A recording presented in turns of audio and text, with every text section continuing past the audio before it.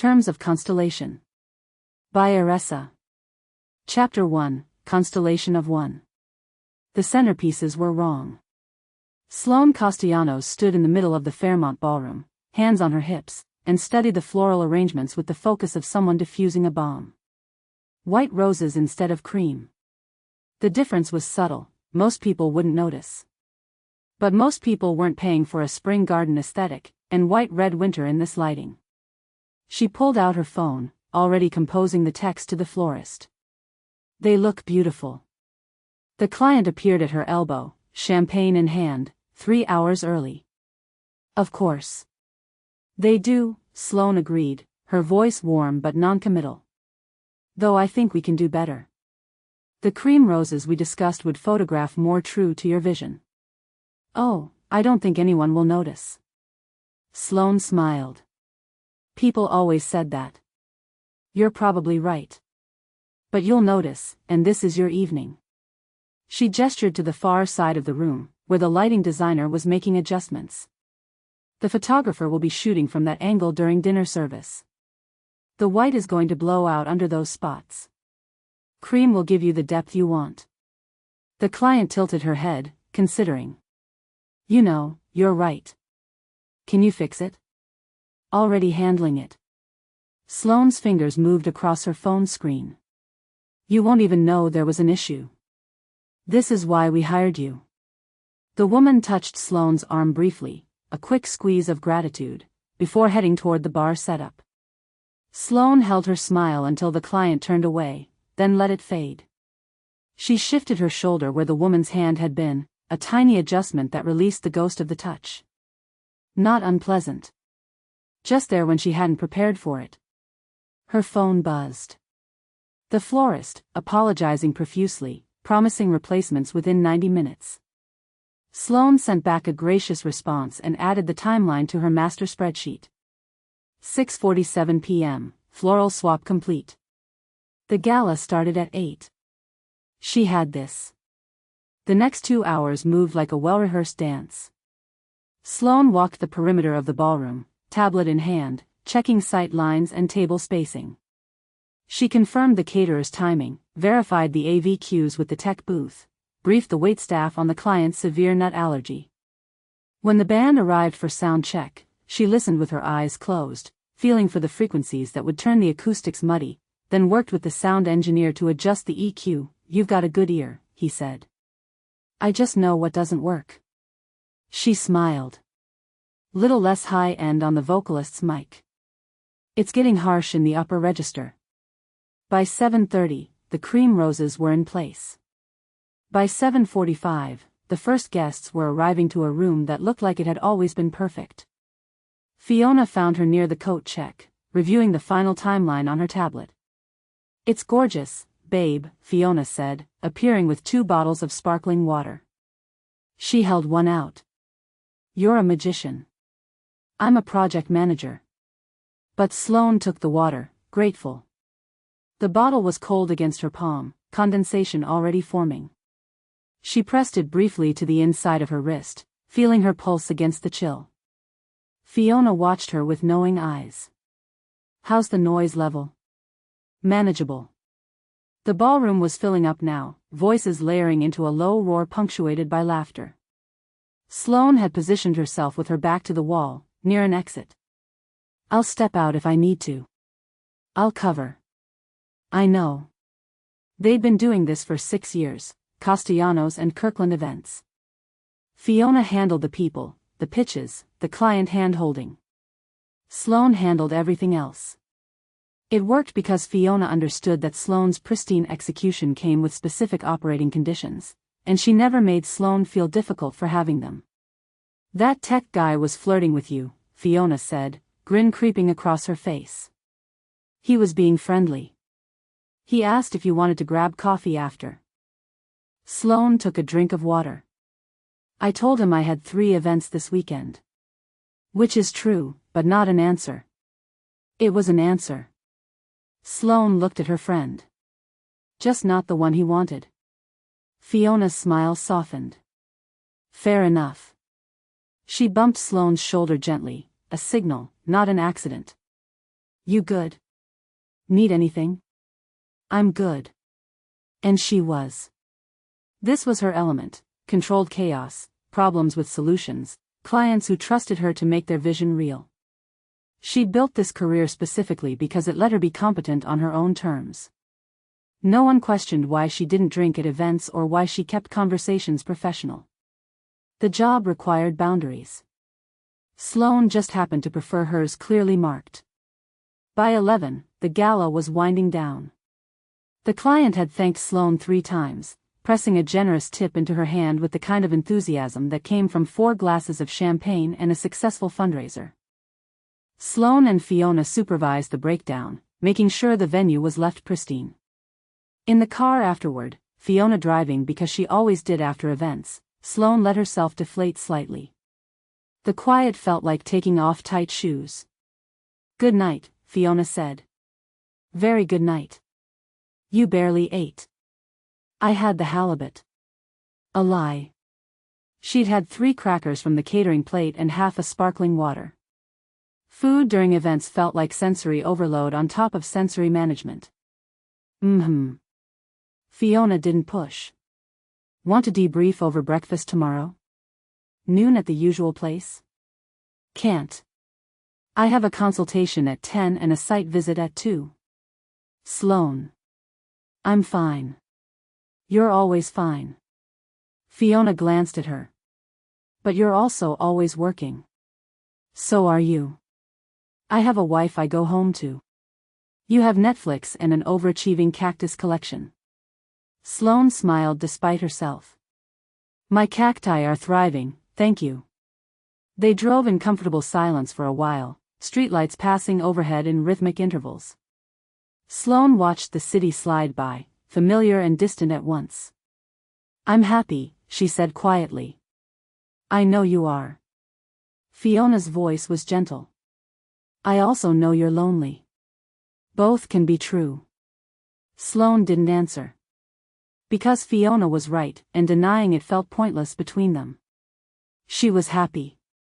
She'd built a life that fit her, work she loved, autonomy she craved, friendships that didn't require her to perform. She didn't feel incomplete. But sometimes, late at night in her apartment, she felt the specific loneliness of someone who'd decided that some kinds of closeness weren't worth the compromise. She'd tried dating.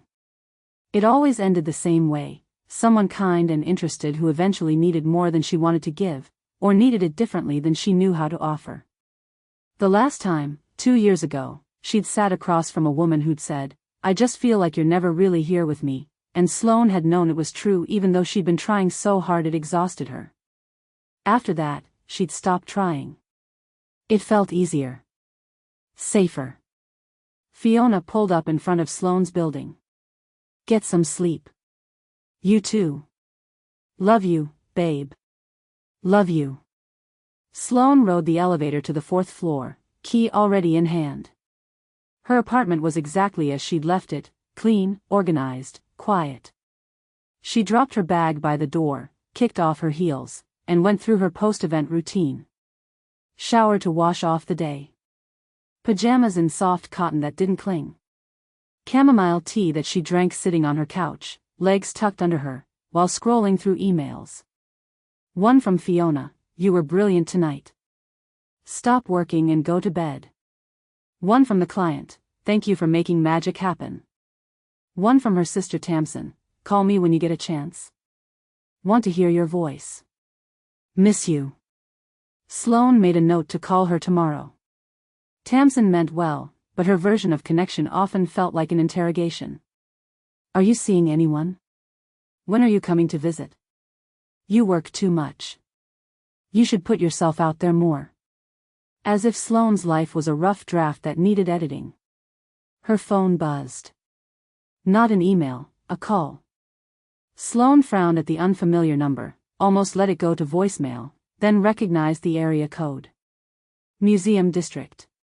She answered. "This is Sloane." "Sloane. Hi, sorry to call so late. This is Devi Anand, from the Natural History Museum." Sloane sat up straighter, brain shifting into work mode. "Devi, hi. No problem at all. What can I do for you? I hope this isn't too forward, but your name came up in a planning meeting today. We're developing a new public program, Astronomy Night Series, very ambitious, and we need an experienced producer. Someone who can handle complex logistics and make scientists look good to the public. A pause. Fiona said you might be interested? Of course Fiona did. Sloane felt a flicker of warmth beneath her fatigue. Tell me more, she said, reaching for her tablet. Devi outlined the concept, a month-long series of evening events at the museum's planetarium and observatory. Stargazing, lectures, hands-on demonstrations. The goal was to make astronomy accessible and exciting, to draw crowds beyond the usual museum members. It was a big swing for them, with significant donor attention. We have the content expertise, Devi said.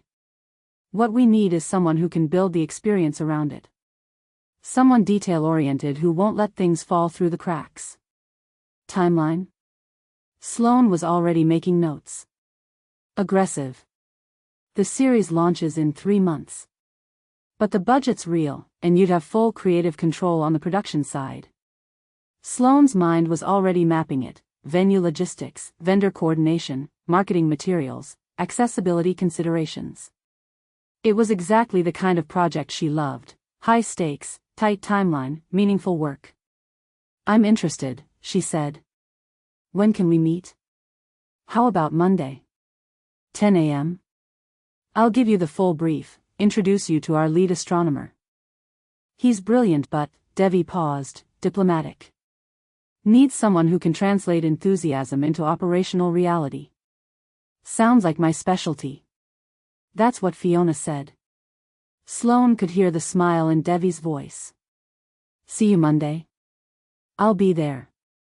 After they hung up, Sloane sat in the quiet of her apartment, tablet in her lap, tea cooling beside her. A museum project. Astronomy. Something that required her to build an experience for wonder, not just wealth. She felt the familiar tug of anticipation, the satisfaction of a new challenge. This was what she was good at. This was where she felt solid. The loneliness, if it was there, could wait. She finished her tea, rinsed the cup, and went to bed. Outside her window, the city hummed. Above it all, invisible behind the light pollution, stars formed patterns she'd never learned to name. Chapter 2, First Contact. Monday morning arrived sharp and clear, the kind of October day that made the city feel optimistic.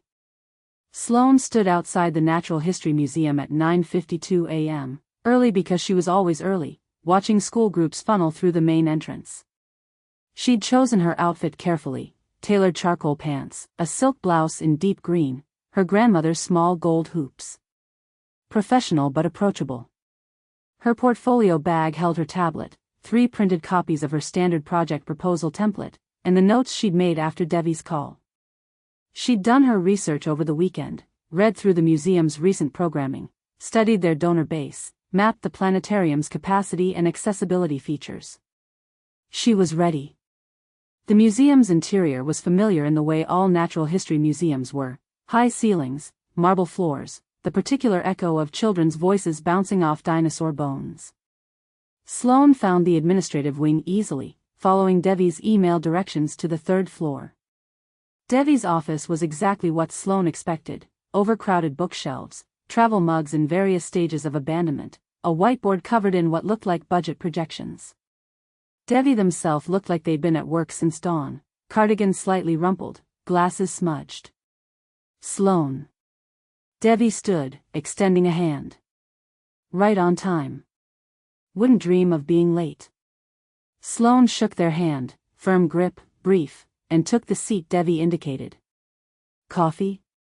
Fair warning, it's terrible. I'm good, thank you. Devi nodded approvingly and dove straight into business. They pulled up a presentation on their laptop, walking Sloane through the astronomy series concept. 4 weeks, 4 themes: solar system, deep space, stellar evolution, cosmology. Each week would feature evening events Thursday through Saturday, culminating in a Saturday night stargazing session at the rooftop observatory. We're calling it Night Sky, Devi said. Original, I know. It's clear. Clear is good.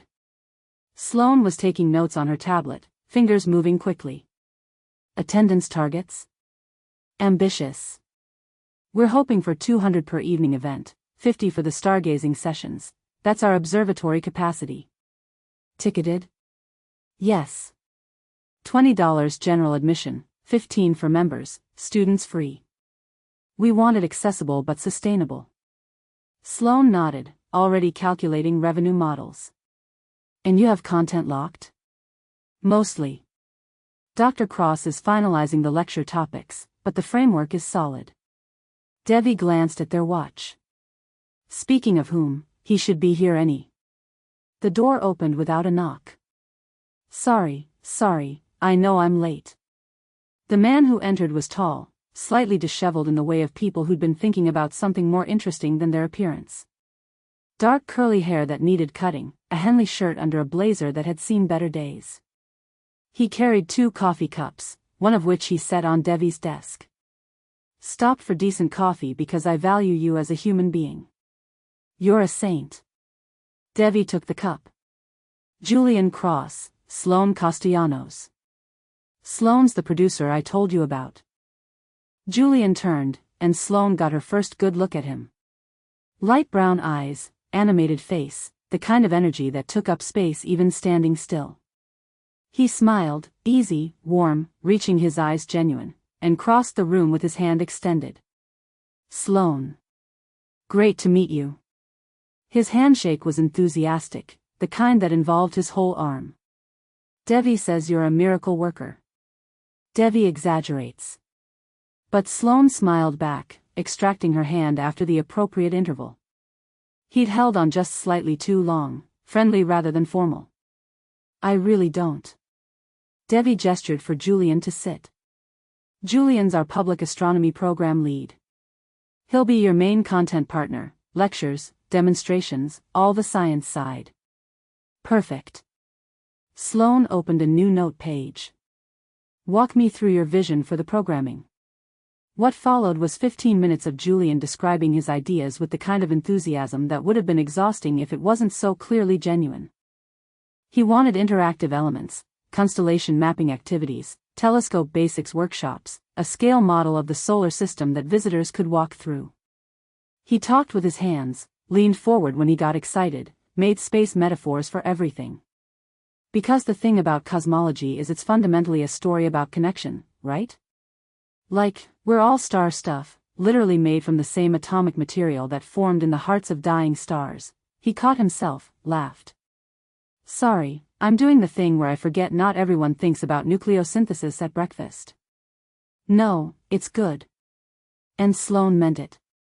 His passion was clear, unperformed. That's the hook. We build the marketing around that, discover your cosmic connection or something less cheesy. I like cheesy. Julian grinned. Cheesy works. People think astronomy is this cold, distant thing. I want them to feel part of it. Sloane made a note.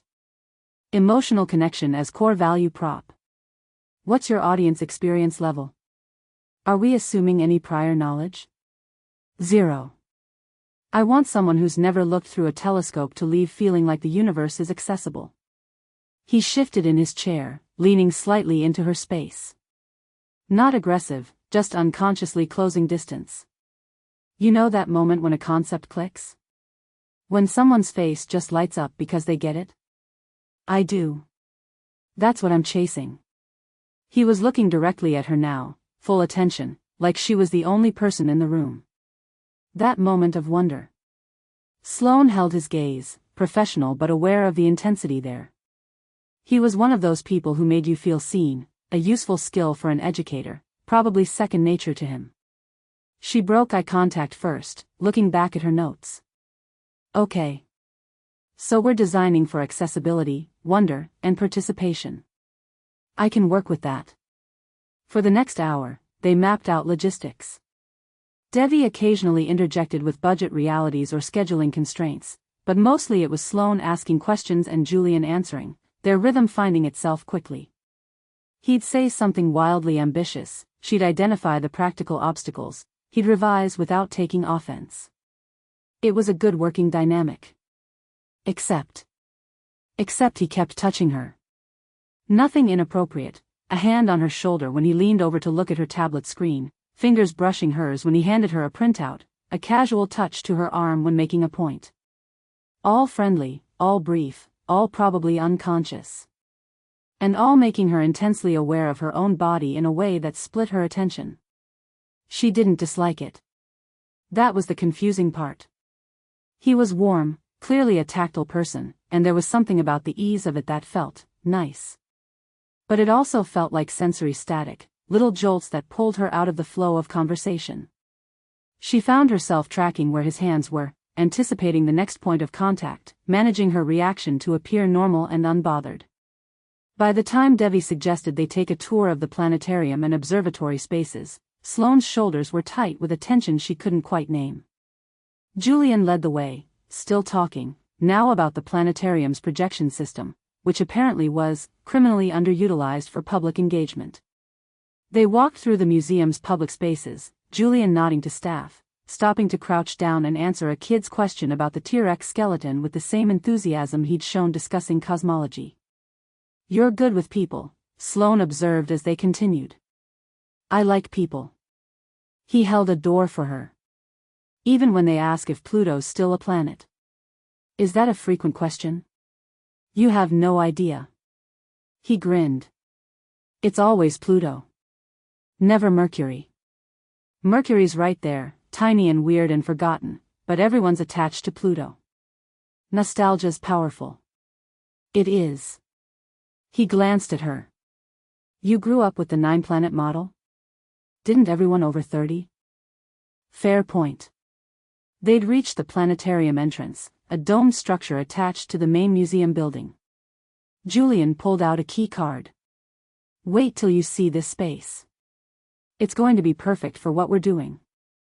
Inside, the planetarium was dark and cool, seats arranged in concentric rings around a central projector. Julian hit a switch and the dome above them came alive with stars. "Oh," Sloane said, before she could stop herself. "Right?" Julian's voice was soft now, matching the space. "I never get tired of this." They stood there for a moment, necks craned back, surrounded by the artificial night sky. Sloane felt something in her chest loosen, the kind of awe that bypassed intellectual appreciation and went straight to something deeper. "This is what you're selling," she said quietly. "This feeling." "Yeah." He was standing close enough that she could feel the warmth of him in the cool room. "This is exactly it." When she looked over, he was watching her instead of the stars. Not in a way that felt predatory, just attentive. Like her reaction mattered to him. "We should talk venue logistics," she said, stepping back slightly, breaking the moment. "Right. Yes. Logistics." Julian switched modes easily, walking her through sight lines and capacity concerns. He showed her the projection booth, the accessible seating areas, the emergency exits. All the practical details she needed. But Sloane noticed he kept finding reasons to be close, pointing at something just past her shoulder, standing beside her rather than across from her, that casual warmth that seemed built into how he moved through space. By the time they finished the tour and returned to Devi's office to discuss next steps, Sloane had a clear picture of the project and an equally clear picture of a potential complication. "So," Devi said, "are you interested?" "Very." Sloane was already mentally blocking out her calendar. "I'd need to review the full budget and venue contracts, but this is exactly the kind of project I want to take on." "Excellent." Devi looked relieved. "Julian?" "Absolutely." He turned to Sloane. "This is going to be great. I can already tell we'll work well together." "I think so too." And she meant it. He was brilliant, passionate, flexible, everything you wanted in a content partner. He just also happened to be tactile in a way that made her hyper-aware of every point of contact, and attractive in a way she'd been trying not to notice, and looking at her right now like he was interested in more than just professional collaboration. "I'll send over the contracts by end of day," Devi said. We'll need a decision by Friday if you want in. You'll have it by Wednesday. Sloane stood, gathering her things. Thank you for thinking of me for this. Thank Fiona, Devi said. She wouldn't shut up about you. Sloane smiled. That sounded like Fiona. Julian walked her out, because of course he did. They made small talk on the way to the main entrance, his teaching schedule, her other projects, the weather. Normal, professional. At the museum steps, he stopped. Can I ask you something? Sloane's guard went up reflexively. Sure. Would you want to grab coffee sometime? Not about the project, just. He shrugged, self-deprecating smile. I don't know. You seem interesting. I'd like to get to know you better. There it was. The thing she'd felt building through the entire meeting, now explicit. Sloane's mind raced through responses. The safe answer was no, a polite deflection that maintained professional boundaries. They'd be working closely together for months. Getting involved personally was a terrible idea even if she wanted to, which she. Did she want to? The question caught her off guard. She'd found him attractive, yes. Had enjoyed their conversation, the way his mind worked. But attraction for her had never been the simple thing it seemed to be for other people. It didn't translate to desire the way he probably meant it. I don't think that's a good idea, she said carefully. We'll be working together. Right. He nodded, taking it well. That's fair. Professional boundaries, smart. But thank you for asking. She meant that too. There was something disarming about his directness. Sure. He smiled, still warm despite the rejection. Rain check if you change your mind? I'll keep that in mind. She left him there on the museum steps and walked 3 blocks before she let herself process what had just happened. He'd asked her out. Directly, kindly, with no apparent expectation beyond the asking. And she'd said no, which was the right answer. So why did she feel the faint pull of regret? Sloane stopped at a coffee shop, ordered a cappuccino she didn't really want, and texted Fiona, museum meeting went well. Taking the project. Also, your matchmaking is showing. Fiona's response came immediately, what? I recommended you for a job. If there's matchmaking happening that's all you, babe. Sure. Is he cute? Sloane stared at her phone. Typed, yes. Then deleted it. Typed, irrelevant. Deleted that too. Finally, I'm taking the job. That's not an answer. It's the only answer I have. She pocketed her phone and focused on her coffee, trying to recenter. This was fine. She'd taken on an exciting project with a challenging timeline. The fact that her main collaborator was attractive and tactile and had asked her out, all of that could be managed. She was good at managing. She'd just have to maintain clear boundaries, keep things professional, and absolutely not think about the way he'd looked at her in the planetarium, backlit by artificial stars, like she was something worth paying attention to. Easy. Her phone buzzed again. Not Fiona this time, Devi. Contracts attached. Welcome to the team. Let's make some wonder. Sloane opened the attachment, scanning the terms and timeline. 3 months to pull together a month-long series that could make or break the museum's public programming budget. High stakes. Tight collaboration required. She signed the contract anyway. Outside the coffee shop window, the city moved at its usual pace. Inside, Sloane sat with her cappuccino and the quiet knowledge that she'd just said yes to something that felt like more than just a job. She finished her coffee and went back to work. The loneliness, if it was there, could still wait. But it was getting harder to ignore. Chapter 3, Terms of Engagement. The first planning meeting happened on Thursday afternoon in a windowless conference room that smelled faintly of dry erase markers and stale coffee. Sloane arrived 15 minutes early with her project timeline printed and bound, color-coded tabs marking each phase of production. Julian arrived 10 minutes late with an iced coffee and an apologetic smile. Traffic, he said, dropping into the chair across from her. Also, I got distracted reading a paper about exoplanet atmospheres and lost track of time, but traffic sounds more professional. Both can be true, Sloane said. See, this is why we'll work well together. You get me. He grinned and pulled out his laptop, which was covered in stickers from various observatories and space agencies. Okay, where do we start?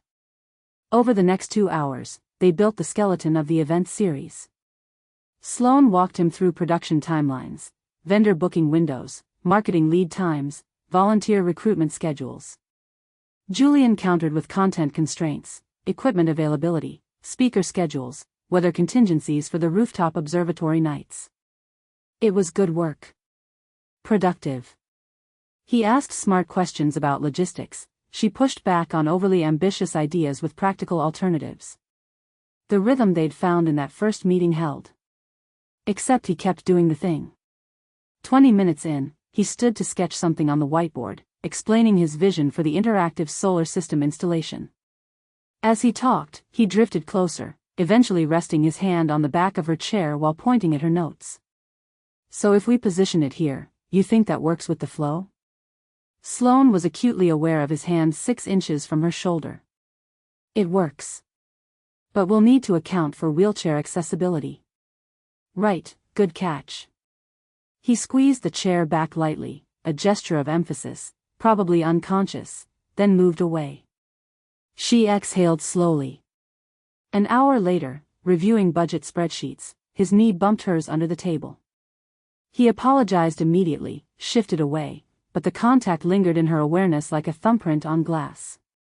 By the time they wrapped up, Sloane had a comprehensive project plan and a tension headache forming at the base of her skull. This is great work, Julian said, gathering his things. You want to grab dinner? Keep brainstorming? I can't, Sloane said, which was true. She had a client call at 6. Also true, she needed space from the accumulated sensory weight of his proximity. Another time then. He said it easily, no pressure. Same time next week? I'll send a calendar invite. Perfect. He paused at the door. Hey, can I ask you something? Sloane's shoulders tensed. Sure. Am I? He ran a hand through his hair, suddenly less certain. Am I doing something that's making you uncomfortable? Because you keep kind of pulling back. And I want to make sure we're good. The directness surprised her. Most people didn't notice, or noticed and didn't say anything. You're not doing anything wrong, she said carefully.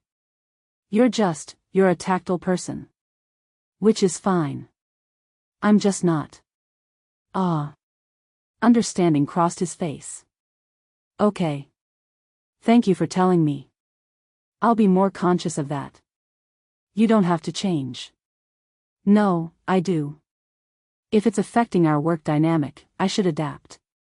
He smiled, sheepish. My ex-boyfriend used to say I had no concept of personal space. I'm working on it. Sloane felt something ease in her chest. I appreciate that. Of course. He hefted his bag. See you next week, Sloane. After he left, she sat in the empty conference room for a few minutes, processing. He'd noticed her discomfort, asked about it directly, and adjusted without making her feel difficult. That was rare. Her phone buzzed. Fiona, how's the museum project going? Good. Productive meeting. And Dr. Gorgeous?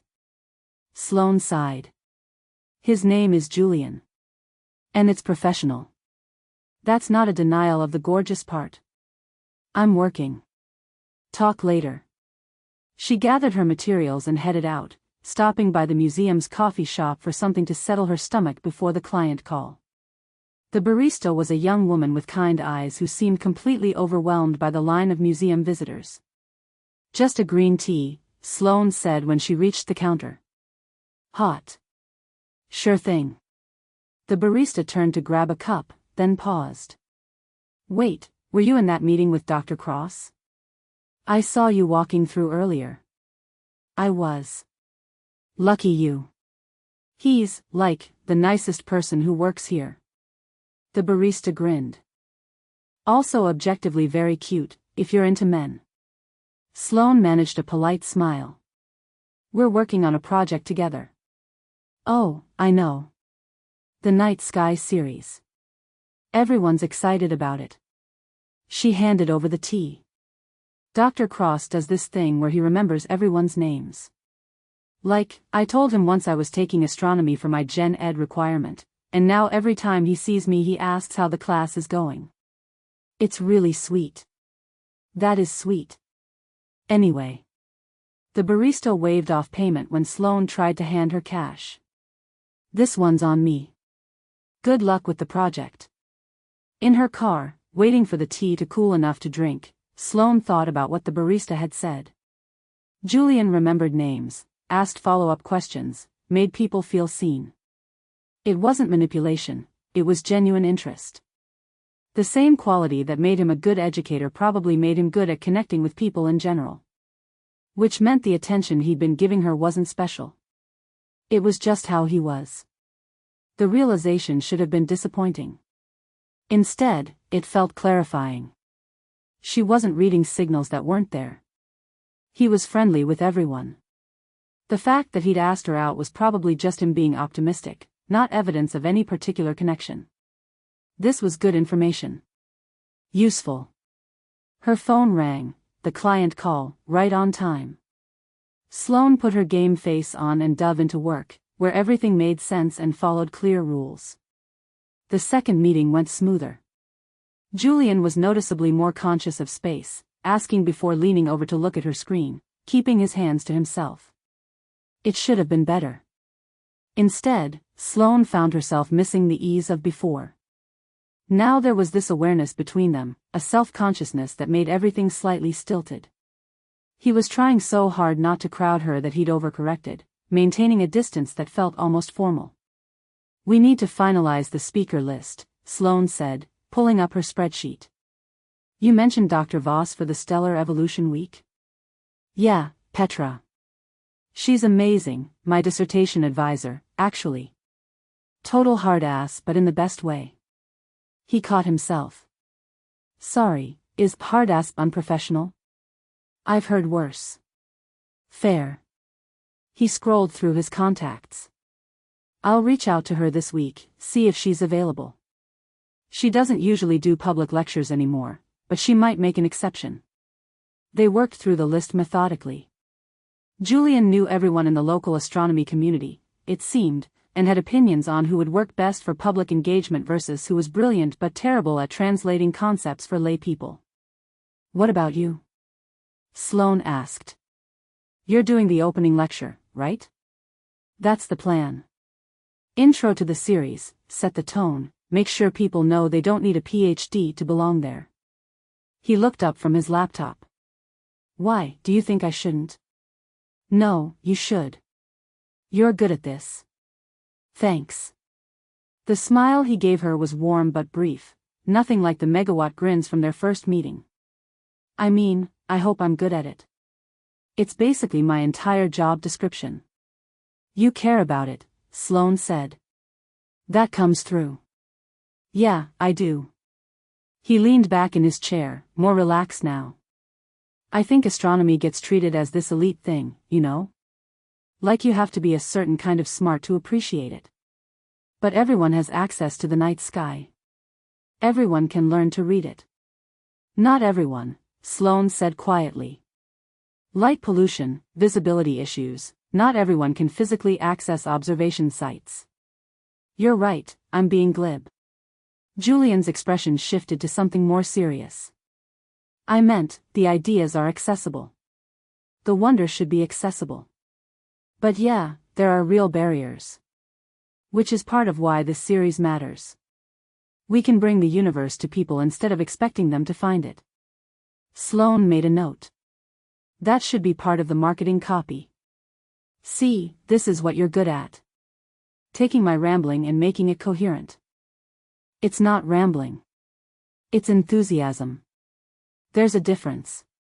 He studied her for a moment, something shifting in his expression. You actually mean that? Of course I mean it. Why would I say it otherwise? I don't know. People are polite. He shrugged. You don't seem like you do polite for the sake of it, though. I don't. Sloane met his eyes. If I think something's a bad idea, I'll tell you. If I think you're good at something, I'll tell you that too. That's refreshing. They held eye contact for a beat longer than necessary, something unspoken hanging in the air between them. Then Sloane's phone alarm went off, her next appointment in 30 minutes across town. I have to go, she said, already packing up. Sure, yeah. Julian stood, gathering his own things. Same time next week? Actually, can we move it to Tuesday? I have a venue site visit Thursday. Tuesday works. I'll bring better coffee this time. The coffee's fine. The coffee is categorically not fine, but I appreciate the lie. He held the door for her as they left the conference room. Hey, Sloane? Yeah? Thanks for being direct with me. About the space thing. I know it's probably awkward to bring up, and I appreciate that you did anyway. It's not awkward. It's just information. She paused. Thank you for listening. Of course. He smiled, and this time it reached his eyes properly. That's what collaboration is, right? Figuring out how to work together well. Right. She left feeling settled in a way she hadn't expected. They'd had a boundary conversation and come out the other side with better understanding. This could work. They could work. Professionally. Over the next 3 weeks, they fell into a rhythm. Tuesday afternoons, 2 hours, sometimes stretching to 3 if they were deep in a problem. Julian brought her tea from the good cafe near campus, green, hot, no sugar, without her having to ask after the first time. She learned that he thought better on his feet, so she scheduled walking meetings through the museum when they needed to brainstorm. He learned that she needed processing time for big decisions, so he sent detailed emails after meetings summarizing options and gave her 48 hours to respond. The work was good. Better than good, they were building something genuinely exciting, a series that felt meaningful rather than just polished. And Julian kept his distance. Polite, professional, conscientious about space. It should have been exactly what Sloane wanted. But sometimes, reviewing their email threads late at night in her apartment, she found herself missing the warmth of those early meetings. The easy way he'd existed in proximity to her, before she'd made him careful. You're overthinking this, Fiona said when Sloane made the mistake of mentioning it over lunch. He's respecting the boundaries you set. That's good. I know it's good. But nothing. It's good. Sloane stabbed at her salad. I'm glad we have a functional working relationship. You know what else could be functional? Fiona raised an eyebrow. A relationship. He asked you out. You said no because of work. But babe, you're already working together. That ship has sailed. It's not that simple. It could be. Sloane shook her head. You don't understand. He's tactile. He connects through touch. That's just who he is. And I don't work that way. Have you asked him if that's a deal breaker for him? We're not dating, so it's not relevant. You're not dating because you said no before you even knew if it could work. Fiona's voice was gentle but firm. I'm not saying you have to date him. I'm saying maybe you're ruling it out for reasons that might not be real obstacles. Sloane thought about that on the drive back to her office. Fiona had a point, which was annoying. She'd assumed Julian's tactile nature meant they were incompatible, but he'd already proven he could adapt. He'd listened, adjusted, respected her needs without making her feel like a burden. But that didn't change the fundamental problem. Eventually, anyone who dated her would realize that negotiation had limits. That she couldn't just want things the way other people seemed to want them. That the gap between intellectual attraction and physical desire was real and wouldn't close just because she wished it would. Better not to start something that had a predetermined ending. Her phone buzzed.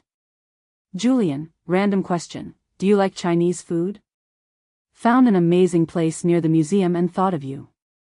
Sloane stared at the message. Thought of her, how? Why? She typed, I do. Why? Want to grab dinner after our meeting Tuesday? Not a date, just dinner. We could talk through the volunteer training program. Not a date. Just dinner. Work adjacent. Sloane's finger hovered over the keyboard. The safe answer was no. Keep boundaries clear, keep things professional, don't blur lines that were already getting fuzzy. But she was tired of safe. And it was just dinner. Between colleagues.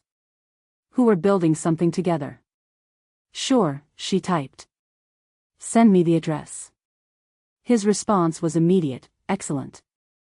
Fair warning, I'm going to order way too much food because that's who I am as a person. Despite herself, Sloane smiled. This was fine. This was professional networking over food. Nothing complicated. She almost believed it. Chapter 4, Observable Phenomena. The restaurant was tucked into a side street Sloane had walked past 100 times without noticing. Red lanterns hung in the window, and through the glass she could see small tables filled with people who looked like they'd been coming here for years. The kind of place that didn't need to advertise. Julian was already there, waving from a corner booth. He'd changed since their meeting, traded his usual blazer for a dark Henley that made him look less professional and more approachable. Or maybe she was just seeing him differently in this context, outside the conference room and museum halls. I ordered tea, he said as she slid into the booth across from him. Green, hot, no sugar. But if you want something else. That's perfect. Thank you. The booth was small enough that their knees almost touched under the table. Sloane shifted slightly, creating distance, and Julian either didn't notice or pretended not to. So, he said, pushing a menu toward her, full disclosure, I'm very serious about this food. They make their own noodles, the mapo tofu is transcendent, and if you don't try the soup dumplings I'll be personally offended. That's a lot of pressure. I'm a passionate person. He grinned. About food, about astronomy, about most things really. Fair warning. The server appeared, an older woman who greeted Julian by name and immediately launched into rapid Mandarin. He responded in kind, gesturing to Sloane and clearly asking for recommendations. The conversation went on for a good minute, Julian laughing at something the woman said, before they switched back to English. Mrs. Chen says to trust her and she'll take care of us, Julian translated. That okay with you? Sounds good. Excellent. He handed back the menus.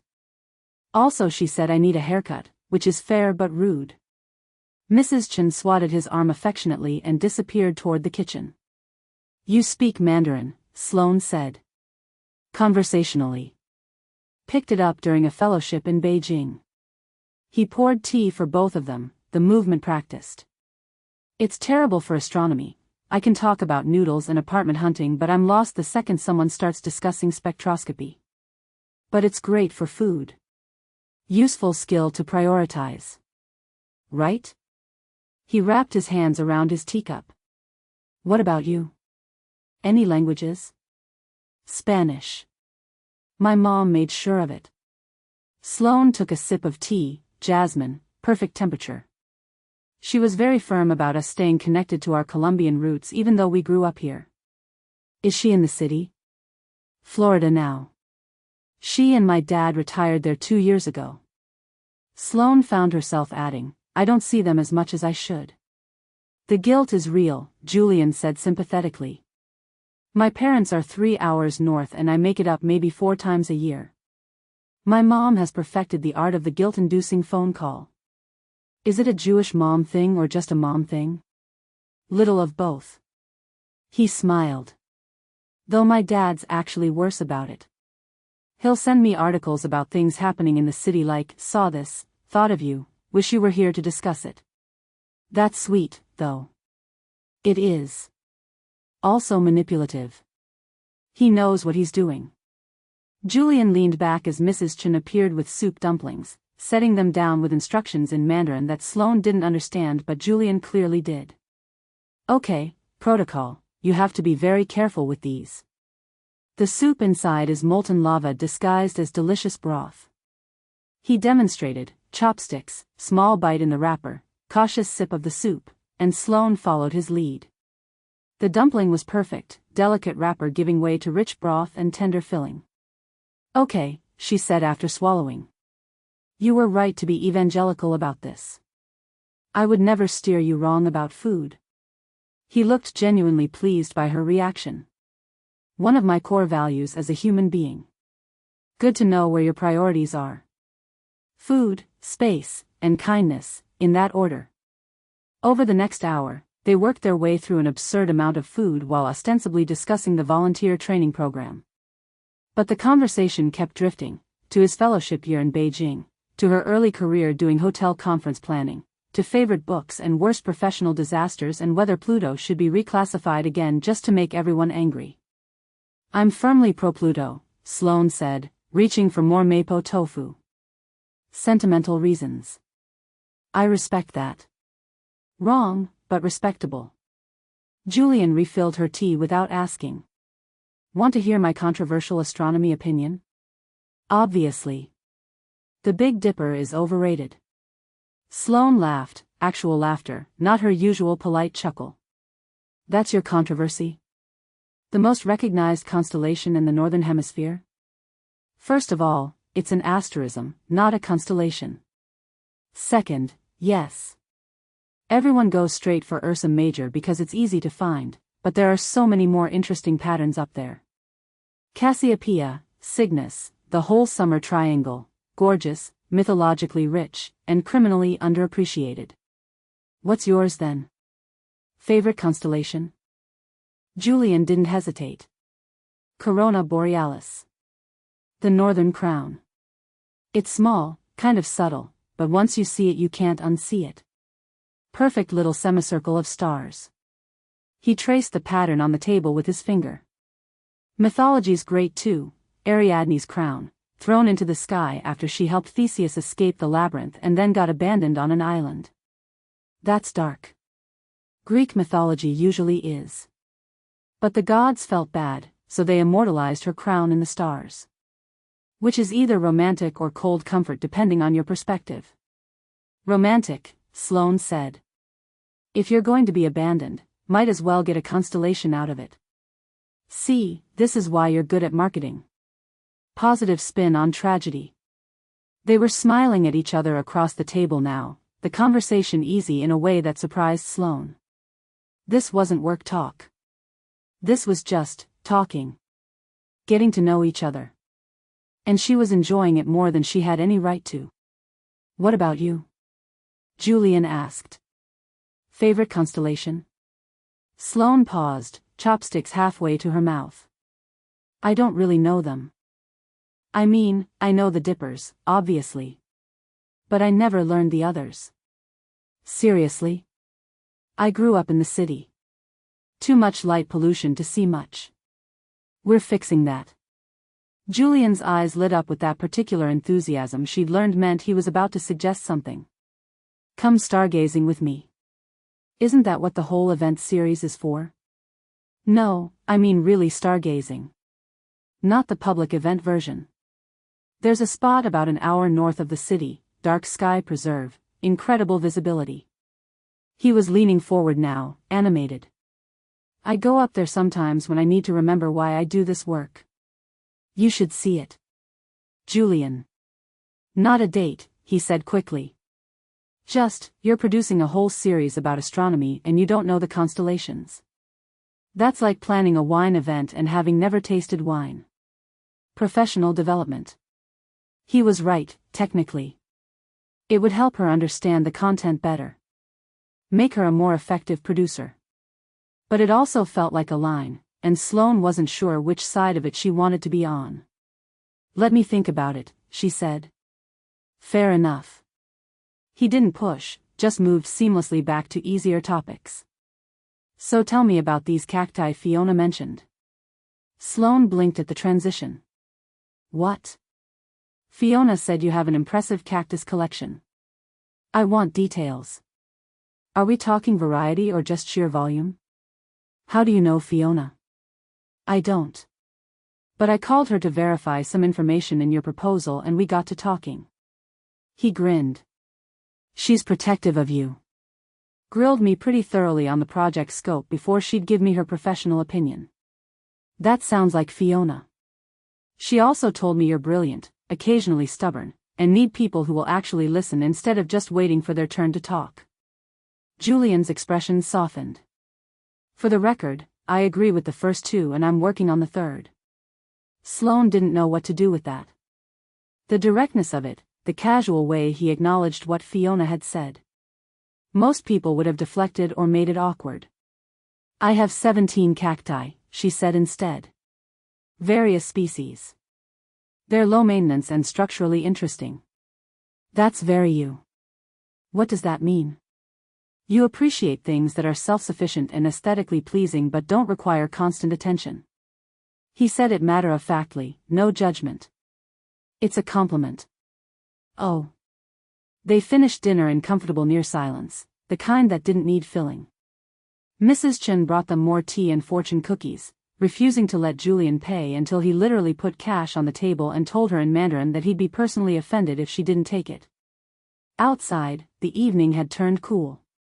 Sloane pulled her jacket tighter, and Julian immediately noticed. You cold? Want my? He stopped himself. Sorry. Ingrained response. It's fine. I'm fine. Okay. He shoved his hands in his pockets instead, clearly trying not to offer again. Which way are you parked? 2 blocks west. I'll walk with you. They fell into step together, navigating the sidewalk traffic. At one point Julian's arm brushed hers and he immediately shifted away, overcorrecting. Sloane felt a pang of something she couldn't quite name, guilt, maybe, for making him so careful. You don't have to treat me like I'm fragile, she said. I'm not. I'm just trying to respect your boundaries. There's a difference between respecting boundaries and walking on eggshells. Julian stopped walking. They were under a streetlight, his face half in shadow. Okay, then tell me where the line is. Because I'm trying to figure out what works for you, and I clearly haven't calibrated right. The honesty in his voice caught her off guard. He wasn't defensive or frustrated, he was genuinely asking. I don't mind proximity, Sloane said carefully. I mind unexpected touch. There's a difference. Okay. So if I'm going to touch your arm or whatever, I should ask first? Or just signal it somehow? Give me a second to prepare. Like a countdown to physical contact? That sounds ridiculous when you say it like that. No, it doesn't. It makes sense. He thought for a moment. What if I just tell you what I'm doing? Like, I'm going to lean over to look at your screen, or whatever. That could work. Okay. He smiled, some of the tension easing from his shoulders. See? This is good. We're figuring it out. You're very patient about this. Why wouldn't I be? He looked genuinely confused by the question. You're telling me what works for you. That's just basic respect. Plus, you're good company. I'd rather adjust than miss out on that. Sloane felt something shift in her chest. A small movement, like a door opening slightly. They started walking again, and this time when their arms brushed, Julian didn't jerk away. He just let it happen, brief contact, natural rhythm of walking. For what it's worth, he said as they reached her car, I'm having a really good time working with you. The project stuff, yeah, but also just, he gestured vaguely. This. Talking. Getting to know you. Me too, Sloane admitted. Yeah. Yeah. His smile was warm in the streetlight. Good. That's good. I should go, Sloane said, even though she didn't particularly want to. Sure. See you Tuesday.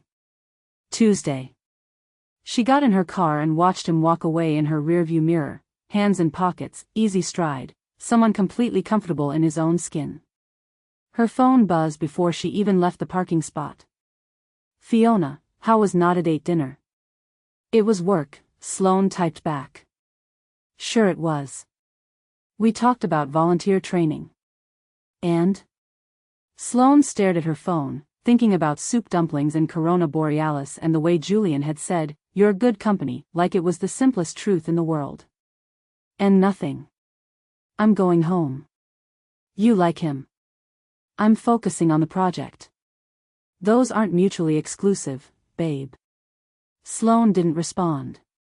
She drove home through the city streets, trying not to think about the invitation to go stargazing, or the way her body had felt less tense around him by the end of dinner, or the fact that she'd laughed more in 3 hours than she had in months. "Professional development," he'd said. "Just colleagues learning to work together." She was such a liar. In her apartment, she made chamomile tea and sat on her couch with her project timeline, updating deadlines and vendor contacts. Solid, practical work that made sense. Her phone lit up one more time. "Julian, thanks for dinner. Next time you pick the place, I want to see what kind of food a cactus enthusiast gravitates toward." "Next time." Like it was already decided. Sloane typed and deleted 3 different responses before settling on, "Deal." Outside her window, the city obscured the stars.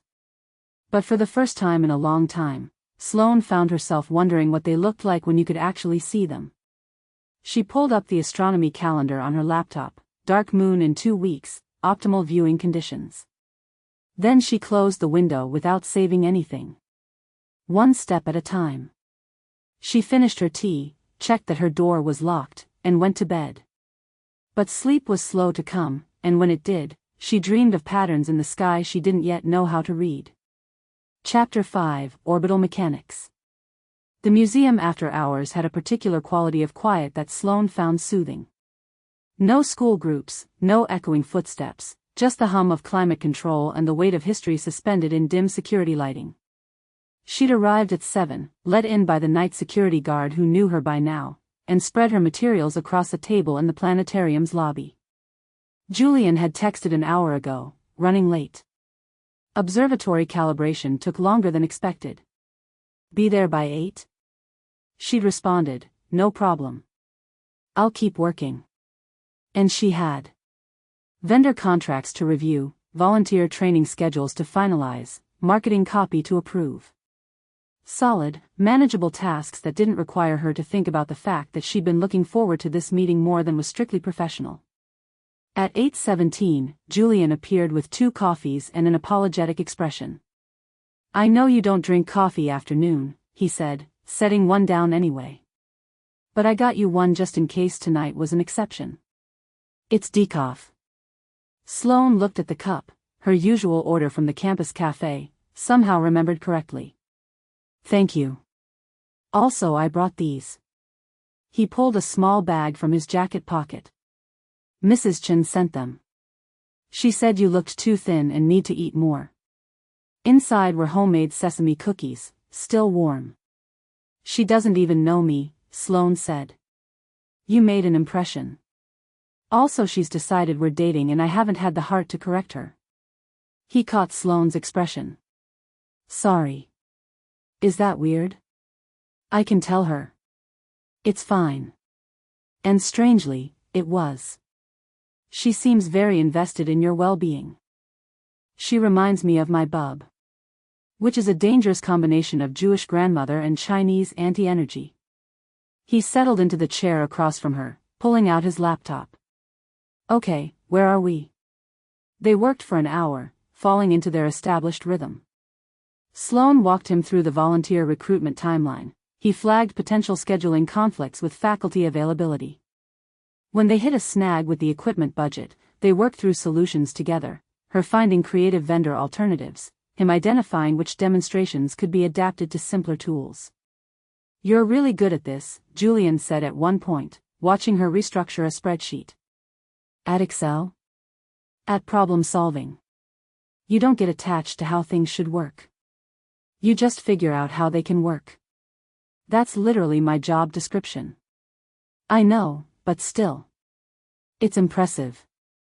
He stretched, rolling his shoulders. Want to take a break? I can show you the observatory setup. The rooftop observatory was accessed through a service elevator and a narrow stairwell that opened onto the museum's roof. The city spread out around them, a carpet of lights that should have obliterated any hope of stargazing. But the observatory dome rose from the rooftop like a small moon, white against the night sky. Julian unlocked it with the kind of reverence some people reserved for churches. Inside, the telescope dominated the space, a massive instrument mounted on a motorized base, pointing toward the dome's opening. Computer monitors lined one wall, showing tracking data and sky charts. This is beautiful, Sloane said. Right? It's a 12-inch Schmidt-Cassegrain. Not huge by research standards, but perfect for public viewing. Julian moved to the control panel, fingers flying over keys. We upgraded the mount last year, added GPS tracking. Now it can find anything in the catalog automatically. He demonstrated, typing coordinates and watching the telescope swing smoothly to a new position. The dome rotated with a low mechanical hum, bringing the opening into alignment. Want to look? Julian asked. Sloane approached the eyepiece. Through it, a bright point of light resolved into a disk, pale gold, marked with faint bands.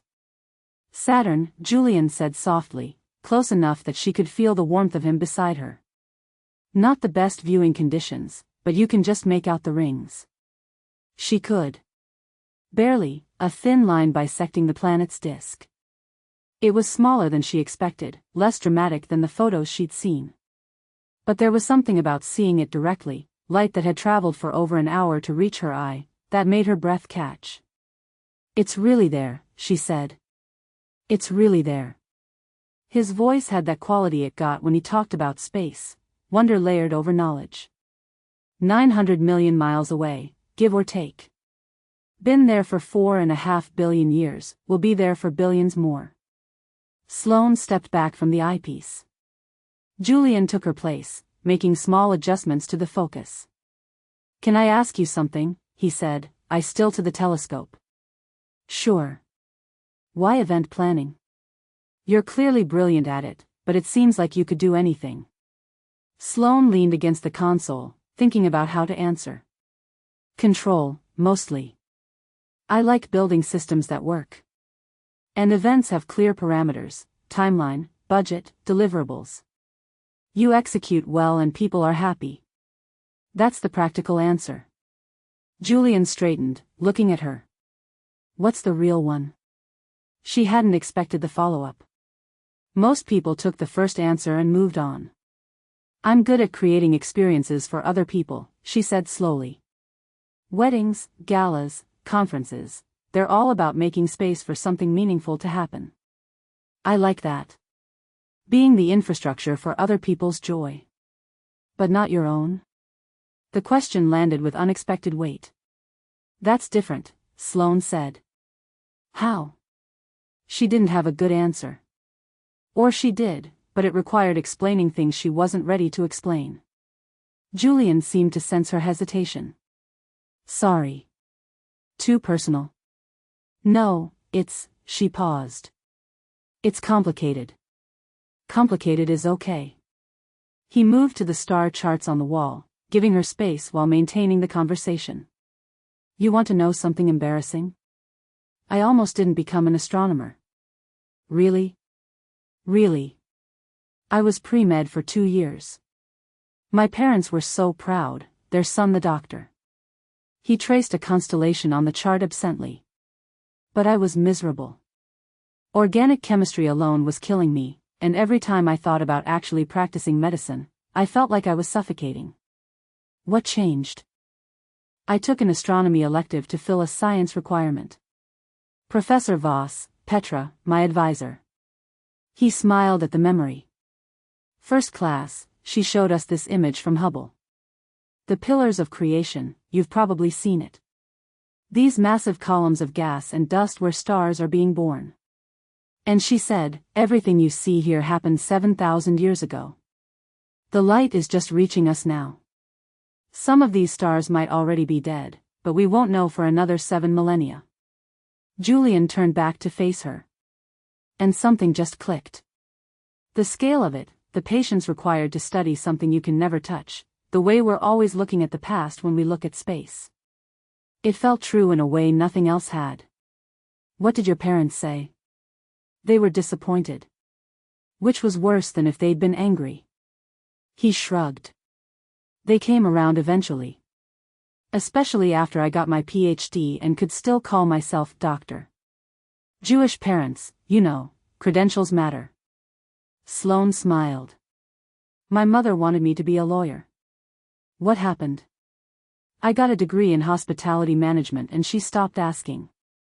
Do you regret it? No. Sloane was surprised by how certain she sounded. I'm good at this. And I like being good at something.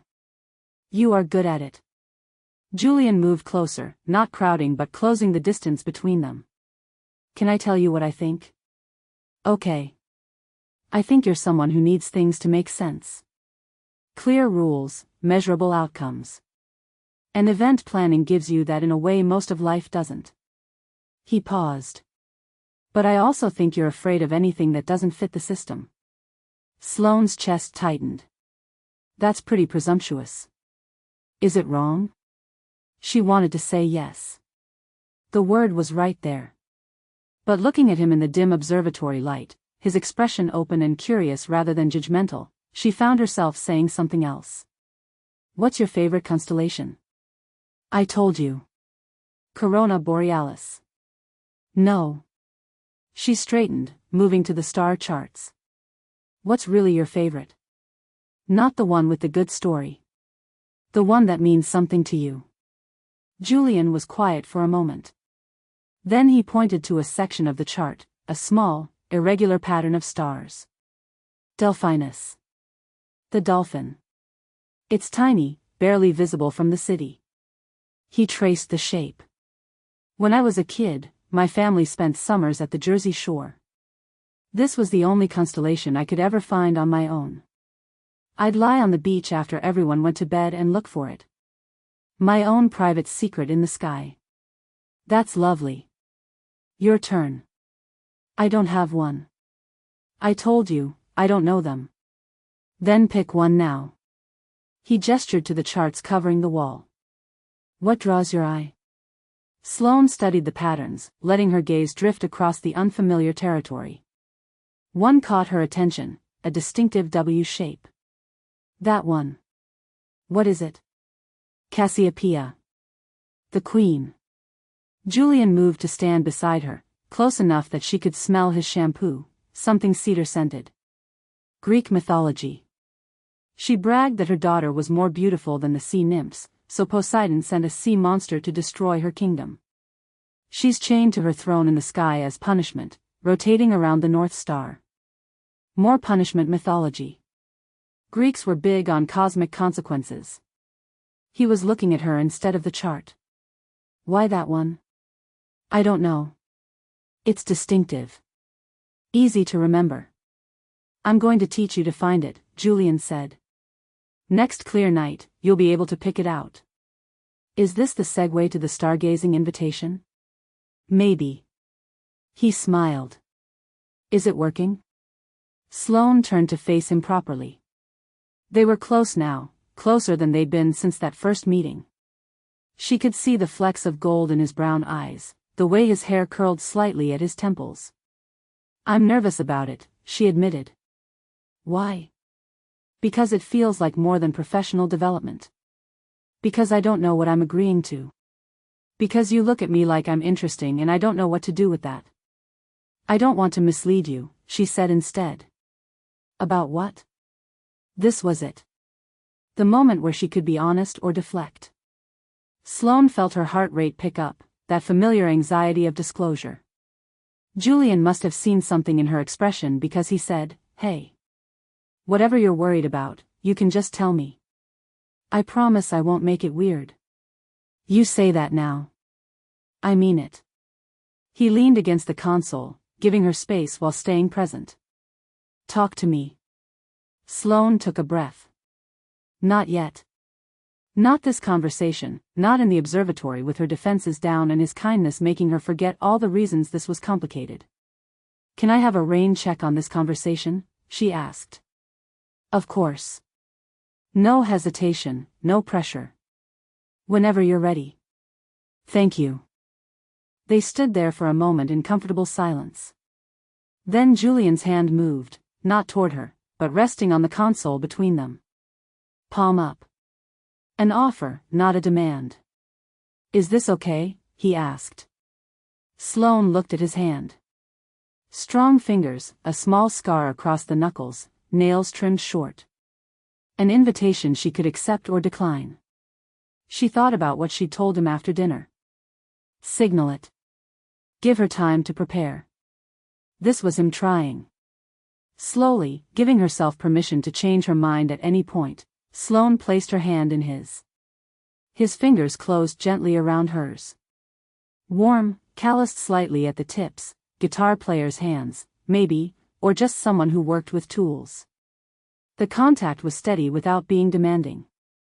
Present without being overwhelming. This okay? He asked again, quieter. Yeah. Her voice came out softer than intended. This is okay. They stood like that, hands linked, while the telescope hummed and the city glowed beyond the dome. It wasn't romantic in a traditional sense. They weren't even looking at each other, both staring at some middle distance like they were afraid direct eye contact would break the spell. But it felt significant. A threshold crossed. A small door opened. After a moment, 30 seconds? 3 minutes? Sloane had lost track. Julian squeezed her hand gently and let go. We should probably head back down, he said. Security does rounds at 10.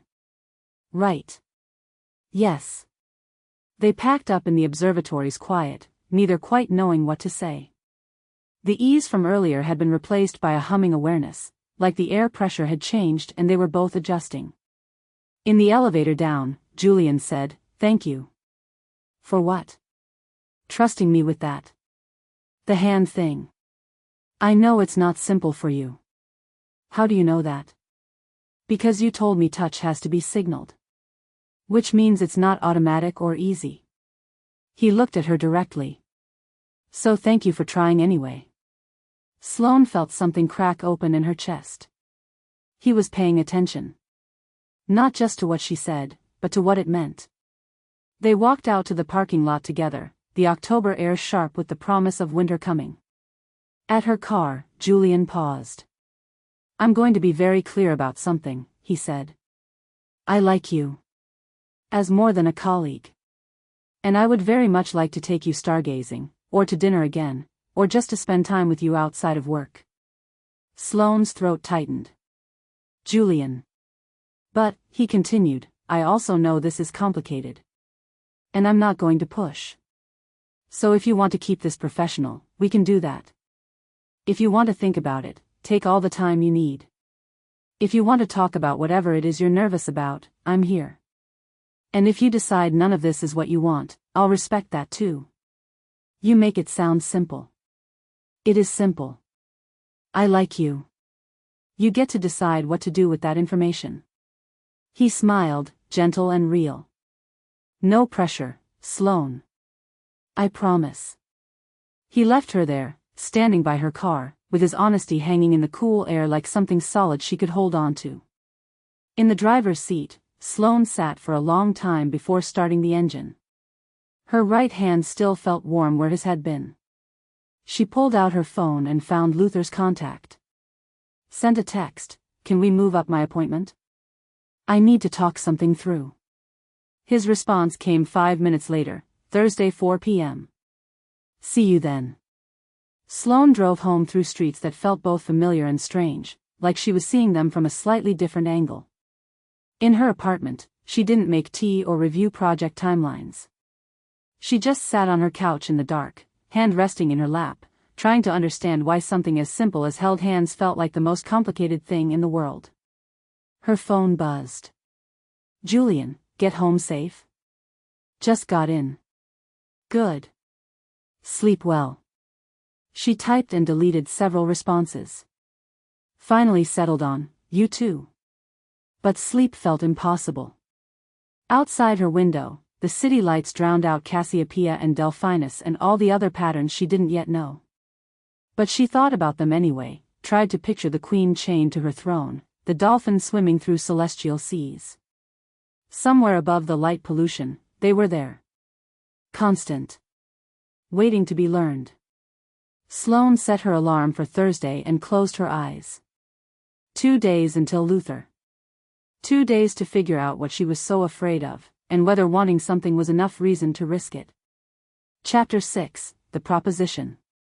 Luther's office was on the 3rd floor of a converted brownstone in a quiet neighborhood that felt removed from the rest of the city. Sloane had been coming here for 2 years, ever since Fiona had gently suggested that maybe talking to someone might help with the dating exhaustion. The waiting room was empty. Luther kept his schedule sparse, preferred depth over volume. Sloane sat in her usual chair, the green velvet one by the window, and waited.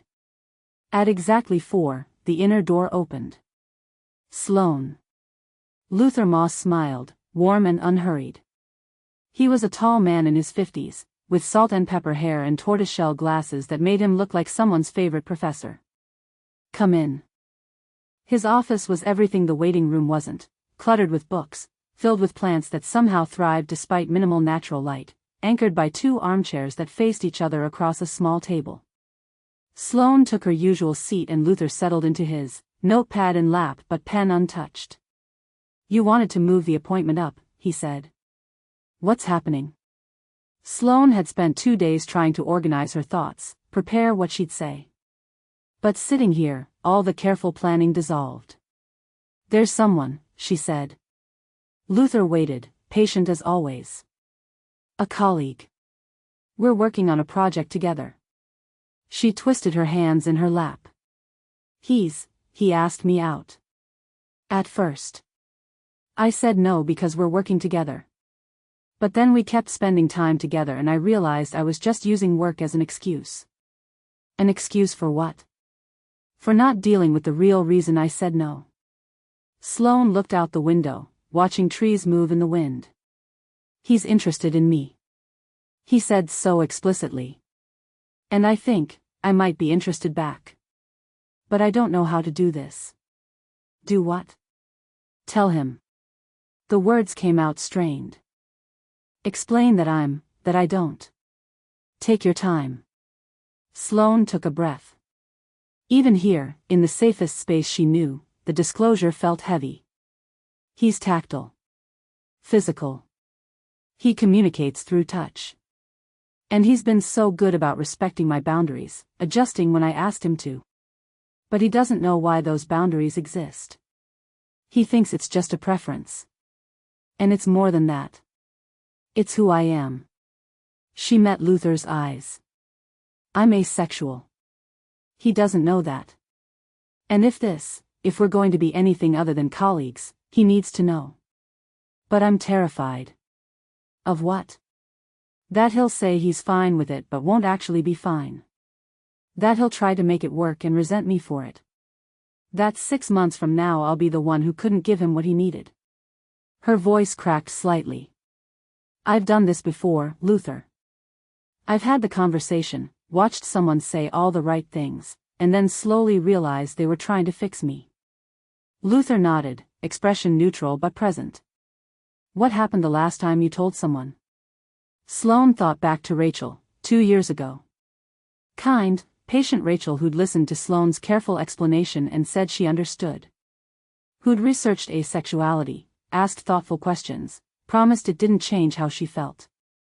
And then, 3 months later, had cried in a restaurant and said, I just feel like you're never fully present with me. Like you're always holding something back. She tried, Sloane said. She really did. But eventually she needed something I couldn't give her. And I don't blame her for that. But I also can't do it again, care about someone and watch them realize I'm not enough. Do you think you're not enough? The question landed like a stone. I think I'm enough for me, Sloane said carefully. But I'm not sure I'm enough for someone who experiences attraction differently. Someone for whom physical intimacy is important. Have you asked Julian what's important to him? No. Because I haven't told him yet. So you're making assumptions about what he needs based on what other people have needed in the past. Sloane felt the gentle challenge in that. That's what you do in therapy. Point out when I'm being illogical. I'm pointing out when you're protecting yourself from a conversation you haven't had yet. Luther leaned forward slightly. What would happen if you told him and he surprised you? Fiona asked me the same thing. Fiona's a smart woman. What did you tell her? I didn't. Sloane pulled her jacket tighter, a self-soothing gesture. I'm afraid to hope. Does that make sense? Perfect sense. Luther's voice was gentle. Hope requires vulnerability. But Sloane, you're going to have to risk it eventually. Either with Julian or someone else. You can't build intimacy from a defensive position. What if I tell him and it changes everything? It will change everything. That's the point. Luther set his notepad aside. The question isn't whether telling him will change your dynamic. It will. The question is whether you trust yourself to handle whatever his response is. Sloane sat with that. Did she trust herself? She'd survived Rachel. She'd survived the others before Rachel. She'd built a good life regardless. I don't want to lose what we have, she said quietly. The working relationship. The friendship that's developing. It's nice. I don't have a lot of that. And you think honesty will cost you that? It might. It might, Luther agreed. Or it might deepen it. You won't know until you try. They sat in silence for a moment. Outside, a siren passed, muffled by the old windows. I have homework for you, Luther said. Before your next session, I want you to write down what you need to say to Julian. Not what you think he needs to hear, what you need to say. Your truth, in your words. Like a script? Like clarity. You can use it or not when the time comes. But I want you to know what your story is before you try to tell it to someone else. Sloane nodded. Okay. And Sloane? Luther smiled. For what it's worth, I think you're brave. This is hard work. You keep showing up for it. The conversation with Fiona happened over lunch on Saturday. Sloane had texted, need to talk. Usual place? And Fiona had cleared her schedule immediately. They met at the cafe they'd been coming to since college, a tiny spot with mediocre coffee but excellent sandwiches and a corner booth that felt like neutral territory. Fiona waited until Sloane had taken 3 bites of her sandwich before saying, so. Julian. How did you know? You have your Luther face. Fiona smiled. The one that means you talked about something hard and are still processing. And you've mentioned Dr. Gorgeous exactly 0 times in the last week, which means you're thinking about him constantly. His name is Julian. That's not a denial. Sloane set down her sandwich. He told me he likes me. As more than a colleague. And I think I might like him too. But I don't know how to do this. Do what? Date someone? Date someone when she lowered her voice, even though the cafe was nearly empty. When I'm not going to want what he probably wants. Fiona's expression softened with understanding. You haven't told him. No. Are you going to? I don't know. Sloane twisted her napkin. What if I tell him and he says it's fine but it's not actually fine? What if 6 months from now he realizes he made a mistake? Then you'll deal with it 6 months from now. Fiona reached across the table, palm up. Sloane took her hand. Babe, you can't protect yourself from every possible hurt. At some point you have to let someone in and trust that they'll be honest with you. What if he's not? What if he is? Fiona squeezed her hand. What if you tell him and he listens and asks questions and actually hears you? What if he surprises you? You already asked me that on the phone. Because it's a good question and you keep not answering it. Sloane pulled her hand back, picked up her coffee. I'm scared. I know. What if I'm not enough for him? Sloane. Fiona's voice went firm. You are not an incomplete person who needs fixing. You're a complete person with specific needs and boundaries. If Julian can't respect that, he's not the right person. But you're making that decision for him without giving him the chance to choose. That's what Luther said. Luther's smart. Listen to him. Fiona leaned back. Look, I've met Julian. Briefly, on the phone, but enough to get a read. He asked good questions about the project. He was genuinely interested in making sure you'd have what you needed to succeed. He called back 3 days later just to clarify something you'd mentioned in passing. So he pays attention. He listens. Those are good signs. Fiona pulled out her phone, scrolled for a moment, then turned it toward Sloane. Also, I looked him up. His faculty bio mentions his research on making astronomy accessible to broader audiences. He runs a volunteer program teaching stargazing to kids from underserved communities. He literally spends his free time making space for people who've been told science isn't for them. Sloane looked at the photo, Julian smiling at the camera, surrounded by teenagers with telescopes. What's your point? My point is this is someone whose whole professional life is about meeting people where they are. About adapting complex concepts to different learning styles. About making space for people to engage with something on their own terms. Fiona pocketed her phone. I'm not saying he's perfect. But I am saying maybe give him the chance to show up for you the way he shows up for everyone else. Sloane felt something loosen in her chest. Not certainty, she wasn't ready for that. But possibility. I'm still scared, she said. Good. Means it matters. Fiona smiled. When are you going to tell him? I don't know. I need to figure out what to say first. Don't over-prepare. You'll just psyche yourself out. I'm a planner. It's what I do. I know. But babe, this isn't an event you can control. It's a conversation. And conversations have 2 people in them. Fiona's expression gentled. Trust yourself. You know how to advocate for what you need. You do it every day at work. Work is different. Why? Because work doesn't require me to want things. Because professional boundaries are clear. Because I can't disappoint a client the way I can disappoint someone who cares about me. But she didn't say any of that. She just finished her coffee and let Fiona change the subject to easier things, upcoming projects, mutual friends, Fiona's wife's latest cooking disaster. When they parted on the sidewalk, Fiona pulled her into a hug. You've got this. And whatever happens, I've got you. I know. Call me after. I want details. There might not be anything to tell. Call me anyway. That night, Sloane sat at her kitchen table with a blank document open on her laptop. Luther's homework, write down what she needed to say. She'd made tea. Lit a candle. Created the optimal environment for difficult work. The cursor blinked at her, accusatory. After 20 minutes, she closed the laptop and pulled out a legal pad instead. Sometimes the low-tech approach worked better. I'm asexual, she wrote. Then stopped.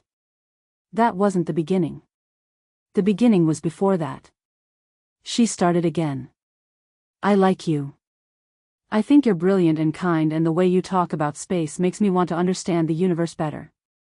I like working with you. I like talking to you. I like that you listen and adjust and don't make me feel difficult for having boundaries. But I need to tell you something about those boundaries. I'm asexual. Which means I don't experience sexual attraction the way most people do. For me, attraction is intellectual and aesthetic and emotional. I can find someone compelling, interesting, beautiful even. But that doesn't translate to sexual desire. This doesn't mean I don't want intimacy.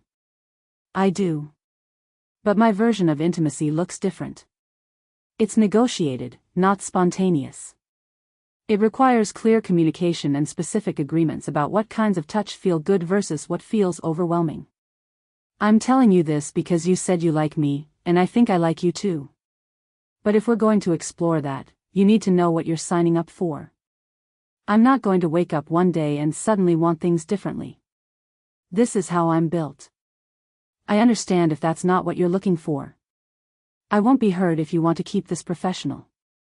But I needed you to have complete information before you make that choice. Sloane read it over 3 times. It felt too formal, too clinical. But it was honest. And maybe that was enough. She took a photo of the legal pad page and texted it to Luther. His response came 10 minutes later. Good work. This is your truth.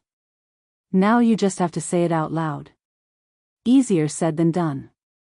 Most important things are. Sloane set the legal pad aside and picked up her phone. Julian's last text was from earlier that day. Hope you're having a good weekend. No pressure, but the stargazing offer still stands whenever you're ready. She'd read it 4 times and not responded yet.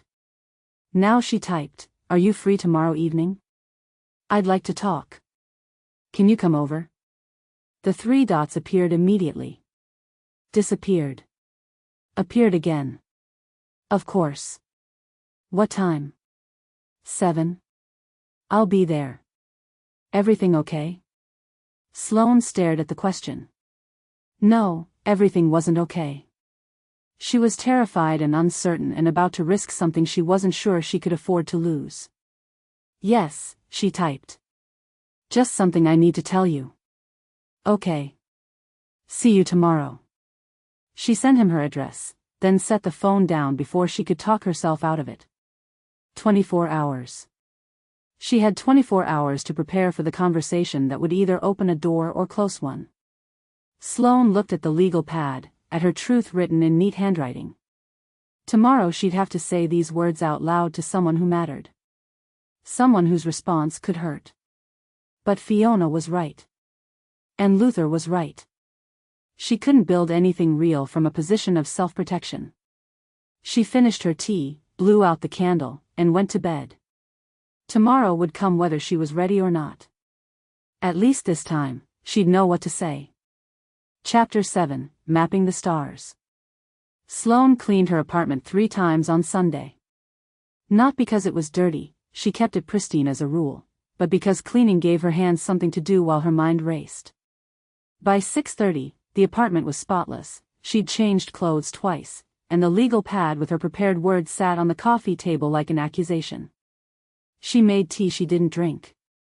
Adjusted the pillows on the couch. Checked her phone, 6:47. Julian would be here in 13 minutes. The buzzer made her jump even though she'd been expecting it. Hi, his voice came through the intercom. It's me.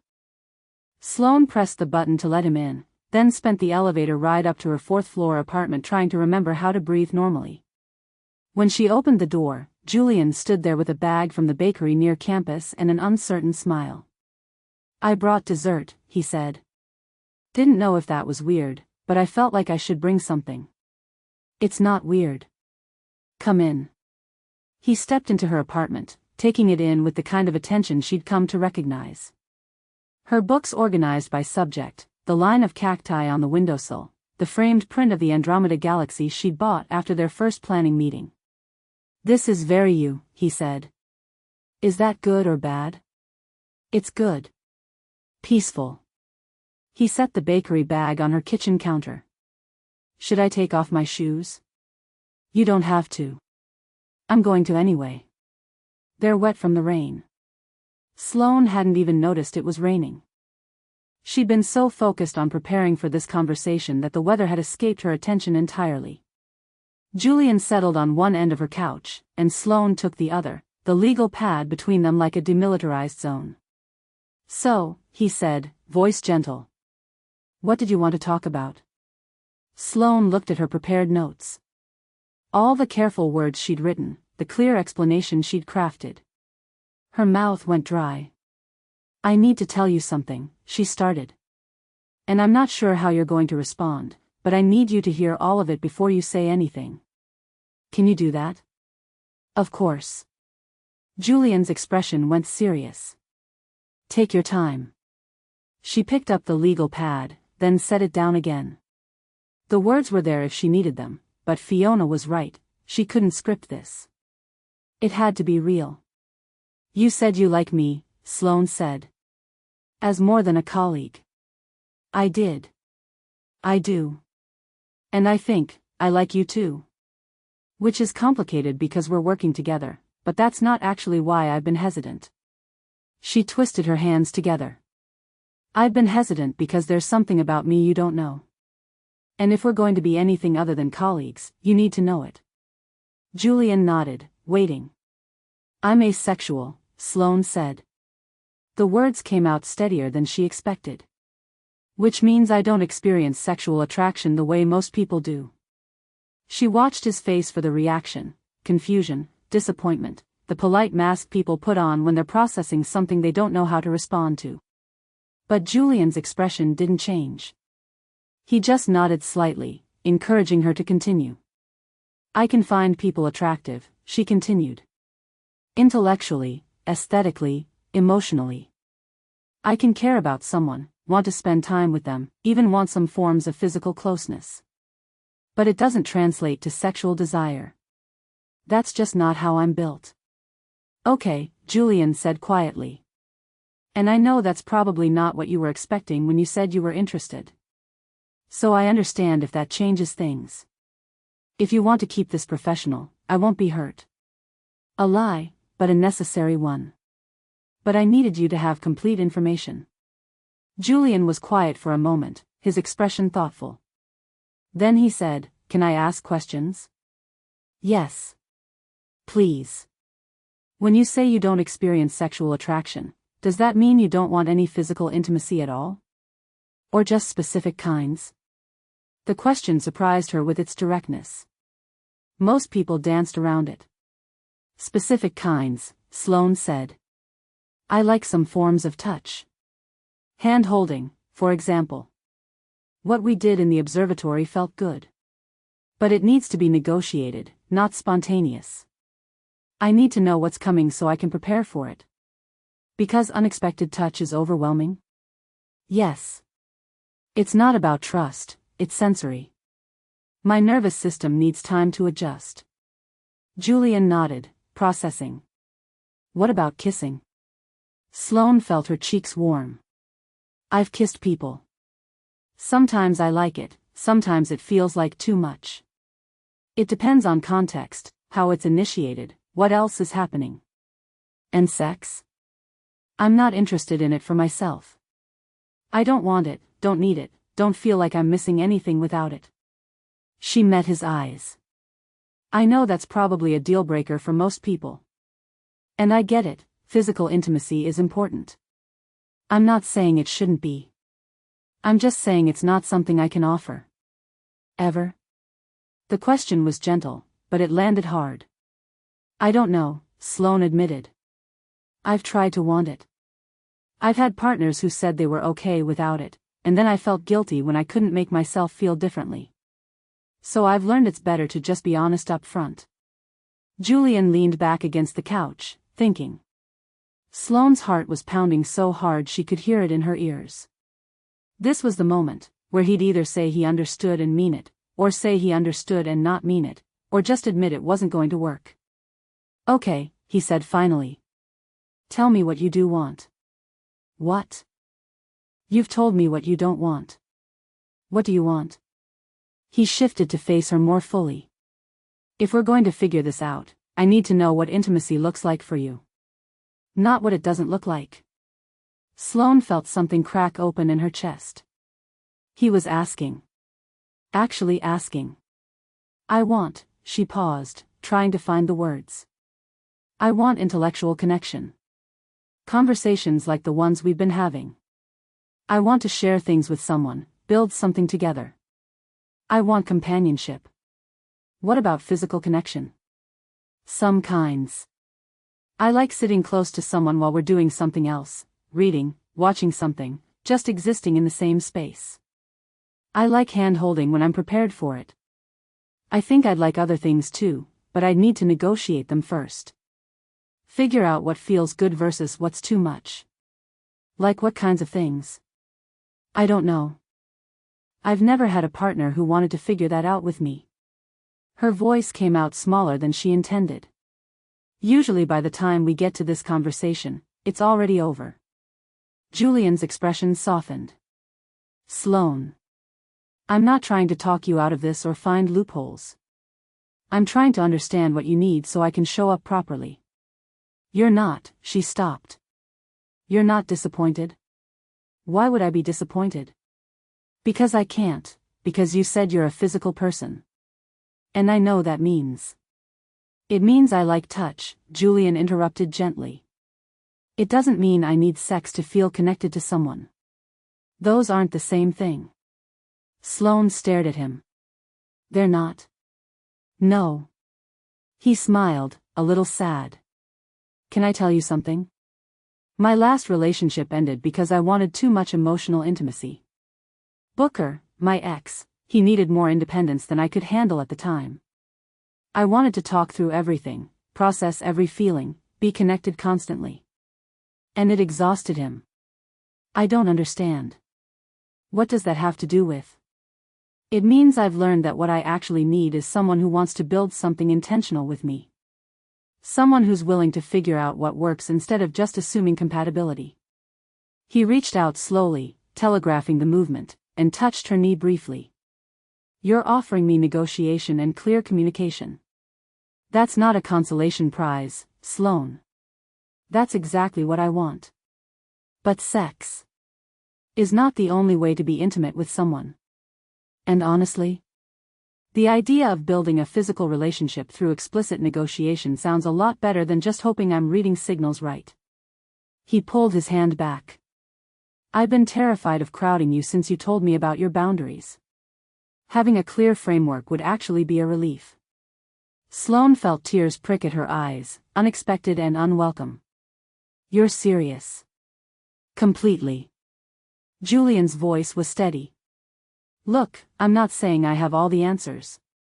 This is new territory for me too. But I like you enough to want to figure it out. If you're willing to try. I don't know how. Neither do I. So we'll figure it out together. He glanced at the legal pad. Do you have more you wanted to say? Sloane picked it up, scanning her careful notes. Most of it she'd already covered, but there was one more thing. I need you to promise me something, she said. Okay. If this doesn't work, if you realize 6 months from now that you need something I can't give, I need you to tell me. Not try to make it work out of obligation. Not minimize your own needs. Just be honest. I can promise that. But you have to promise me the same thing. What do you mean? If I mess up, if I push too hard or misread something or accidentally make you feel like you have to perform, you have to tell me. Not protect my feelings. Not try to be what you think I need. Just be honest. Sloane nodded. Okay. So we're doing this? Julian's smile was tentative, hopeful. We're actually trying this? I think so. Yes. She felt a flutter of something in her chest, fear and excitement tangled together. But I need to know what I'm agreeing to. What does this look like for you?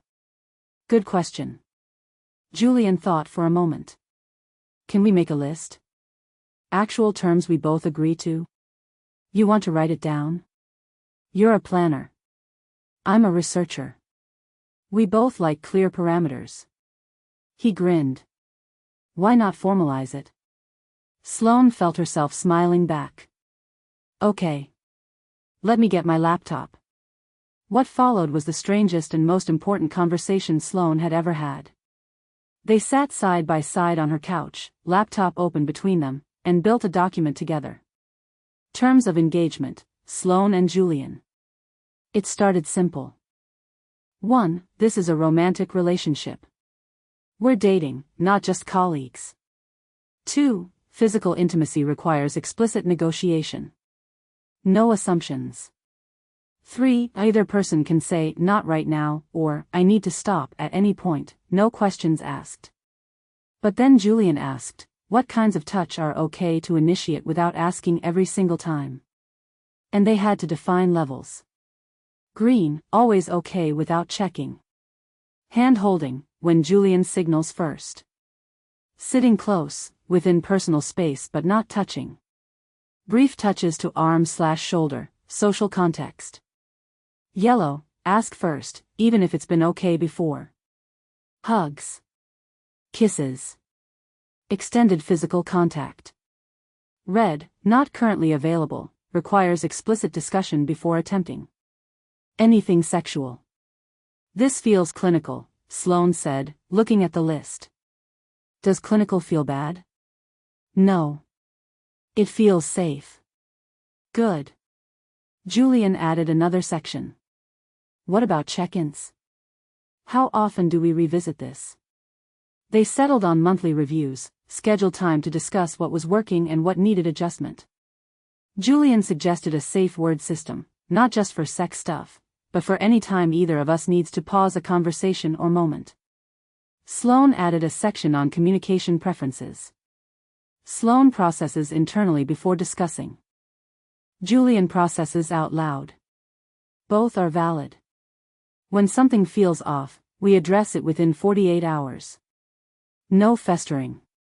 2 hours later, they had a 4-page document covering everything from how to handle disagreements, cool-down period followed by scheduled discussion, to what kinds of dates felt good, museums yes, loud bars no, to how they'd navigate the work relationship alongside the personal one.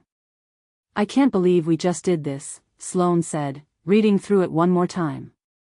Are you having regrets? No. I'm having feelings I don't know what to do with. What kinds of feelings? Hope, maybe. Relief? She looked at him. I've never had someone take this seriously before. Usually people say they're fine with it and then slowly realize they're not. I'm going to mess up, Julian said. Just want to put that out there. I'm going to forget to signal something or misread a situation or say the wrong thing. But I'll keep trying. And I'll keep listening. I'm going to be difficult sometimes. Overthink things. Pull back when I'm scared. Then we'll figure it out when it happens. He smiled. Ready to make this official? How do we do that? However you want. I have an idea, but tell me if it's too much. He shifted to face her, one leg tucked under him on the couch. Can I kiss you? Sloane's heart rate spiked. Now? Only if you want to. And only if we can negotiate how first. Okay. How do you want it to go? I'm thinking something simple. Brief. Just enough to mark the moment. He held out his hand. We're already holding hands sometimes. So maybe I take your hand, ask if you're ready, and then I lean in slowly so you can stop me if you need to. Short kiss, nothing intense. Then we see how you feel. Sloane ran through it in her mind. Hand-holding was green level, established. A kiss would be new but negotiated. She could say stop at any point. Okay, she said. Let's try. Julian took her hand, warm and steady. You ready? Yes. He leaned in slowly, giving her time to track his movement. When his lips met hers, it was soft, brief, exactly what he'd promised. Warm pressure, the faint taste of coffee, gone almost as soon as it began. He pulled back, eyes searching her face. How was that? Sloane took inventory. Her heart was racing, but not in a bad way. The kiss had been nice. Different from the kisses she'd experienced before, which had often felt like she was being consumed. This felt like a question answered. Good, she said. That was good. Yeah? Julian's smile was bright, genuine relief. Can I do it again? Yes. The second kiss lasted a fraction longer. This time Sloane let herself lean in slightly, testing the sensation. When they separated, Julian brought her hand to his lips and pressed a kiss to her knuckles. Hi, he said softly. Hi. They sat there for a moment, holding hands, processing what had just happened. So we're doing this, Sloane said. Actually doing this. We're doing this. Julian squeezed her hand. How do you feel? Terrified. Excited. Like I might throw up. That's very romantic. Sorry. Don't be. I'm nervous too. He laughed slightly. I really like you, Sloane. And I want to do this right. I don't know if there's a right way. Then we'll figure out our way. They spent another hour on the couch, talking through the details. When Julian finally left at 11, Sloane walked him to the door with a strange lightness in her chest. See you Tuesday, he asked. For work. For work. And also because I want to see you. He leaned in, stopped. Can I? Yes. One more kiss, brief and sweet. Then he was gone, and Sloane was alone in her apartment with a 4-page document that felt like the most important thing she'd ever written. She sent a copy to Fiona with the message, I told him. Fiona's response was immediate, and? He wants to try. We made a contract. A what? I'll explain tomorrow. I need to sleep. I'm so proud of you. Sloane set her phone aside and opened the document one more time, reading through their negotiated terms. It was unprecedented in her experience, someone not just accepting her boundaries but actively working to build a framework around them. She saved the document as Terms, Draft 1, and closed her laptop. Outside her window, the city hummed. Above it all, invisible behind rain clouds, Cassiopeia and Delphinus traced their patterns. Waiting to be learned. Sloane went to bed with Julian's words echoing in her mind, we'll figure out our way. For the first time in a long time, she believed it might be possible. Chapter 8, Event Horizon. The museum series ended on a Saturday night in late January with a standing ovation and champagne toasts that Sloane didn't drink. She stood at the edge of the planetarium lobby, watching Julian field congratulations from donors and museum board members, and felt a quiet satisfaction that had nothing to do with the applause. They'd pulled it off. 4 weeks, 16 events, over 3,000 attendees. The reviews had been glowing, the donors were already asking about next year, and Debbie had sent her an email that morning that simply read, "You're a goddamn magician." Thank you. Julian caught her eye across the room and smiled, the real one, not his public-facing charm. She smiled back, a small acknowledgement that they'd done this together. Later, after the cleanup crew had left and the museum had returned to its nighttime quiet, they sat in the empty planetarium with takeout containers balanced on their laps. We should celebrate properly, Julian said, twirling lo mein around his fork. Fancy dinner, champagne, the works.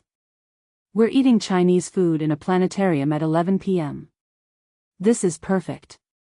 Fair point. He grinned. Though I maintain that Mrs. Chen's dumplings deserve their own category of celebration. Sloane set down her container and leaned back in her seat, looking up at the dome above them. Someone had left the star projection running, and the artificial sky glowed with false constellations. Can I tell you something? She said. Always. 3 months ago, I didn't think this was possible. Any of it. She gestured around them. The series, yes. But also, she turned to look at him. This. Us. Julian set his own food aside. What changed? You did. Or I did. Maybe both. She reached for his hand, an easy gesture now, after 3 months of practice. I keep waiting for the other shoe to drop. For you to realize this is too much work. Sloane. His voice was gentle. You know it's not work, right? I mean, it's work in the sense that relationships require effort. But you're not a burden. You've never been a burden. I know. Intellectually, I know that. She threaded her fingers through his. But sometimes my brain still tells me I'm the difficult one. You're not difficult. You're specific. There's a difference. It was the kind of thing he said that made her chest feel too full. Simple reassurances that landed like truth because he meant them. They finished their food in comfortable silence, then walked out to the parking lot together. It was cold, the kind of January night that promised snow even though the sky was clear. "Come home with me?" Julian asked as they reached her car. Sloane hesitated. They'd been negotiating overnight visits carefully. She'd stayed at his apartment twice, he'd stayed at hers once. Each time required planning, discussion about morning routines and breakfast preferences and how much physical proximity felt good versus overwhelming. "I didn't bring anything," she said. "I have an extra toothbrush. And you can wear my shirt to sleep in if you want." He paused. "Or we can say goodnight here. Whatever works better for you." That was the thing about Julian, he always meant it when he said, "whatever works better for you." There was no hidden disappointment, no subtle pressure. Just genuine flexibility. "Okay," Sloane said. "Your place." In his apartment, they moved through their established routine. He put on water for tea while she changed into one of his t-shirts and her own leggings.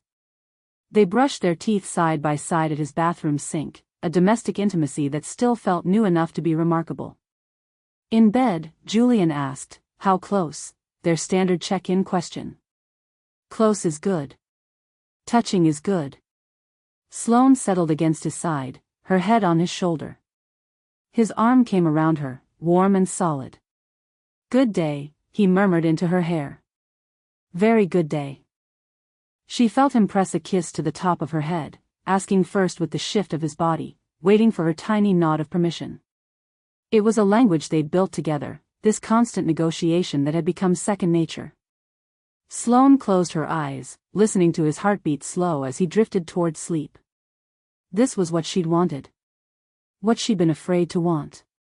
A person who'd learned her, who adjusted without resenting the adjustment, who made space for her specific way of being. So why did she feel the faint pull of anxiety at the edges of her contentment? 3 months later, Sloane stood in her apartment on a Tuesday evening, staring at her calendar and trying to pinpoint when things had shifted. Not shifted badly. Nothing was wrong, exactly.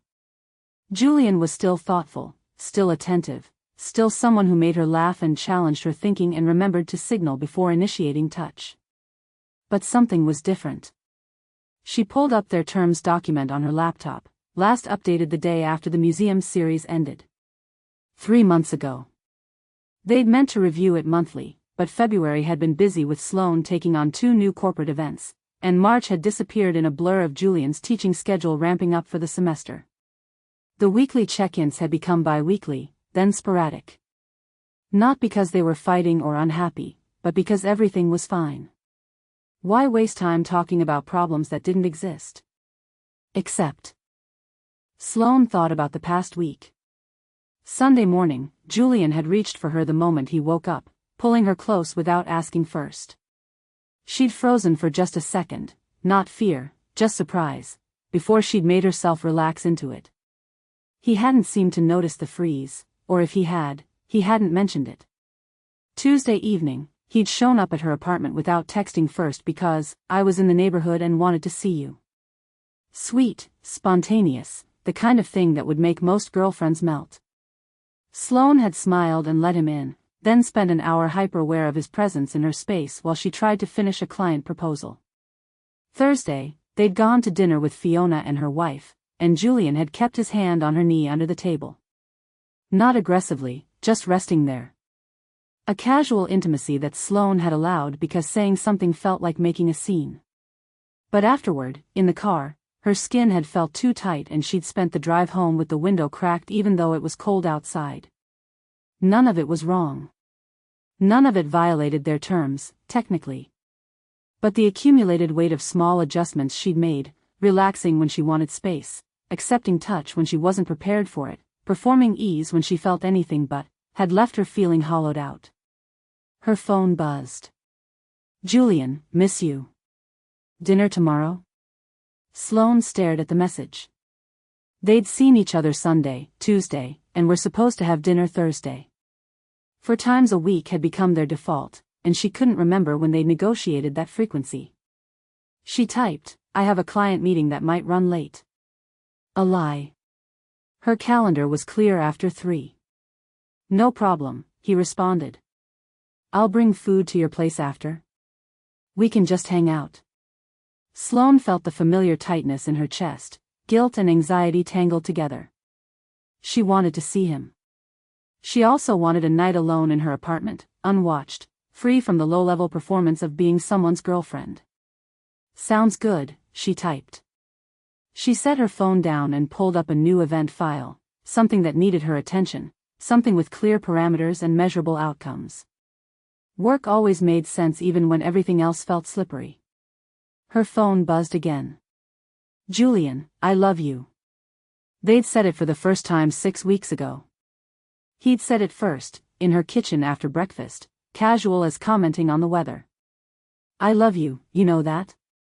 And Sloane had felt her heart expand and contract at once, terrified and thrilled, before she'd said it back because she did. She loved him, she just didn't know if love was enough to sustain the constant recalibration she was doing. Love you too, she sent back. Then she closed her laptop and made chamomile tea and tried not to think about the fact that she'd just lied to him twice in the span of 3 texts. Julian sat in his office on Wednesday afternoon, grading lab reports with less attention than they deserved, and tried to figure out when he'd stopped being sure of Sloane's responses. 3 months ago, everything had felt clear. She'd tell him what she needed, he'd adjust, they'd check in, and the system worked. They'd built something together, intentional, negotiated, sustainable. But lately, when he reached for her, there was a hesitation. Not every time. Just sometimes. A fractional pause before she leaned in, a slight tension in her shoulders that dissolved so quickly he almost convinced himself he'd imagined it. He'd asked once, 2 weeks ago. You okay? And she'd smiled and said, of course, in a voice that allowed no follow-up questions. So he dropped it. Because she said she was fine, and the terms said they'd tell each other if something was wrong, so if she was saying everything was fine, then he had to trust that. Except he didn't quite believe it. Julian set down his red pen and pulled out his phone. Their text thread showed a pattern he hadn't noticed until now, him initiating most of the contact, suggesting most of the get-togethers. She always said yes. But she rarely suggested things herself anymore. He scrolled back to January, right after the museum series. There, a text from her, random thought, want to check out that new bookstore Saturday? And another, trying a new recipe tonight if you want to be my test subject. And more, scattered through the month, evidence of her reaching toward him. Now it was April, and the texts from her were responses. Affirmative, warm, but reactive. When had that changed? His office door opened without a knock. Yael appeared, holding 2 coffees, which meant she wanted to talk about something. You look miserable, she said, handing him one of the cups. I'm fine.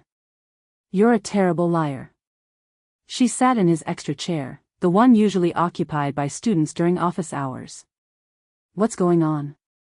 Julian sipped his coffee, too hot, scalding his tongue, and wondered how to explain. I think something's wrong with Sloane and me, he said finally. But I don't know what. And when I ask, she says everything's fine. Yael studied him with that particular intensity that made Julian feel like a specimen under observation. Define, something's wrong. She's distant. Not all the time. But there's this guardedness that wasn't there before. He ran his hand through his hair. We had this whole system. Communication, negotiation, checking in. And it worked.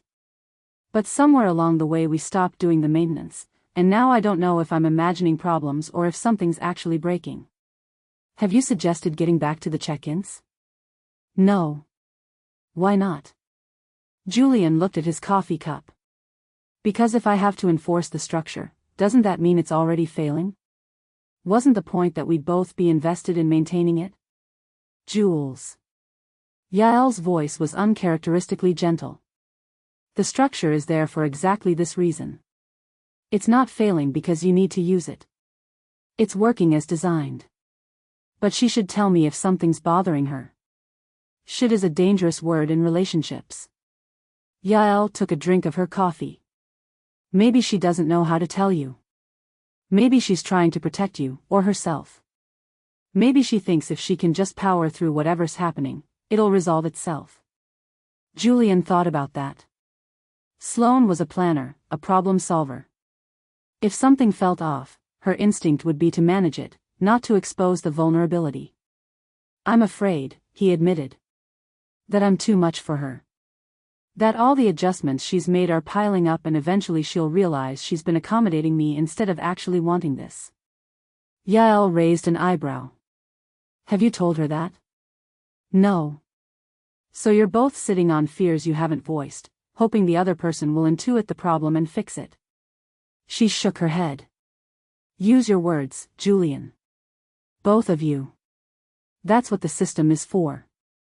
After Yael left, Julian sat with his half-graded lab reports and his cold coffee and composed a text to Sloane 3 times before deleting all of them. Can we talk felt too ominous. I miss you felt manipulative. Are we okay felt like accusing her of lying when she'd said they were fine. Finally, he just typed, looking forward to tomorrow night. Her response came 20 minutes later, me too. 2 words. Friendly, appropriate, completely uninformative about whether she meant it. Julian put his phone away and tried to convince himself that Yael was right, that structures existed to be used, that all they needed was to have one good conversation and everything would realign.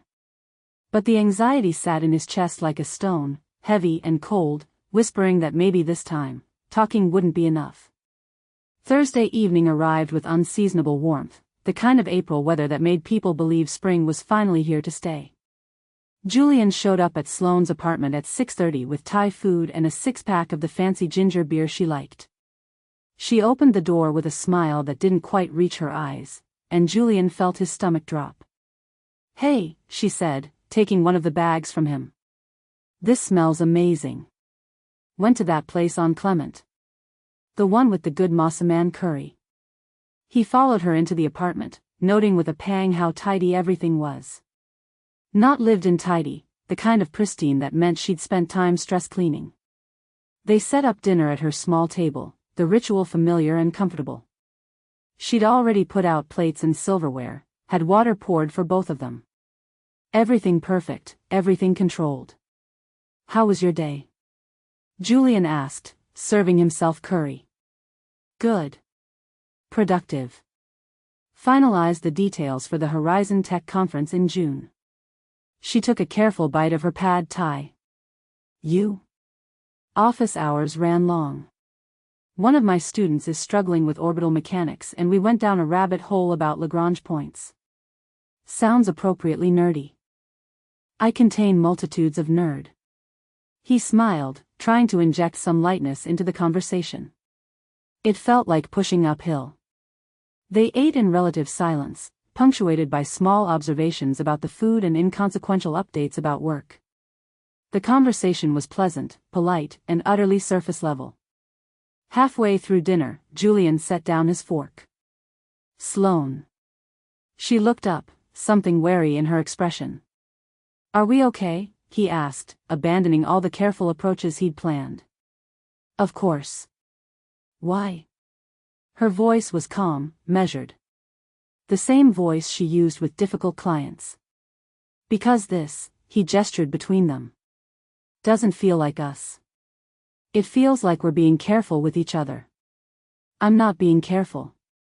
But her shoulders had tensed, her hands still on her fork. Okay. Julian took a breath. Can I try something? Can we do a real check-in? Like we used to? Sloane's eyes flicked away, then back. We're fine, Julian. I promise. I think you're overthinking. Please. He heard the strain in his own voice. I need to know we're actually okay. Not performance okay. Really okay. For a long moment, she didn't respond. Then something shifted in her expression, a crack in the careful composure. I don't know, she said quietly. Julian felt his heart start to pound. You don't know if we're okay? I don't know if I'm okay. She set down her fork, hands twisting in her lap. I don't know when I started feeling like I'm performing for you. But I am. And I don't know how to stop. The words hit him like cold water. Performing what? Ease. Spontaneity. Being the girlfriend who doesn't need everything mapped out. Her voice was steady but her eyes were bright. You've been so patient with me. So good about adapting. And somewhere along the way I started trying to be easier for you. To need less structure. To say yes more automatically. Sloane, I never asked you to. I know you didn't. That's what makes it worse. She looked at him directly now. You've been perfect. You really have. But I think somewhere in the past few months we stopped checking in and I stopped telling you when things felt off, and now there's this gap between what I'm doing and what I actually want. Julian felt his throat tighten. What do you actually want? I don't know anymore. Her voice cracked. That's the problem. I've been saying yes so automatically that I've lost track of what my real yes feels like versus my accommodating yes. They sat in silence, the Thai food congealing on their plates, the evening light fading beyond her windows. Why didn't you tell me? Julian asked finally. Because I was afraid. Sloane's hands were still now, pressed flat against the table. Because telling you meant admitting the system broke down. And if the system doesn't work, then what does that say about us? It says we're human. Julian reached across the table, slowly, telegraphing the movement. Can I? She nodded. He took her hand, feeling the slight tremor in her fingers. The system didn't break down, he said. We stopped using it. That's different. That's fixable. Is it? She looked at their joined hands. What if I can't? What if I've been trying so hard to be what you need that I don't know how to be what I need anymore? The fear in her voice was raw, unguarded. Julian squeezed her hand gently. Then we figure that out. Together. That's what the renegotiation clause is for, remember? I don't want to renegotiate. I want this to work. Her voice was small. I want to be enough for you without it being so hard. Sloane. Julian moved his chair around the table so he was sitting beside her instead of across. Look at me. She did, reluctantly. You are enough. You've always been enough. The hard part isn't you, it's that we got complacent. We assumed we'd graduated from needing to check in, and that was a mistake. My mistake as much as yours. You didn't do anything wrong. Neither did you. We let the maintenance slide. And maintenance matters. He touched her face gently, asking with his eyes. She leaned into his palm. What if we just start over? Pull out the terms document, look at what's working and what isn't, rebuild from there. Sloane closed her eyes, leaning into his touch. I'm so tired, Julian. I'm tired of monitoring myself, of second-guessing every reaction. I just want to feel like myself with you. Then let's figure out how to make that happen. She opened her eyes, searching his face. You're not angry? That I didn't tell you sooner? I'm not angry. I'm relieved we're finally talking about it. He meant it, though beneath the relief was a current of fear he couldn't quite name. Can we make a plan? Actual steps, things we're both committing to? Sloane nodded slowly. Okay. Yes. Let's make a plan. They moved to the couch, leaving the abandoned dinner behind.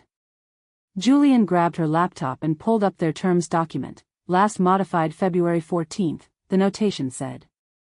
Nearly 3 months ago. Okay, Sloane said, her voice steadier now. Where do we start? Weekly check-ins. Non-negotiable. We schedule them like we would any other recurring commitment. Julian created a calendar event as he spoke. Thursday nights, 8 p.m. 1 hour. We don't skip, we don't reschedule unless absolutely necessary. Agreed.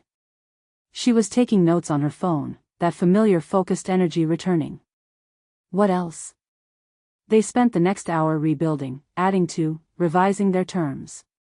Julian suggested a pause protocol. Either of them could say, "I need a minute," during any interaction, and the other would step back, no questions asked. Sloane added a section on frequency of contact, acknowledging that 4 times a week might be too much without breaks. By 9 p.m., they had an updated document that felt more comprehensive than the original. "There's one more thing," Julian said, looking at the screen. "We need to add this. When we notice something feels off, we say it within 48 hours. No waiting, no hoping it'll resolve itself." Sloane hesitated. "That's hard." "I know. But necessary." He looked at her. "Can you commit to that?" "I'll try. I can't promise I'll always succeed, but I'll try. That's all I'm asking." They saved the document. Julian closed the laptop and looked at Sloane, really looked at her. She seemed exhausted, wrung out, but there was something clearer in her expression than there had been in weeks. "Thank you," he said. "For what?" "For telling me." Even though it was scary. He reached for her hand, waiting for her permission. She gave it. "I know it's easier to just push through and hope things get better. Thank you for not doing that." Sloane leaned her head against his shoulder. "I'm sorry I let it go so long. I'm sorry I didn't notice sooner." They sat like that for a while, not talking, just being. The Thai food was definitely ruined by now, but neither of them moved to address it. Finally, Sloane said, "I should probably let you go. You have an early class tomorrow." Julian recognized the deflection. "Do you want me to stay or go?" She was quiet for so long he thought she might not answer. "Then, I want you to stay. But right now I think I need space to process. Is that okay?" "Of course it's okay." He kissed her forehead, slow and deliberate. "Text me when you get up tomorrow? Just so I know you're all right." "I will." At her door, Julian paused. "We're going to be okay, you know. This is just recalibration. Not ending." Sloane nodded, but she didn't look convinced. Julian walked to his car through the warm April night, his mind already racing through everything they'd discussed, everything they'd missed. The conversation felt like progress. It also felt like standing at the edge of something he couldn't quite see. He pulled out his phone and texted Yael, "You were right. We talked. I think it helped. I hope it helped." Her response came quickly, "Good. Keep talking. Don't let it drop again." In her apartment, Sloane cleaned up the dinner mess with mechanical precision, scraped the cold pad thai into the trash, ran hot water over the plates. The conversation with Julian played on repeat in her mind. She'd been honest. More honest than she'd intended to be, the words spilling out before she could dress them in palatable language. And he'd listened. He'd really listened. But she couldn't shake the feeling that honesty had only revealed how deep the problem went. She didn't know what her real yes felt like anymore. She'd been accommodating for so long it had become reflex. Sloane's phone buzzed. "Fiona, checking in. You okay?" "No," Sloane typed. Then deleted it. Typed, "Talk to Julian about some stuff." Processing. "Want to talk?" "Not yet. Soon. I'm here whenever." Sloane set her phone on the counter and looked around her pristine apartment. Everything in its place, everything ordered and controlled. Except her. She made chamomile tea she wouldn't drink and sat on her couch with her phone in her lap, staring at the terms document she and Julian had revised. All those careful words, all that structure. What if structure wasn't enough? What if the problem wasn't the system but the fundamental mismatch between what she could offer and what he eventually needed? The thought made her stomach drop. But she couldn't stop thinking it. Outside, the unseasonable warmth had given way to rain. Sloane listened to it hit her windows, steady and relentless, and wondered if honest conversation could fix something that might be fundamentally unfixable. She hoped so. But hope felt like a luxury she couldn't quite afford. Chapter 9, System Failure. The check-in happened exactly as scheduled the following Thursday. 8 p.m., Sloane's apartment, both of them sitting on opposite ends of her couch with the revised terms document open on her laptop between them. It should have felt like progress. They were using the structure, engaging the system they'd built. Instead, it felt like a performance review. So, Julian said, fingers wrapped around a mug of tea he wasn't drinking. Touch. How's that been feeling this week? Fine. Sloane heard the word leave her mouth, automatic and unconvincing. Julian's expression flickered. Sloane. It's been mostly fine, she amended. The hug goodbye on Tuesday felt good. Sunday morning was, she paused, searching for honesty. Sunday morning you pulled me close the second you woke up and I wasn't ready for it. Why didn't you say something? Because by the time I registered it wasn't okay, you'd already let go. And bringing it up after felt like making a thing out of nothing. Julian set down his mug. It's not nothing if it bothered you. I know. You're right. Sloane pulled her knees up to her chest. I'm trying to use the 48-hour rule. This is me using it. Okay. Good. But he looked tired saying it, like good was the response he was supposed to have but not the one he felt. I'll be more conscious about mornings. Wait until you're awake, check in first. They moved through the rest of the checklist methodically. Frequency of contact, they agreed to aim for 3 times a week instead of 4, communication patterns, both acknowledged they'd been less responsive to texts, future planning, Julian wanted to talk about meeting each other's families, Sloane wasn't ready. By 9 p.m., they'd covered everything on the agenda. That was good, right? Julian asked, closing the laptop. Productive? Yes. Very productive. Sloane heard the flatness in her own voice but couldn't modulate it. Julian heard it too. You don't sound convinced. I am. She struggled to name the feeling. It feels clinical. Like we're troubleshooting a software bug instead of having a relationship. That's what you wanted, though. Structure. Clear parameters. I know. And I do want that. But sometimes I wish it could just, she stopped. Just what? Be easy. The words came out small. Just once, I wish we could exist together without constant negotiation. Julian was quiet for a moment. When he spoke, his voice was careful. Is that something you think we'll ever have? Ease without negotiation? I don't know. Maybe not. Sloane looked at her hands. And if not, is that sustainable long-term? Living in constant check-in mode? I don't know either. Julian reached for her hand, paused, asked with his eyes. She gave permission. But I know I'd rather have this, complex and effortful, than not have you at all. Sloane squeezed his hand. Me too. They said the right things. They followed the structure. But after Julian left that night, Sloane sat alone in her apartment and felt the weight of every careful word they'd exchanged. It was working. The system was working exactly as designed. So why did it feel like they were slowly drowning in process? 2 weeks later, on a Friday afternoon in early May, Julian showed up at Sloane's apartment with a plan. She opened the door to find him grinning, hands behind his back. I have a surprise, he announced. Sloane felt her stomach tighten.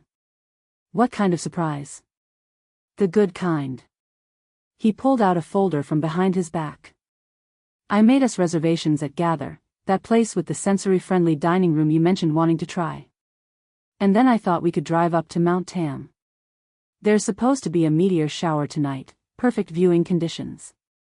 He was so pleased with himself, so clearly proud of thinking through her needs. Sensory-friendly restaurant, check. Activity she'd expressed interest in, check. He'd planned around her parameters. That sounds lovely, Sloane said, her mind already calculating the variables.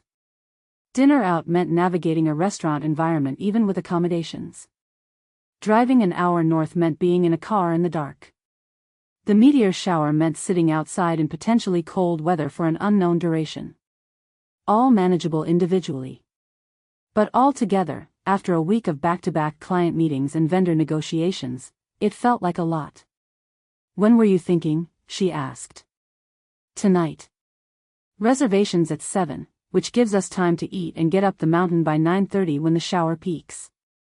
Julian's smile was infectious, the kind of enthusiasm that usually pulled her along. "Julian. I know it's last minute, but I checked your calendar and you're free. And I've been wanting to take you stargazing for months. Real stargazing, not the museum version." He stepped into her apartment, still radiating excitement.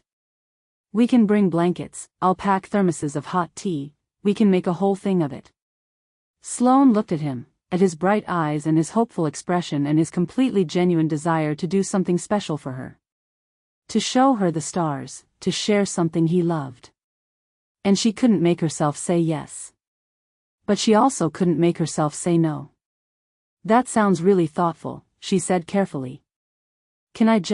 I need to check something for work. Give me 5 minutes?" "Of course."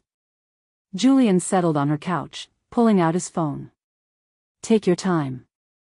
In her bedroom, Sloane sat on the edge of her bed and tried to calm her racing heart.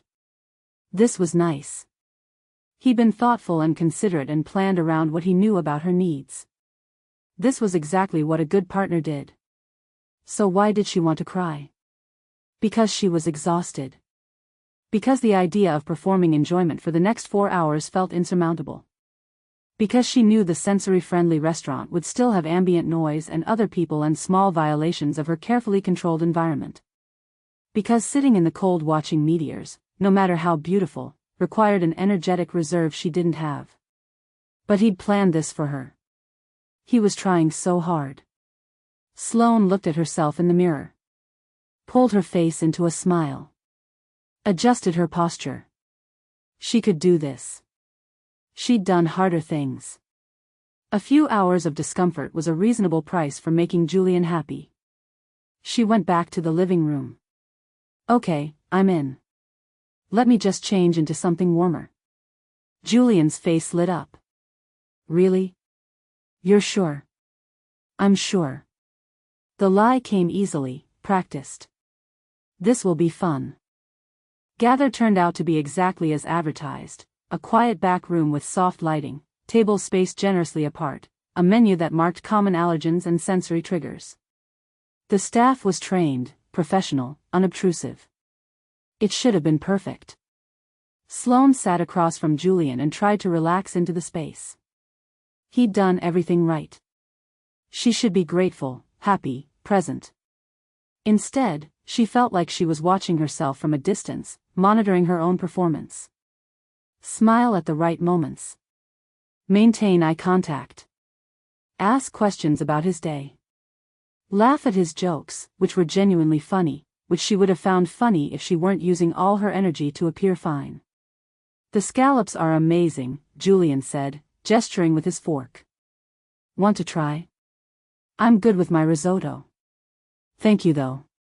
You seem quiet. Everything okay?" "Just a long week." "I'm tired." True statements that didn't quite address what he was asking.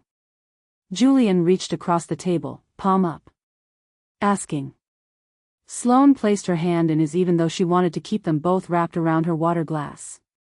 "We can skip the mountain if you're too tired," he said. "We can just go home, put on a movie, low-key evening." This was the exit. He was offering it freely, no pressure. All she had to do was take it. "No, I want to see the meteor shower." "You planned this whole thing." She squeezed his hand. "I'm fine." "Really?" Another lie. She was collecting them like stones in her pockets, weighing her down. They finished dinner, Sloane eating methodically, tasting nothing. Julian paid despite her offer to split, another gesture of care that felt like pressure she hadn't asked for. In the car heading north, Julian put on a playlist of music Sloane had mentioned liking months ago. He'd remembered. Of course he'd remembered. He always remembered. "You're going to love this spot," he said, navigating the winding mountain roads. "Petra showed it to me years ago." Completely dark, no light pollution. On a clear night you can see the Milky Way with the naked eye. Sounds beautiful. Sloane watched the city disappear in the rearview mirror and felt the familiar tightness in her chest that meant sensory overload was approaching. The car's movement, the curves of the road, the darkness pressing in beyond the headlights, it was all too much, and she couldn't say so because he'd planned this. He'd tried so hard, she couldn't ruin it by being difficult. They reached the pullout at 9:20. Julian parked and immediately started unpacking: blankets, thermoses, a small camping chair for Sloane. I know sitting on the ground isn't comfortable for you. He'd thought of everything. The sky was stunning. Sloane could admit that objectively. A vast darkness punctuated by more stars than she'd ever seen, the Milky Way a cloudy river of light. Julian spread the blanket and sat down, then looked up at her. Come here. Sloane sat. Let him pull her against his side. Accepted the thermos of tea he offered. See that? Julian pointed at a cluster of stars. That's Cassiopeia. Your constellation. You remembered. Of course I remembered. He kissed the top of her head. I remember everything about you. The first meteor streaked across the sky, brilliant and brief. Then another. Then several in quick succession, a cascade of light against the dark. This is incredible, Julian breathed. Right? It is. Sloane's voice sounded hollow even to herself. She was sitting on a mountain with a beautiful man watching meteors paint the sky, and all she could think about was how cold she was, how the blanket was scratchy against her neck, how Julian's arm around her shoulders felt less like comfort and more like confinement, how she wanted to be in her apartment alone in her quiet controlled space where she didn't have to perform enjoyment of something that should be enjoyable. Julian shifted, pulling her closer. I'm so glad we did this. Me too. Another stone in her pocket. Another lie. They stayed for an hour. Julian narrated the constellations, told her myths she tried to absorb but couldn't retain. The meteors kept coming, little deaths of light. Beautiful and cold and utterly indifferent to her misery. Finally, mercifully, Julian said, we should probably head back. It's getting really cold. In the car, Sloane felt the adrenaline crash coming. The careful control she'd maintained all evening was fracturing, her nervous system demanding the energy she'd been denying it. You're shaking, Julian noticed, reaching for her hand. Are you okay? Just cold. I'll turn up the heat. He did. The warm air hit her face and Sloane felt her control slip another notch. Too hot now. Too much sensation. She cracked the window. Are you sure you're okay? Julian asked again, concern creeping into his voice. I'm fine. But her hands were trembling and her breath was coming too fast and she could feel the tears building behind her eyes. Sloane. Can we not talk right now? Please. Julian went quiet. Hurt, probably. She was being sharp with him and he didn't deserve it. He'd done everything right, but she couldn't explain because explaining required energy she didn't have. They drove back to the city in silence, the earlier ease completely evaporated. At her apartment, Julian walked her to the door. Do you want me to come up? I think I need to sleep. True. Also an escape route. Okay. He touched her face gently. Hey. Talk to me. What's going on? Nothing. I'm just tired. It was a lovely evening. Thank you for planning it. Even now, even crashing, she was performing. Thanking him for the thing that had pushed her past her limits. Julian studied her face in the porch light. It didn't feel lovely. It felt like you were somewhere else the entire time. Sloane felt the crack widen. I'm sorry. Don't apologize. Just tell me what's wrong. I can't do this right now. I need to go inside. Sloane. Please. Her voice broke. Please just let me go. Julian stepped back, hands raised. Okay. Okay. Text me tomorrow? She nodded, already turning toward the door. Inside her apartment, she made it to the couch before the shutdown hit fully. Not a meltdown. Just a complete withdrawal. Her body's last-ditch effort to protect her overtaxed nervous system by shutting down all non-essential functions. She sat in the dark, wrapped in her softest blanket, and felt nothing. No tears, no panic, just a vast emptiness where her capacity to cope should have been. Her phone buzzed. "Julian, I'm worried about you." She couldn't respond. Couldn't find the words. Another buzz. "If you need space, I'll give it to you. But please tell me you're okay." "I'm okay," she typed eventually. "Just need to sleep. Talk tomorrow." She turned off her phone and sat in the silence of her apartment, wrapped in the blanket, staring at nothing. This was the cost. This was what happened when she performed normalcy past her limits. The system didn't break catastrophically. It just quietly shut down, leaving her hollow. Tomorrow she'd have to explain. Tomorrow she'd have to find the words to tell Julian that his thoughtful, carefully planned evening had broken her.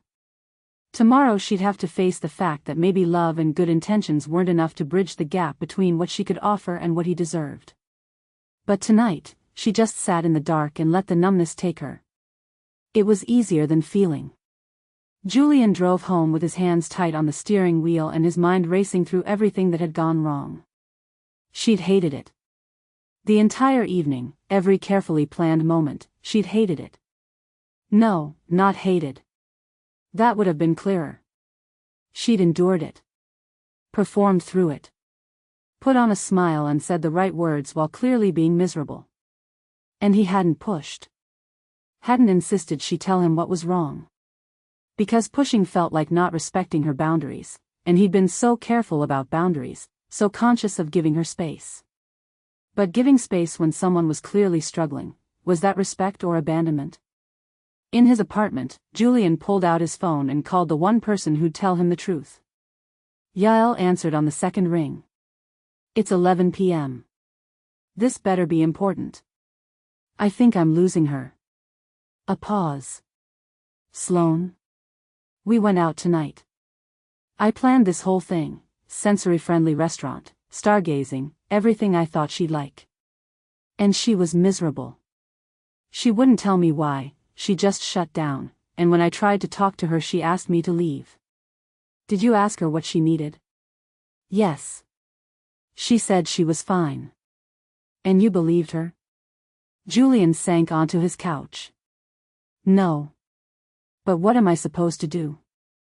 I can't force her to tell me what's wrong."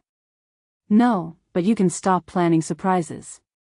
Yael's voice was gentle but firm. "Jules, you just told me you planned the whole evening. Did you ask if she wanted to go? Or did you present it as a done deal?" Julian stopped. "I made reservations first. I thought it would be romantic. For you, maybe. For someone who needs control over her environment." Yael let the implication hang. "Fuck." Julian put his head in his hands. "I was trying to do something nice. I know you were. But nice for you and nice for her aren't always the same thing." Yael sighed. "What did she say when you asked if she was okay?" "That she was fine. That she was just tired. That it was a lovely evening." "And her body language?" Julian thought about it. Sloane sitting rigidly through dinner. Her hands trembling in the car. The careful blankness of her expression watching the meteors. "She was lying," he said quietly. "She was telling me what I wanted to hear." "Yeah. And why do you think she did that?" "Because," the realization hit him like cold water. "Because I'd put so much effort into planning it. Because saying she didn't want to go would have felt like rejecting the gesture. Give the man a prize." Julian felt sick. "I trapped her. I didn't mean to, but I did." "You didn't trap her. But you did put her in a position where saying no felt harder than just enduring." Yael paused. "And Jules? This is a pattern. You do this. You decide what would be nice, plan it out, and present it as a gift. Which is lovely when the other person actually wants it. But when they don't, they feel obligated to pretend they do. Exactly. Julian thought about his relationship with Booker. All the weekend trips he'd planned, the surprise parties, the grand romantic gestures that Booker had smiled through before eventually admitting he felt overwhelmed by Julian's intensity. "I'm doing it again," he said. "Making the same mistakes. You're trying to show love the way you know how. That's not wrong. But Sloane needs you to show love differently." Yael's voice softened. "Stop trying to give her experiences. Start asking what she needs. What if she won't tell me? Then you tell her you can't read her mind. That you need her honesty more than you need her agreement." After they hung up, Julian sat in the dark of his apartment and forced himself to replay the entire evening through Sloane's eyes. Not the romantic stargazing date he'd envisioned, but the reality, an unexpected demand on her time and energy, a restaurant that required social performance, a long drive when she was already exhausted, sitting in the cold for an hour pretending to enjoy something while her nervous system screamed for relief. He'd seen her struggling. He'd asked if she was okay. And when she'd lied, he'd let her. Because it was easier than confronting the possibility that his gesture of love had been a burden. Julian pulled out his phone, typed and deleted 3 different messages. Finally settled on, "I'm sorry about tonight. I should have asked what you wanted instead of planning what I thought you'd like. We need to talk, but only when you're ready. I love you." He hit send and stared at the screen, waiting for the 3 dots that would mean she was responding. They didn't come. Julian set his phone on the coffee table and put his head in his hands. Loving someone shouldn't be this hard. Caring about someone shouldn't require constant vigilance against your own instincts. But maybe that was the point. Maybe love that came easily wasn't love that would last. Or maybe he was rationalizing. Maybe the truth was simpler: he wanted more than she could give, and no amount of negotiation would change that fundamental mismatch. The thought made his chest ache. In her apartment, Sloane's phone sat on the coffee table, Julian's message unread. She'd see it tomorrow. Process it tomorrow. Figure out how to explain tomorrow. Tonight, she just sat in the gentle cocoon of shutdown, her nervous system slowly recalibrating to baseline. Outside, the stars continued their dance, indifferent to the small human dramas unfolding beneath them. Meteors burned and died, beautiful and brief, leaving nothing behind but the memory of light. Inside, Sloane pulled the blanket tighter and waited for sleep to claim her. Easier than thinking. Easier than feeling. Easier than facing what came next. Chapter 10, Dark Matter. Sloane woke on Saturday morning to 17 text messages and 4 missed calls. She lay in bed, staring at her phone screen, and felt the familiar weight of dread settle in her chest. She didn't need to read the messages to know what they said. Concern. Worry. Love wrapped in increasing anxiety. She should respond. Should reassure Julian that she was okay, that last night wasn't his fault, that she just needed space to recover. But the thought of finding the right words, calibrating her tone to be honest but not alarming, vulnerable but not demanding, required energy she didn't have. So she did what she always did when overwhelmed: she worked. By noon, she'd answered 11 client emails, revised 2 event proposals, and scheduled 3 new venue walkthroughs. Productive. Controlled. Tasks with clear parameters and measurable outcomes. Her phone buzzed. "Fiona, babe, Julian called me. Said you're not responding. Are you okay?" Sloane stared at the message. Of course he'd called Fiona. It was the logical thing to do when your girlfriend went silent after clearly having some kind of crisis. "I'm fine," she typed. "Just busy. We'll call him later." The 3 dots appeared immediately. Disappeared. Appeared again. Finally, "I'm coming over." "Fiona, no, really, I'm 20 minutes. I'm bringing lunch. You're going to eat it and tell me what's happening." Sloane set the phone down and closed her eyes. She didn't have the energy to resist. Fiona arrived with Thai food and a look that said she wasn't leaving without answers. "You look like hell," she said, setting the bags on Sloane's counter. "Thanks. When did you last eat?" Sloane tried to remember. "Dinner last night, which she'd barely touched." "Yesterday." "Jesus, Sloane." Fiona pulled out containers, started plating. "Okay. Eat first, talk second." They sat at Sloane's small table, and Sloane mechanically consumed pad thai while Fiona watched her with the particular intensity that meant she was cataloging symptoms. "So," Fiona said finally. "Julian said you went out last night and something went wrong.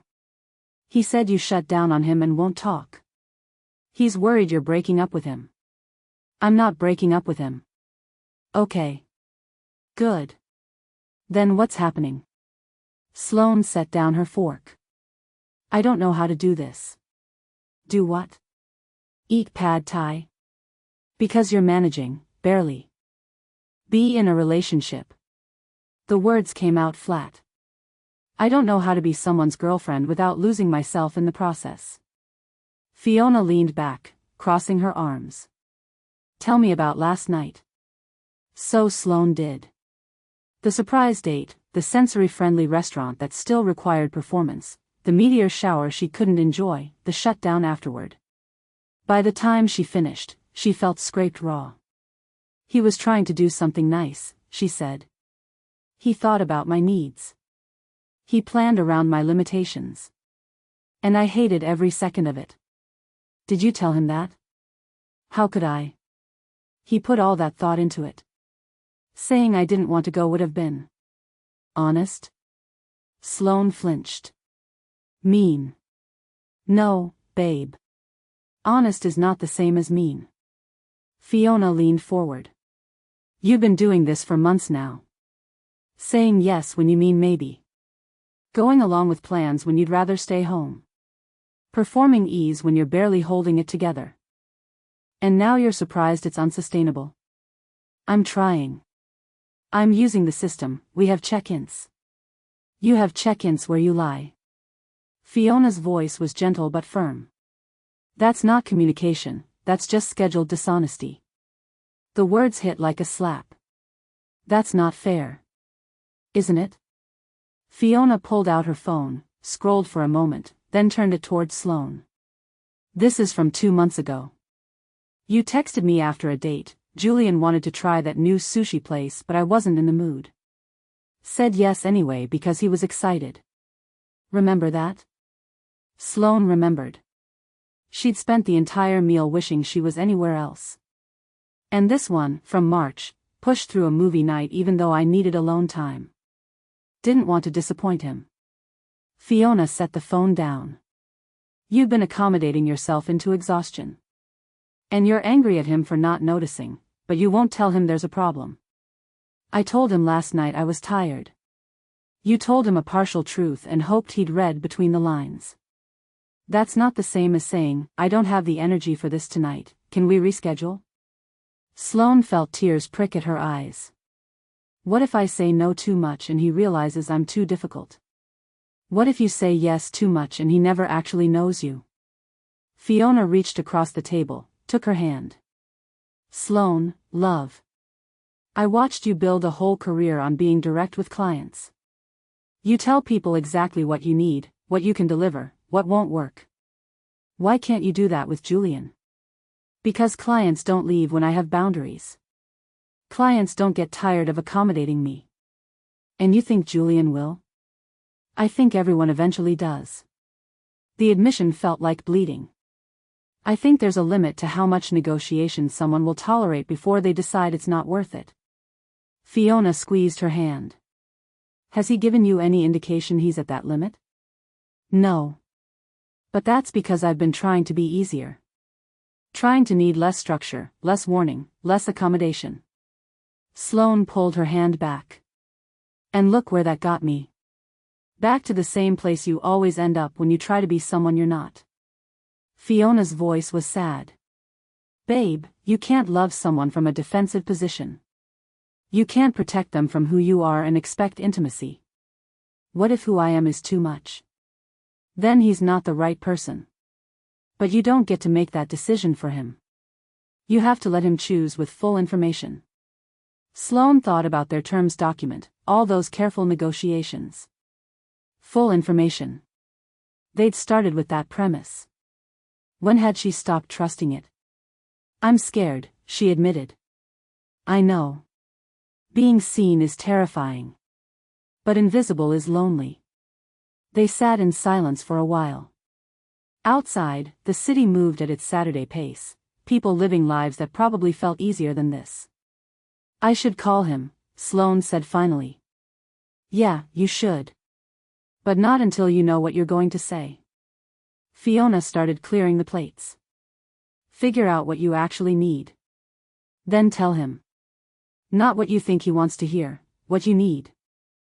After Fiona left, Sloane sat on her couch with her phone in her hand and Julian's messages open on the screen. I'm sorry about last night.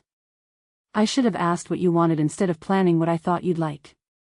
We need to talk, but only when you're ready. I love you. That had been last night at 11:47 p.m. Then this morning, hey.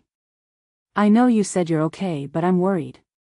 Can you just text me back so I know you're alive? And 2 hours ago, Sloane, please. I'm trying to give you space, but I'm going out of my mind here. Whatever's happening, we can talk about it. Just tell me you're okay. She typed, I'm okay. I'm sorry I went silent. Can we talk tomorrow? I need today to process. His response came within seconds, yes. Tomorrow. What time works for you? Afternoon? 2 p.m. at my place? I'll be there. Thank you for responding. Sloane set the phone down and pulled up a blank document on her laptop. Fiona was right, she needed to know what she wanted to say before she tried to say it. She titled the document, What I Actually Need, and stared at the cursor. After 20 minutes, she had one sentence. I need to stop performing ease I don't feel. It was a start. Julian spent Saturday in a state of barely controlled panic. Sloane was okay, physically, at least. She'd texted back, agreed to talk tomorrow. That was progress. But the radio silence after Friday night had been excruciating. He'd imagined every worst-case scenario, her in the hospital, her deciding she was done, her realizing he was too much work. The reality was somehow worse. She'd been fine, just processing, and hadn't thought to tell him she needed space until Fiona intervened. He showed up at Yael's apartment at 3 p.m. without calling first. You look terrible, she said, stepping aside to let him in. I'm fine. You're catastrophizing. I can see it from here. Yael went to her kitchen, started making coffee without asking if he wanted any. What happened? She texted back. We're talking tomorrow. Okay. That's good. Is it? Or is tomorrow the conversation where she tells me this isn't working? Yael brought him coffee. Sit down. You're making me anxious just looking at you. Julian collapsed onto her couch. I think I'm making the same mistakes I made with Booker. Assuming I know what's good for someone. Planning grand gestures they don't want. Loving too intensely. First of all, there's no such thing as loving too intensely. There's loving in ways that don't work for a specific person, but that's different. Yael sat across from him. Second, you need to stop comparing this to Booker. Completely different people, completely different dynamics. But the pattern. You want to be close to people. That's not a flaw. The problem isn't your intensity, it's that you sometimes express it in ways that feel like pressure rather than invitation. She sipped her coffee. Friday night, did you ask Sloane if she wanted to go stargazing? Or did you tell her you'd made plans? Julian winced. I told her. And when she wasn't enjoying herself, did you check in? Actually check in, not just ask if she was okay. I asked if she was okay. She said yes. And you believed her even though her body language was screaming otherwise. I didn't want to push. Jules. Yael set down her mug. There's a difference between pushing and caring. Asking someone, I notice you seem uncomfortable, what do you need right now, isn't pushing. It's giving them permission to be honest. What if she doesn't know how to be honest with me? Then you teach each other. Together. Yael studied him. What are you actually afraid of? Julian took a long time to answer. Finally, that I'm fundamentally too much for her. That no matter how hard I try to adapt, my basic way of being in relationship, wanting closeness, physical affection, shared experiences, is incompatible with what she needs. Have you told her that fear? No. Why not? Because naming it makes it real. Jules, it's already real. You're just suffering with it alone instead of letting her help you carry it. Yael leaned forward. You know what I think? I think you're both terrified of the same thing. You're both afraid you're too much for the other person. And you're both performing to try to be less. And it's killing the relationship. The words landed like truth. So what do I do? Julian asked. Tomorrow, when you talk. Stop trying to fix it. Stop trying to be the accommodating partner who never has needs. Just tell her the truth. All of it. What you're afraid of, what you need, what's not working for you. Yael's voice softened. And then listen to her truth. Without defending, without fixing. Just listen. What if her truth is that this isn't sustainable? Then at least you'll know. And you can decide together what to do with that information. Yael stood, pulled him to his feet. But stop deciding the ending before you've had the conversation. On Sunday at 1:45 p.m., Sloane sat at her kitchen table with printed notes and tried to calm her racing heart. She'd spent all of Saturday and half of Sunday morning writing and rewriting what she needed to say. The document had grown to 3 pages, then she'd condensed it down to bullet points, then expanded again when the bullet points felt too cold. Finally, she'd settled on something in between. Not a script, just guideposts. The things she needed to make sure she said. Her phone buzzed. Julian, on my way. Be there in 10. Sloane took a breath. Stood. Sat down again. Made chamomile tea she wouldn't drink. When the buzzer sounded, she nearly jumped out of her skin. Julian looked as exhausted as she felt. They stood in her doorway for a moment, neither quite knowing how to bridge the gap. Hi, he said finally. Hi. Come in. They settled in her living room, Sloane on the couch, Julian in the armchair across from her. The distance felt intentional on both sides. I'm sorry, they said simultaneously. Despite everything, Sloane felt a tiny smile. You first. Okay. Julian took a breath. I'm sorry about Friday. I thought I was doing something nice for you, but what I actually did was trap you into an evening you didn't want. I didn't ask what you needed. I just decided what I thought would make you happy and presented it as a gift. And that wasn't fair to you. You didn't trap me. Didn't I? His voice was gentle. I made reservations, planned the whole thing, showed up at your door excited about it. Saying no would have felt like rejecting me, not just the date. So you said yes even though you didn't want to go. Sloane felt her throat tighten. I wanted to want to go. That's not the same thing. Julian leaned forward.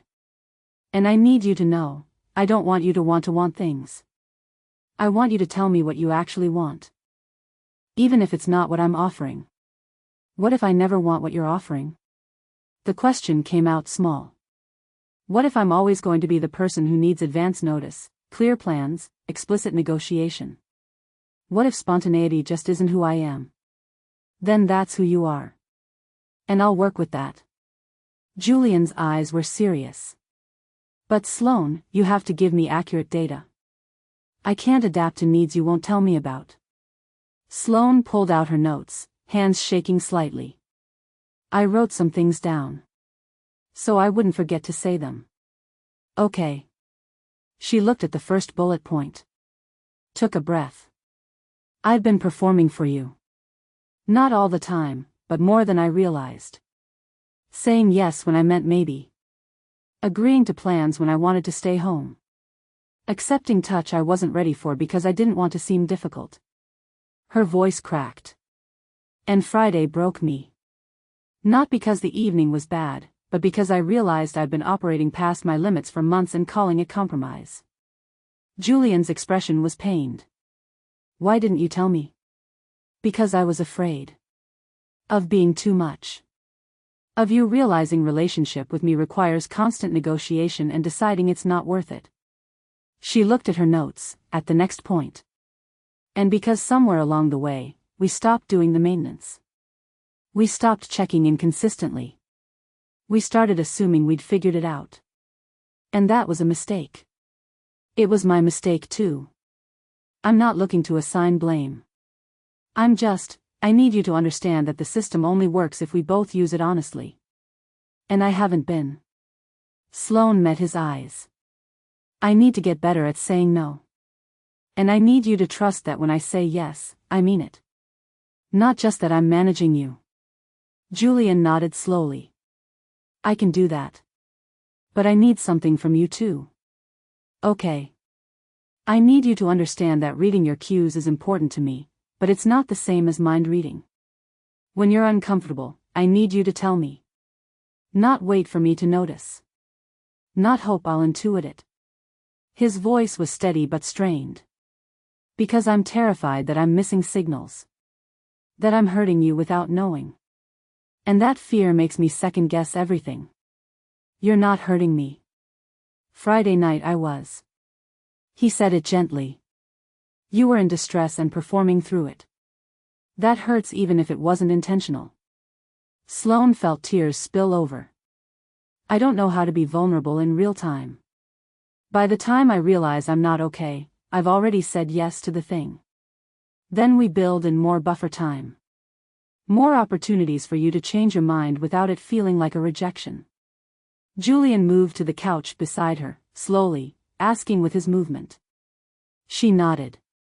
He took her hand. I love you, he said. I really, really love you. But I'm scared that I love you in ways that feel like burden instead of gift. And I don't know how to fix that. I love you too. And I'm scared that my way of loving, careful, negotiated, boundaried, isn't enough. Sloane squeezed his hand. What if we can't fix this?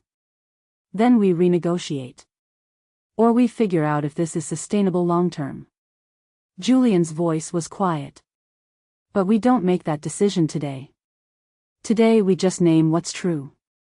They sat like that for a while, holding hands, both crying a little, both terrified and trying to be brave. I need something to change, Sloane said finally.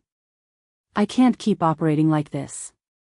The performing, the constant accommodation, the pretending I'm fine when I'm barely holding it together. What do you need to change? She pulled out her notes again, found the section she'd labeled non-negotiables.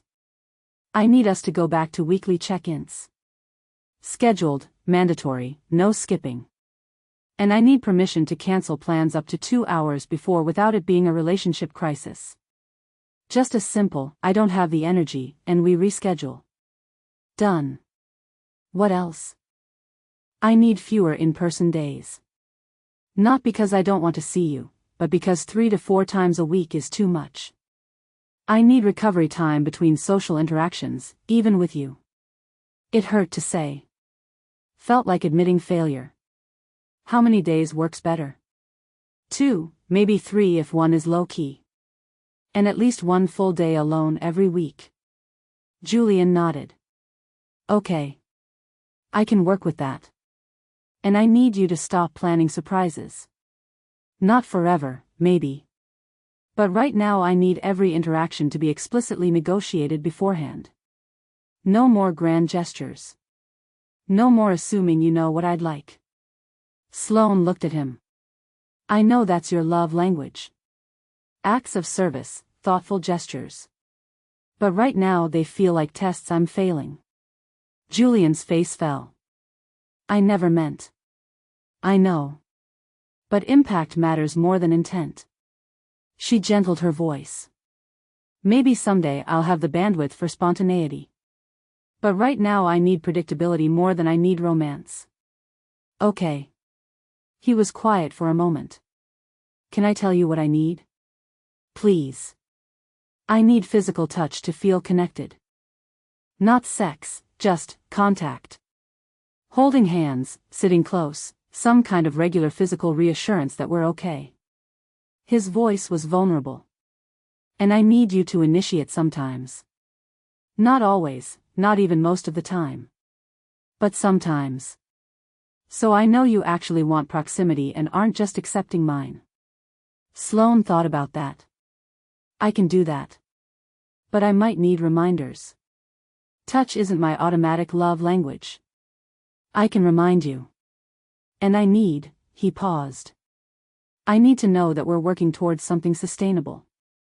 That this isn't just crisis management until we eventually burn out. I don't know if I can promise that. Sloane's honesty felt sharp. I don't know what sustainable looks like yet. I only know what unsustainable feels like, and this is it. Then we figure out sustainable together. They talked for another 2 hours. Went through the terms document line by line, adding, revising, clarifying. By the time they finished, the document was twice as long and included things like: Sloane will initiate physical contact, hand-holding, sitting close, or similar, at least once per visit. Julian will ask, is this a good time, before suggesting any activity that requires leaving Sloane's apartment. Either person can invoke pause protocol, saying, I need a minute, means immediate cessation of current activity, 5-minute break, then check in. 2 in-person days per week mandatory, 3rd optional based on Sloane's energy. 1 full solo day per week for Sloane, non-negotiable. Weekly check-ins resume Thursday 8 p.m., 60 minutes, cannot be rescheduled except for genuine emergencies. They also added a new section titled, What Repair Looks Like. When we fuck up, not if. Person who notices the problem names it within 48 hours. Other person listens without defending.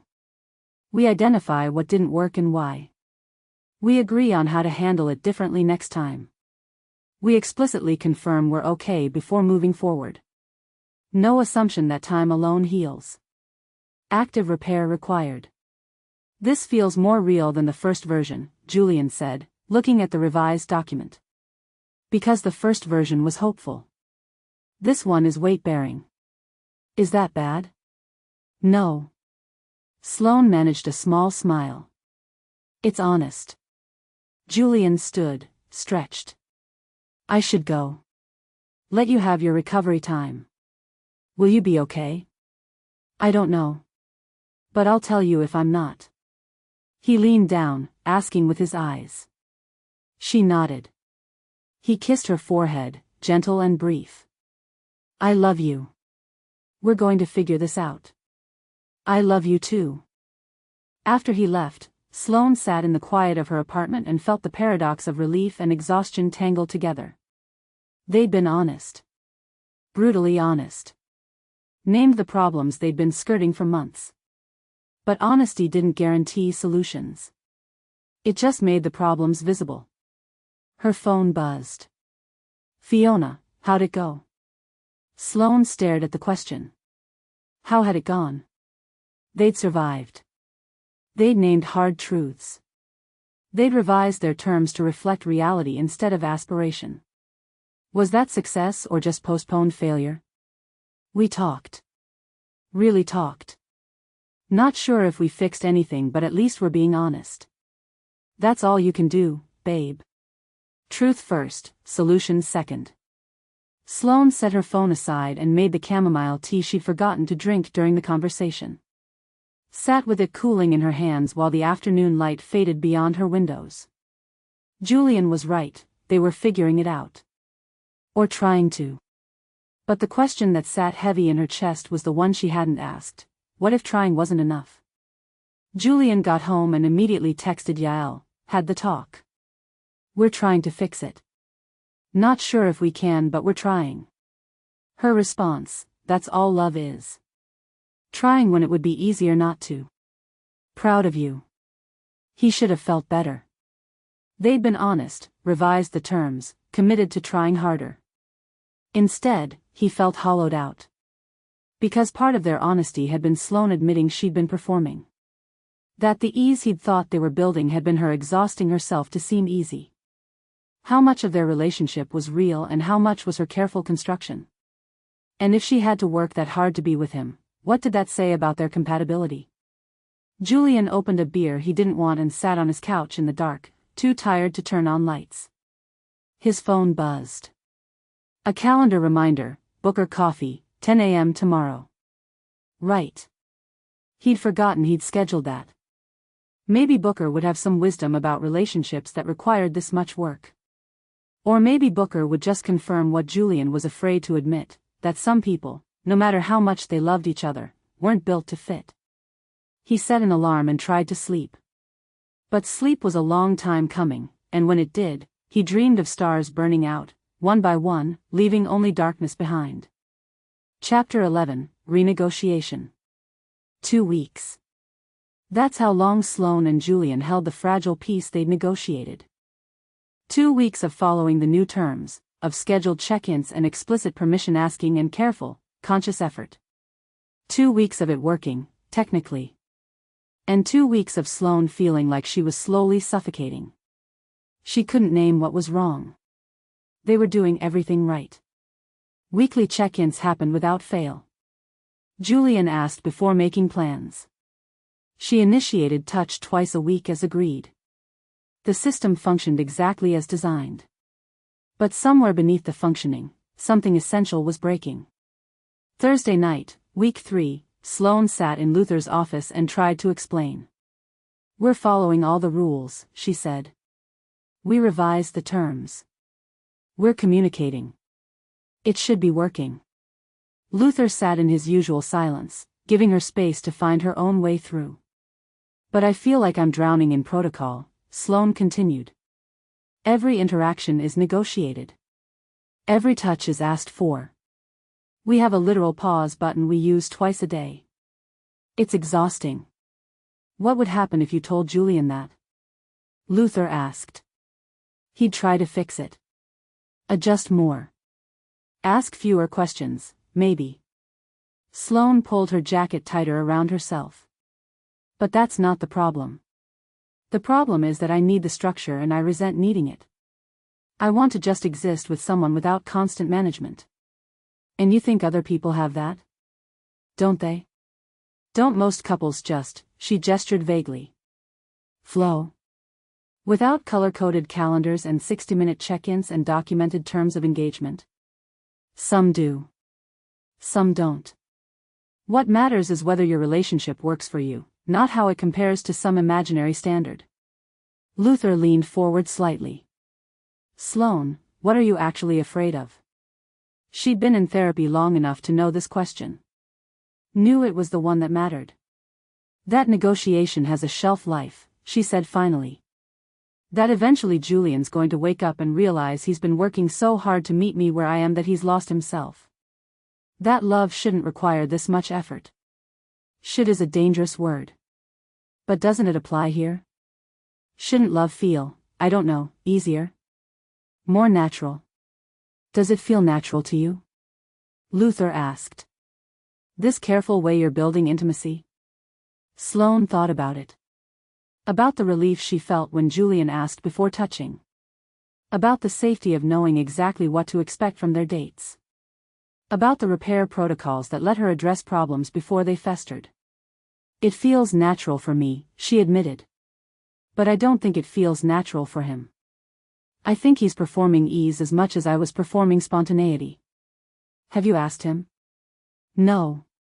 "Why not?" "Because I'm afraid of the answer." Her voice came out small. "What if he says yes?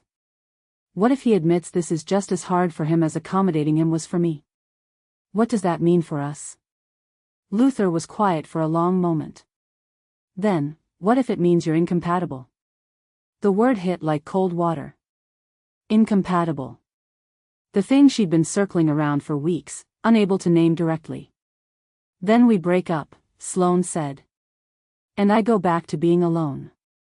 And he finds someone easier. Someone who doesn't require a 4-page contract just to hold hands. Is that what you want? No. The tears came before she could stop them. But I don't know if want is enough. What if we love each other and it's still not sustainable? Then you'll grieve, and heal, and move forward. But Sloane, Luther's voice was gentle. You don't know it's not sustainable yet. You're making that decision based on fear, not evidence. What's the evidence? 2 months of me performing, then 2 weeks of drowning in protocol. That's not exactly encouraging. The evidence is that when you've been honest with him, he's shown up. He's adjusted, listened, worked with you. You're assuming he's suffering in silence, but you haven't asked. What if asking makes it real? What if voicing my fear that this isn't working becomes a self-fulfilling prophecy? Or, Luther said, what if voicing it gives you both permission to be honest about what's actually happening instead of performing your way to a breakup? Sloane sat with that. Outside Luther's window, the city was settling into evening. People going home to partners, to families, to lives that probably looked easier from the outside than they were from the inside. I don't know how to have that conversation, she admitted. Start with the truth. Tell him what you told me. That you're afraid the negotiation is unsustainable. That you think he's performing ease. Ask him if he is. Luther paused. And then listen. Really listen. Not to your fears, but to what he actually says. Julian's coffee with Booker happened on a Wednesday morning at their usual spot, a quiet cafe near Booker's office. Booker arrived looking polished as always, gave Julian the kind of hug that felt both familiar and distant, and ordered them both coffee before Julian could protest. You look like hell, Booker said when they sat down. Thanks. Really selling the life coach energy. I'm not your life coach, I'm your ex. Which means I'm allowed to be blunt. Booker stirred sugar into his coffee. What's going on with Sloane? Julian had texted the night before asking to meet, saying he needed perspective. Booker had agreed immediately, no questions asked. It was one of the things Julian appreciated about their post-breakup friendship. Booker showed up. I think we're failing, Julian said. Or maybe succeeding in a way that's not sustainable. I can't tell anymore. Walk me through it. So Julian did. The initial negotiation, the honeymoon period, the erosion. The surprise date that broke Sloane, the painful conversation after, the revised terms they'd built together. 2 weeks of following the new protocol, both of them trying so hard. And now? Booker asked. Now I feel like I'm performing being easy to be with. Asking permission for everything, scheduling spontaneity, treating our relationship like a collaborative project instead of, he stopped. Instead of what? Instead of a space where I can just exist. Julian looked at his coffee. I keep thinking about us. About how you said you felt like I needed too much emotional processing. And how I'm doing the exact opposite with Sloane, giving her so much space and structure that I'm erasing what I need. Jules. Booker's voice was careful. What you and I had, what didn't work with us, isn't the same as what you and Sloane have. Isn't it? I'm making the same mistakes. Minimizing my needs to make someone else comfortable. No, you're learning to communicate them differently. There's a difference. Booker leaned forward. With us, the problem was that you wanted constant connection and I needed more independence. Neither of those things was wrong, they just didn't align. We weren't willing to do the work to bridge that gap. But Sloane and I are doing the work. Constantly. And it's exhausting. Is it the work that's exhausting, or is it that you're afraid the work will never end? Julian felt the question land. Both, maybe. Here's what I think, Booker said. I think you're both trying so hard not to hurt each other that you're not being honest about what you actually need. You're optimizing for not failing instead of for thriving. How do I know the difference? Ask yourself, if this is how the relationship looks in 5 years, weekly check-ins, negotiated touch, explicit scheduling. Would you be happy? Or would you be enduring? Julian thought about it. Really thought about it. I don't know, he admitted. Some days I think the structure is helping us build something real. Other days I think it's just delaying an inevitable breakup. Then you need to tell her that. Not to scare her, but because she deserves to know what you're wrestling with. Booker's expression was sympathetic. Jules, you can love someone and still not be right for them long term. That doesn't make either of you wrong. It just means the fit doesn't work. What if I want it to work badly enough that I can make it work? Wanting isn't the same as sustainable. You taught me that, actually. Julian looked up, surprised. You remember that fight we had? Booker said. 6 months before we broke up. You told me that you couldn't keep wanting a relationship I wasn't willing to meet you in. That wanting wasn't enough if I wasn't willing to do the work. I remember. You were right. I wasn't willing. Not because I didn't love you, but because the work required would have meant changing fundamental things about how I operate in relationships. Booker's smile was sad. Sometimes the most loving thing is to admit the incompatibility before you both resent each other for it. Are you saying I should break up with her? I'm saying you should have an honest conversation about whether this is working for both of you. Not whether you're following the rules. Whether it feels sustainable. Booker finished his coffee. And maybe ask yourself what you need to feel like you're thriving, not just surviving. Then see if that's something she can actually give. After they parted, Julian sat in his car and pulled out his phone. Opened his text thread with Sloane. Started typing, "We need to talk." Deleted it. Too ominous. Can we have an extra check-in this week? I have some things I need to say. Deleted that too. Too formal. Finally settled on, "I miss you. Can I come over tonight? I know it's not our scheduled day, but there are things I need to tell you and I don't want to wait for Thursday." Her response came 10 minutes later, "Yes. Come over at 7. Julian drove to work on autopilot, Booker's question echoing in his mind. Would you be happy or would you be enduring? He didn't have an answer. At 6:45 p.m., Sloane's phone buzzed with a text from Julian, "On my way." 15 minutes.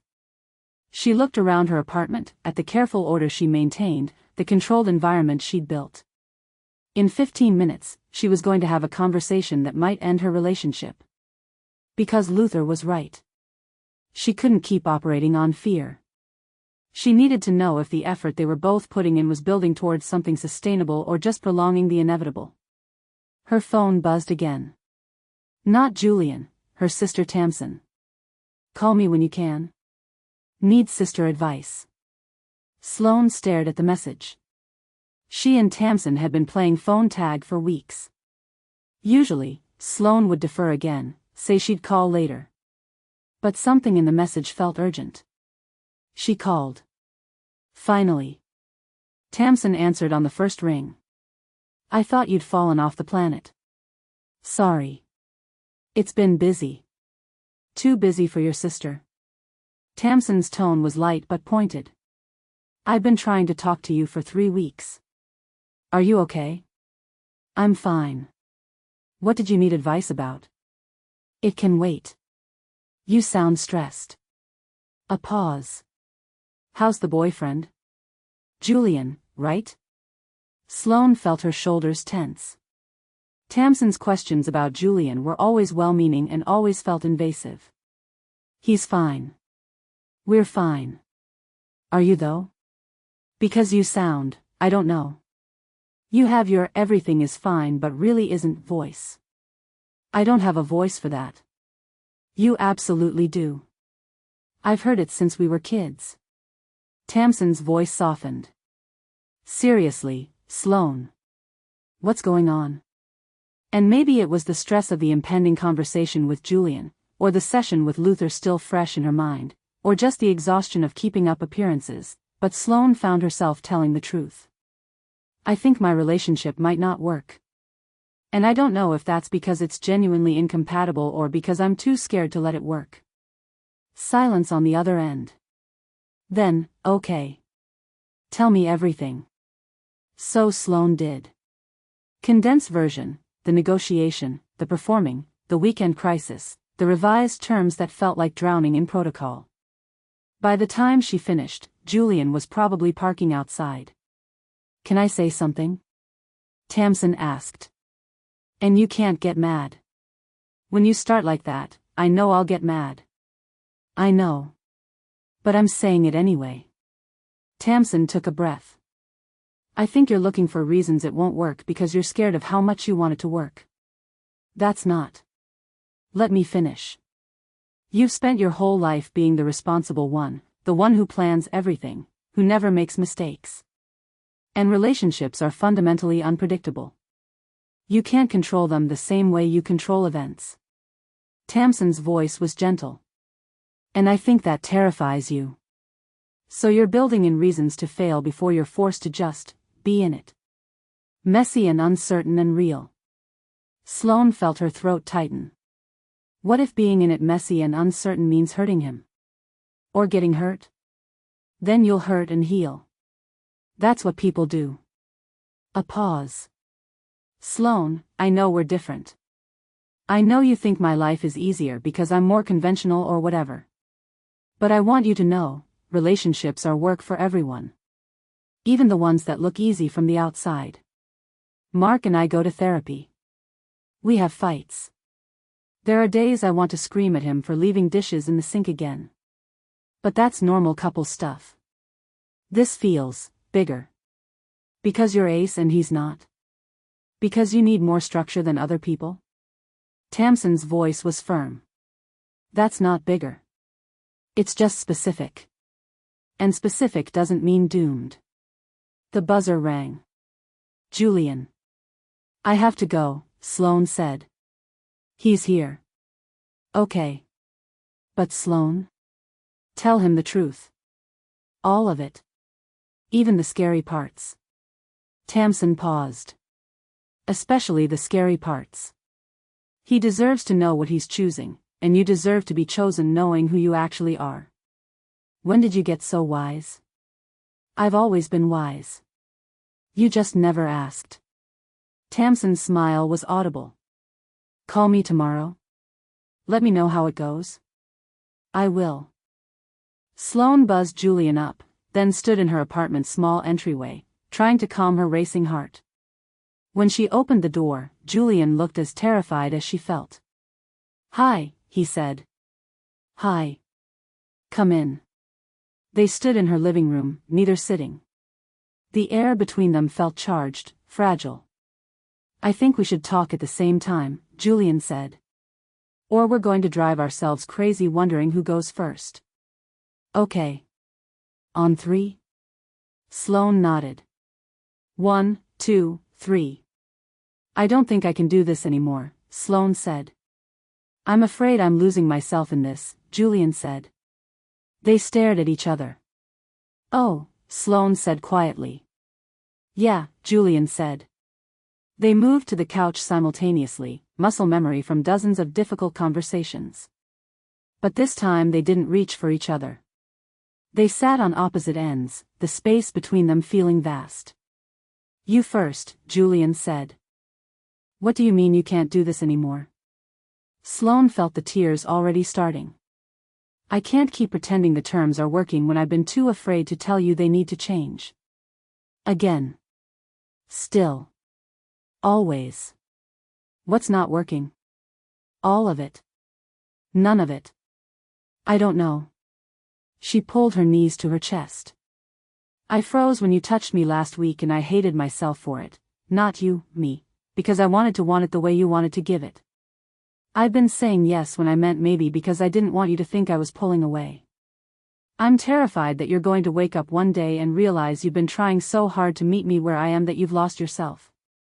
The words poured out, everything she'd been holding, and Julian listened with his head bowed, taking it in. And I thought if I just pushed myself a little more, Sloane continued, my body would catch up to my feelings. But it doesn't work that way. It never works that way. And I'm so tired, Julian. I'm so tired of managing this. When she finally stopped, breathless and crying, Julian looked up at her with something that might have been relief. I stopped asking because I was afraid of your answers, he said quietly. I thought if I could just learn you well enough, I wouldn't have to keep checking in, like I could graduate from negotiation into instinct. But that's not how this works, is it? I don't think so. Every time I see you hesitate, I assume it's because I'm too much. So I've been trying to want less. And I'm exhausted. His voice cracked. I don't know how to tell the difference between meeting you where you are and erasing what I need. Sloane felt her heart break. I don't want you to erase what you need. I don't want that version of you that's trying so hard to be what you think I need. I want the one who tells me when she's not okay. Even if it's inconvenient. Even if it means we have to rewrite everything. They sat in the silence of that admission. Outside, the city hummed with the white noise of other people's lives. What if we can't make this work? Sloane asked. What if we love each other and it's still not enough?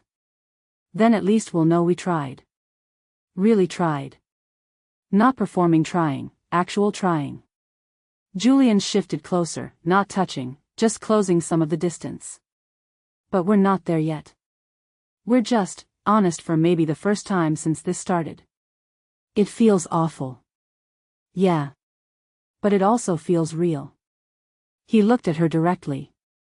I don't want to lose you, Sloane. But I also can't keep losing myself trying to be easy enough for you. And you can't keep losing yourself trying to be spontaneous enough for me. So what do? We renegotiate. For real this time. Not crisis management, actual renegotiation. Julian pulled out his phone, opened their terms document. We look at what we both actually need, not what we think we should need. And we see if there's a version of this relationship that works for both of us without either of us erasing ourselves. Sloane felt something shift in her chest. Not hope, exactly. But possibility. I don't know if I can be what you need, she said. I don't know if I can be what you need either. But I know I want to try. If you do. She thought about Tamsin's words. Tell him the truth. Especially the scary parts. I'm scared that negotiation doesn't have a finish line, Sloane said. That this will always be this much work. That we'll always be adjusting and checking in and explicitly asking permission, and that eventually you'll resent me for it. I'm scared that my need for closeness will always feel like pressure to you, Julian said. That you'll always be accommodating me instead of actually wanting what I'm offering. I'm scared I'm fundamentally too difficult to love. I'm scared I'm fundamentally too much to live with. They looked at each other, both crying now, both terrified. What if we're both wrong? Sloane asked. What if the problem isn't that we're too much or too difficult, but that we've been trying to be less instead of just being? Julian let out a wet laugh. That's very therapeutic of you. I've been in therapy for 2 years. Some of it sticks. She wiped her eyes. I don't know how to just be without structure. I don't know how to just be without spontaneity. Then we figure out what just being looks like for us. Not for other couples. For us. Sloane reached for her laptop, pulled up the terms document. What if we stop trying to graduate from negotiation and accept that this is how we work? What does that look like? I don't know. But I know that trying to need less structure made everything worse. And you trying to need less closeness probably made everything worse for you. She looked at him. What if we both just need what we need? And build the relationship around that instead of trying to mold ourselves to fit some idea of what relationships should be? Julian moved closer. Can I hold your hand while we do this? Yes. He took her hand, and the contact felt different than it had in weeks. Not performed, not obligatory. Just wanted. Okay, he said. Where do we start? They started with the truth. Sloane needed weekly check-ins, non-negotiable. 2 days apart minimum per week. Advance notice for all plans. Permission to cancel up to same day without guilt. Explicit negotiation before any new physical intimacy. Recovery time after social events, even with Julian. Julian needed physical contact as reassurance, hand-holding, sitting close, casual touches. Some initiated by Sloane, so he knew she wanted proximity, not just accepting his. Regular affirmations that they were okay. Permission to express needs without being told he was too much. They needed together better repair protocols. Clearer communication about hesitations. Permission to revisit any agreement that wasn't working. Understanding that renegotiation wasn't failure, it was maintenance. This is still a lot of structure, Julian said, looking at what they'd written. I know. Is that okay? Is it okay with you if I sometimes need reminders that you want this? That I'm not pressuring you into something you're enduring? Yes. Because I do want this. Even when it's hard. Sloane squeezed his hand. I want to build something with you. I want to figure out how we fit. I'm not going to fit the way other people do. I don't want you to fit like other people. I want you to fit like you. They kept working. Added a section on good faith assumptions. They would both assume the other was trying their best unless evidence suggested otherwise. Added monthly reviews in addition to weekly check-ins. Added explicit permission for Julian to say when he needed more physical connection, and explicit permission for Sloane to say when she needed less.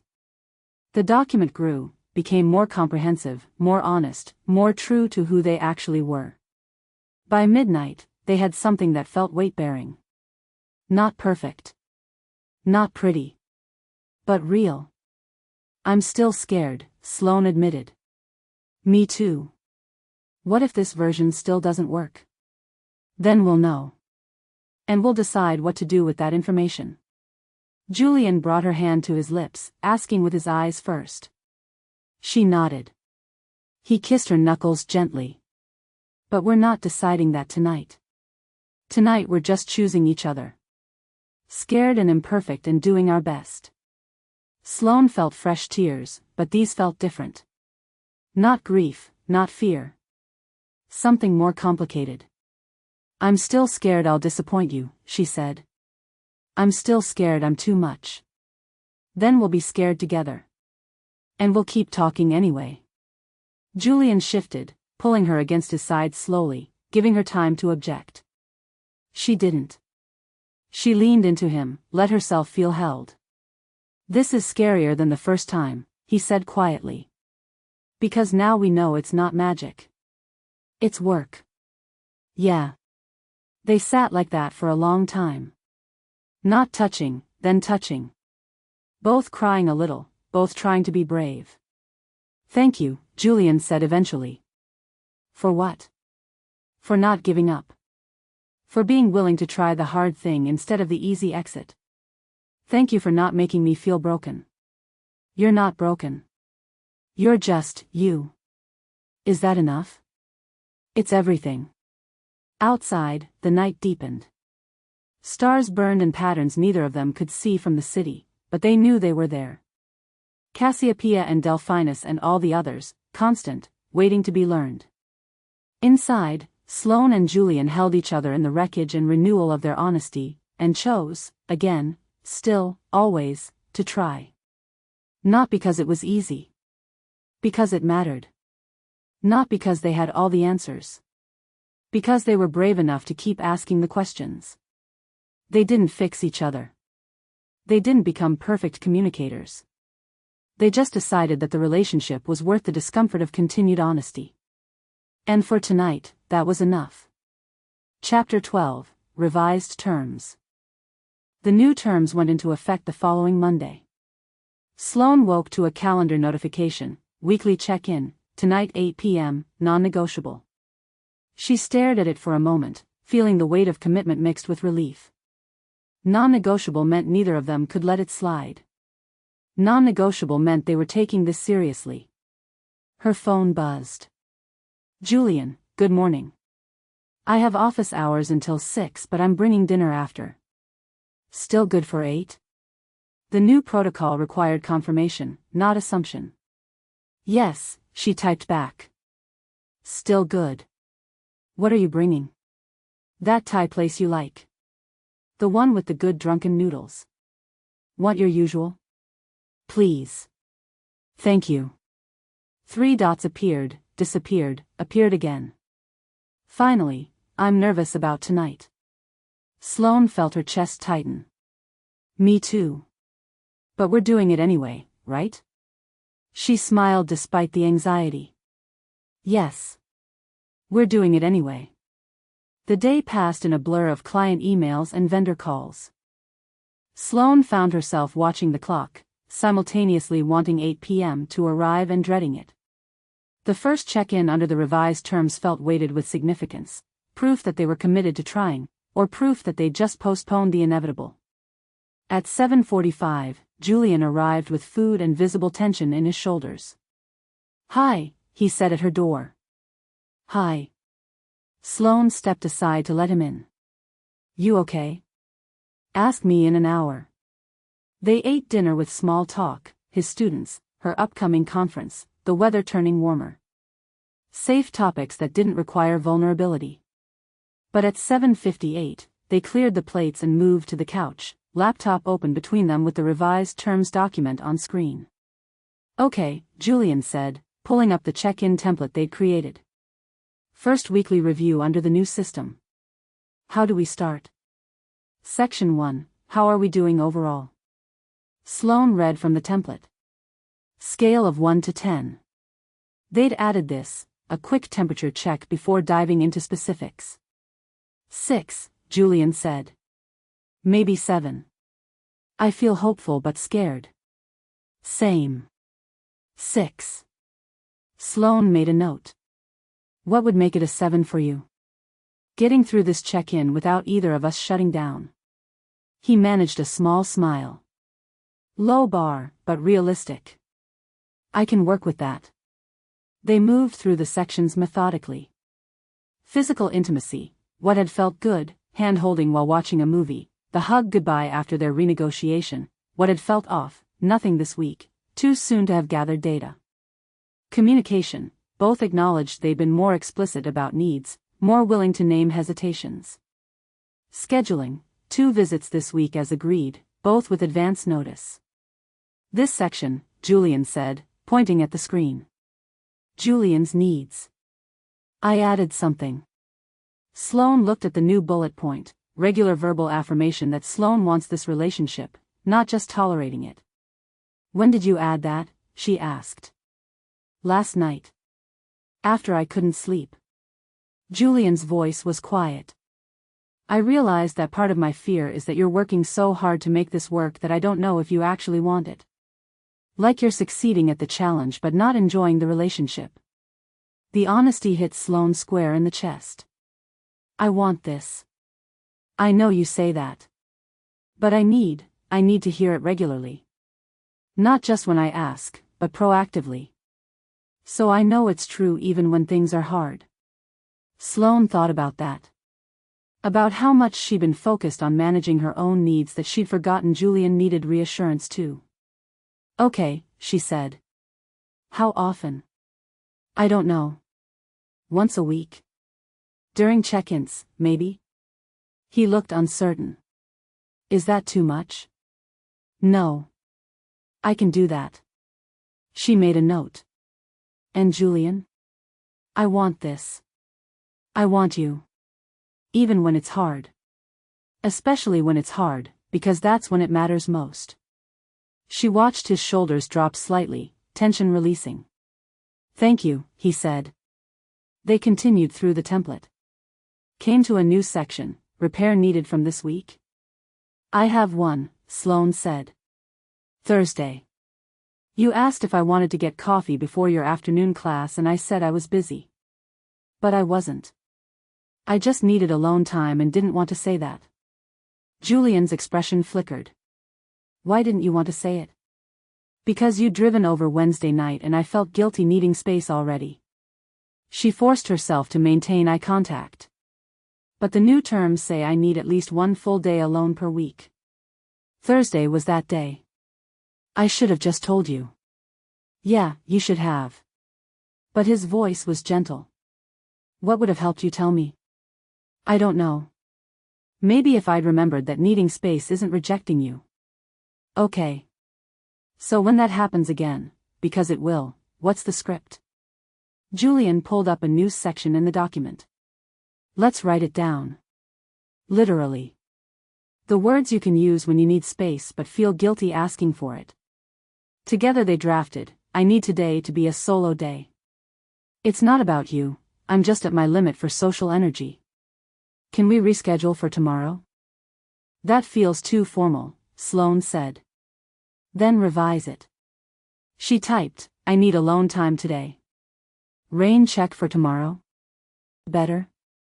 Better. They added it to a news section titled, Scripts for Hard Moments. Julian added one too, I'm feeling disconnected. Can we have some physical contact? Even just sitting close? By 9 p.m., they'd covered everything on the template. The document was longer, more detailed, more honest than it had been before. Last section, Julian said. Wins from this week. This was new too, ending each check-in with something positive, however small. You texted me that article about constellation mythology, Sloane said. Just because you thought I'd like it. That felt good. You initiated hand-holding twice without me asking, Julian said. Both times I wasn't expecting it, and both times it made my whole day. They smiled at each other, tentative, fragile, real. So, Julian said. We did it. First official check-in. How do you feel? Exhausted. Hopeful. Like we might actually be able to do this. Sloane closed the laptop. You? Same. Though I keep waiting for the other shoe to drop. What shoe? The one where this much structure becomes unsustainable.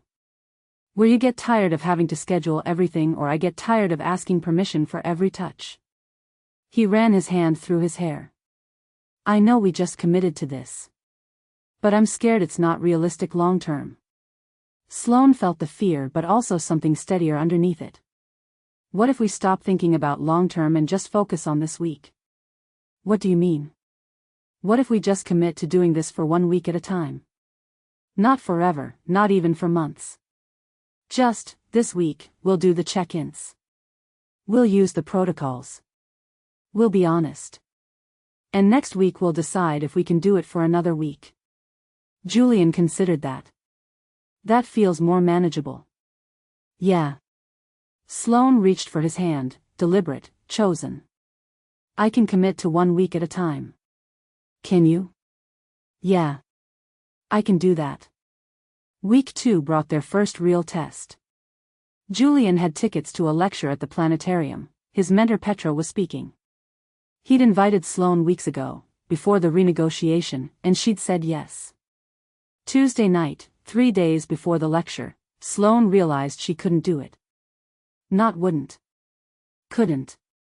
The week had been brutal, 2 difficult clients, a vendor backup that required emergency replacements, and Tamsin calling in crisis over a fight with her husband. Sloane's social battery was depleted, her sensory tolerance near zero. The thought of sitting in a crowded planetarium, even for something Julian cared about, felt insurmountable. But she'd already said yes. Julian was excited about her meeting Petra. Canceling felt like failing the new terms already. She stared at her phone, Julian's contact open, and heard Luther's voice in her head, you have to let him choose with full information. She typed, can we talk tonight?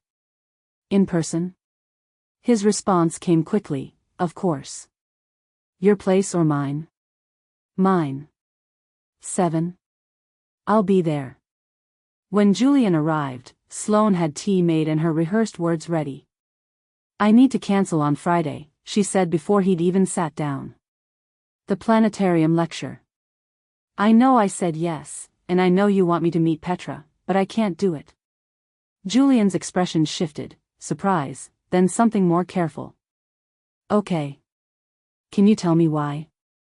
I'm at capacity. This week it's been a lot. And the idea of being in a crowd, even for a few hours, feels like it will break me. She twisted her hands together. I'm sorry. I know this matters to you. Hey. Julian sat beside her on the couch. Don't apologize. You're using the system exactly how it's supposed to work. I'm canceling 3 days out. The terms say 2 hours minimum notice.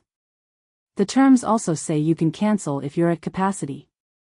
This is you at capacity, right? Yes. Then you're following the terms. He took her hand. I'm not mad. I'm glad you told me. Instead of pushing through and crashing. Sloane felt tears prick at her eyes.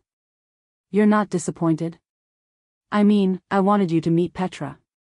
But I want you to be okay more than I want you to meet Petra. Julian squeezed her hand. And honestly? Petra would tell me I'm an idiot if I pressured you to come when you're already overwhelmed. She sounds formidable. She is. In the best way. He paused. Can I ask, would it help if I didn't go either? Stayed with you instead? Sloane almost said yes reflexively, then stopped herself. Would it actually help, or was she just taking comfort she didn't need at the expense of something he wanted? No, she said carefully. I think I need Friday night alone anyway. Full reset. And you should go, you've been looking forward to this. You're sure? I'm sure. But thank you for offering. Julian studied her face. Okay. But I'm checking in with you Friday afternoon. And if you need anything, I'll tell you. I promise. That night, after Julian left, Sloane updated their shared calendar. Friday, Sloane's solo evening, recovery. Julian, Petra lecture. No guilt. No apology. Just fact. Her phone buzzed. Julian, proud of you for saying what you needed. That's the good stuff. Sloane smiled. Thank you for making it safe to say it. Week 3, Julian hit his limit. It was Wednesday, their scheduled check-in night. Julian showed up at 8 p.m. as agreed, but the moment Sloane opened the door, she could see something was wrong. What happened? She asked. Can we do the check-in first? I have things I need to say and the structure will help. They settled on the couch, laptop open, template loaded. Overall rating? Sloane prompted. 4, Julian said. Maybe 3. Sloane felt her stomach drop. Okay. Tell me. I need more physical connection than we're currently negotiating. The words came out in a rush. Not sex. Just touch. Closeness. I know we have hand-holding and sitting together, but I'm realizing those small touches aren't enough for me to feel connected to you. Okay. Sloane kept her voice steady. What would enough look like? Julian pulled out his phone, showed her notes he'd clearly been working on. I need more sustained physical contact. Like, lying together. Cuddling, I guess, though that word feels juvenile. He looked embarrassed. I know that might be too much for you. But I'm realizing that the reason I feel disconnected isn't about frequency of visits or quality of conversation. It's that I'm touch-starved. And I don't know if that's something we can solve within your boundaries. Sloane forced herself to breathe through the panic. Have you been feeling this way for a while? Since the renegotiation. Maybe before. I thought I could adapt, that I was just being needy. But I'm not, this is a real need for me. His voice was strained. And I know that puts pressure on you. But the revised terms say we tell each other this stuff instead of trying to want less. You're right. You should tell me. Sloane's mind was racing. Can you be more specific about what you need? Julian looked at his notes. I think I need at least one visit a week where we're physically close for an extended period. Not necessarily the whole visit, but like, an hour of lying together. Couch, bed, wherever feels safe for you. With the option for me to hold you or you to lean on me or whatever configuration works. What if I can't do a full hour? Then we negotiate what you can do. But I need to know if sustained physical contact is categorically off the table for you. Because if it is, I need to figure out if this relationship can work for me. The honesty was brutal and necessary. Sloane felt the sting of it but also the respect. He was trusting her with his truth. It's not categorically off the table, she said slowly. But I need to think about how to make it work. Can I have a day to process? Of course. They finished the check-in mechanically, both shaken by the conversation. At the door, Julian paused. I love you, he said. And I'm not trying to issue an ultimatum. I can't keep not saying what I need and hoping it gets better. I know. Thank you for telling me. After he left, Sloane sat on her couch and stared at nothing for 20 minutes. Then she pulled out her phone and called the one person who might understand. Fiona? I need help figuring something out. Thursday evening, Sloane invited Julian over earlier than usual. I have a proposal, she said when he arrived. About the physical contact thing. Okay. She'd set up her couch with extra pillows and blankets, a deliberate choice. I spent yesterday thinking about what sustained touch would look like for me. What might actually feel good versus what would be enduring. And I think I can do extended physical contact if we structure it. She gestured to the couch. Like, we set a timer for an hour. We lie here, you hold me or I lean on you or whatever feels right. But the timer means there's a defined end, which helps me not feel trapped. Julian looked at the setup. You put thought into this. I talked to Fiona. She helped me realize that some of my resistance to sustained touch is anxiety about not knowing when it will end. If we make it finite and predictable, it might feel less overwhelming. Can we try it? Julian asked. Right now? That's why I set it up. They arranged themselves on the couch, Sloane lying back against pillows, Julian beside her with his arm around her shoulders. She set a timer on her phone for 60 minutes. Rules, she said. If at any point I need to stop, I say, pause, and you let go immediately. No questions, no hurt feelings. Agreed. Same for me, if I need to shift or adjust, I'll tell you. Okay. Sloane took a breath and let herself settle against him. The first 10 minutes were hard. Her body was tense, hyper-aware of every point of contact. Julian's arm felt heavy across her shoulders. The warmth of him beside her registered as too much sensation. But she breathed through it. And around 15 minutes, something shifted. Her body started to register the contact as safe rather than threatening. Julian's presence became grounding instead of overwhelming.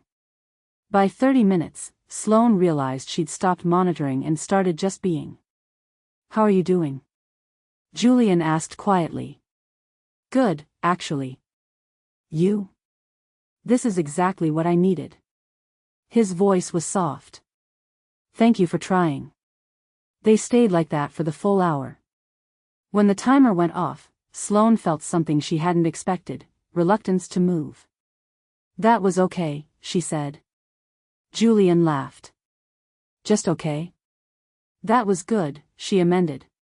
Different than I expected. Different how? I thought it would feel like enduring. But it felt nice. Safe. She turned to look at him. Can we do this weekly? Really? Really? Same day every week, same time, same setup. That way I can prepare for it, and you get the sustained contact you need. Julian pulled her closer, pressed a kiss to her temple. I love you. Have I mentioned that recently? You might have mentioned it. Sloane smiled. I love you too. Even when you have inconvenient needs. Same to you. That night, they added a new section to the terms, weekly sustained contact, Thursdays, 7 p.m., 60 minutes, couch setup, timer required, pause protocol active. By week 6, they had a rhythm. Sloane could feel the difference. Not just in the relationship, but in herself. She was saying no more easily, yes more honestly. The performing had decreased, replaced by something that felt more solid. Thursday night check-in, Sloane started with their new tradition: I want this relationship. I want you. I chose this week, and I'm choosing it for next week too. Julian smiled. Thank you. I needed to hear that today. They went through the template. Physical intimacy, sustained contact on Thursdays was working well, hand-holding still good. They'd added brief goodbye kisses that Sloane initiated. Communication, both getting better at naming hesitations in the moment. Scheduling, 2 visits per week remained sustainable, with one optional third that Sloane could invoke if she had the energy. Repair needed? Julian asked. Monday, Sloane said. I was short with you when you asked about my meeting with Devi. I was stressed about something else and took it out on you. I noticed that. But I didn't want to call it out in the moment. You should have. That's what the repair protocol is for. They worked through it, Sloane acknowledging she'd been sharp, Julian expressing that it had hurt, both agreeing that stress didn't excuse tone. They added it to their running log of repairs, proof that they could handle conflict without catastrophe. Wins? Julian prompted. You remembered I had a difficult client call Wednesday and texted asking how it went. Small thing, but it meant a lot. You suggested the bookstore outing on Saturday. You initiated a plan, which you haven't done in weeks. Made me feel wanted. They were getting better at this. The check-ins felt less like crisis management and more like routine maintenance. Not exciting, but necessary. The foundation that let everything else work. Can I add something to the terms? Julian asked. Always. He pulled up the document. I want to add a section on joy. Not just managing problems, but actively building good moments together. What would that look like? I don't know. But I realized we've been so focused on what doesn't work that we haven't talked about what does. What makes us happy together? He started typing. What if we each suggest one activity per month that we think the other would enjoy? Not a surprise, we'd negotiate it, but an intentional effort to create positive experiences. Sloane thought about the stargazing disaster. How Julian's attempt to create joy had crashed against her limitations. But the idea of negotiated joy, planned happiness, that felt achievable. I like that, she said. But we add a caveat: the activity has to be something the suggester genuinely thinks the other person would like, not what the suggester wants to do. Fair. And the other person has full veto power if it doesn't work for them. Deal. They added the section. Julian's first suggestion: a visit to the botanical gardens on a Wednesday morning when it would be quiet. Sloane's: a cooking class where they'd make something together, hands-on but structured. These are good, Sloane said, looking at the list. Yeah. Julian closed the laptop. I think we're figuring it out. 1 week at a time. 1 week at a time. Week 8 brought an unexpected test. Petra wanted to meet Sloane. Julian mentioned it during their Thursday check-in. She's in town next week and suggested coffee. The 3 of us. No pressure, but she's curious about you. Sloane's immediate reaction was panic. Meeting Julian's mentor felt weighted with significance. What if Petra thought she was wrong for him?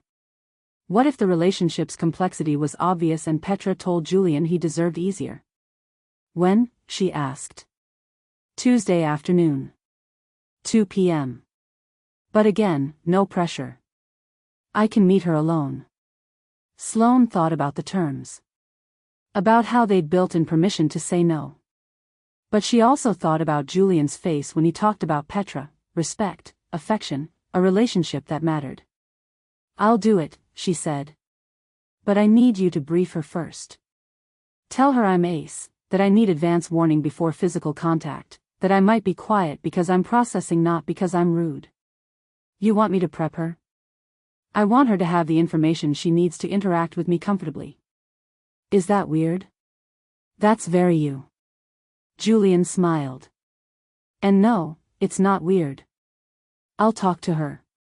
The following Tuesday, Sloane met Petra Voss for the first time. Petra was exactly as advertised, tall, sturdy, with steel-gray hair and sharp eyes that missed nothing. She shook Sloane's hand with a firm grip and got straight to business.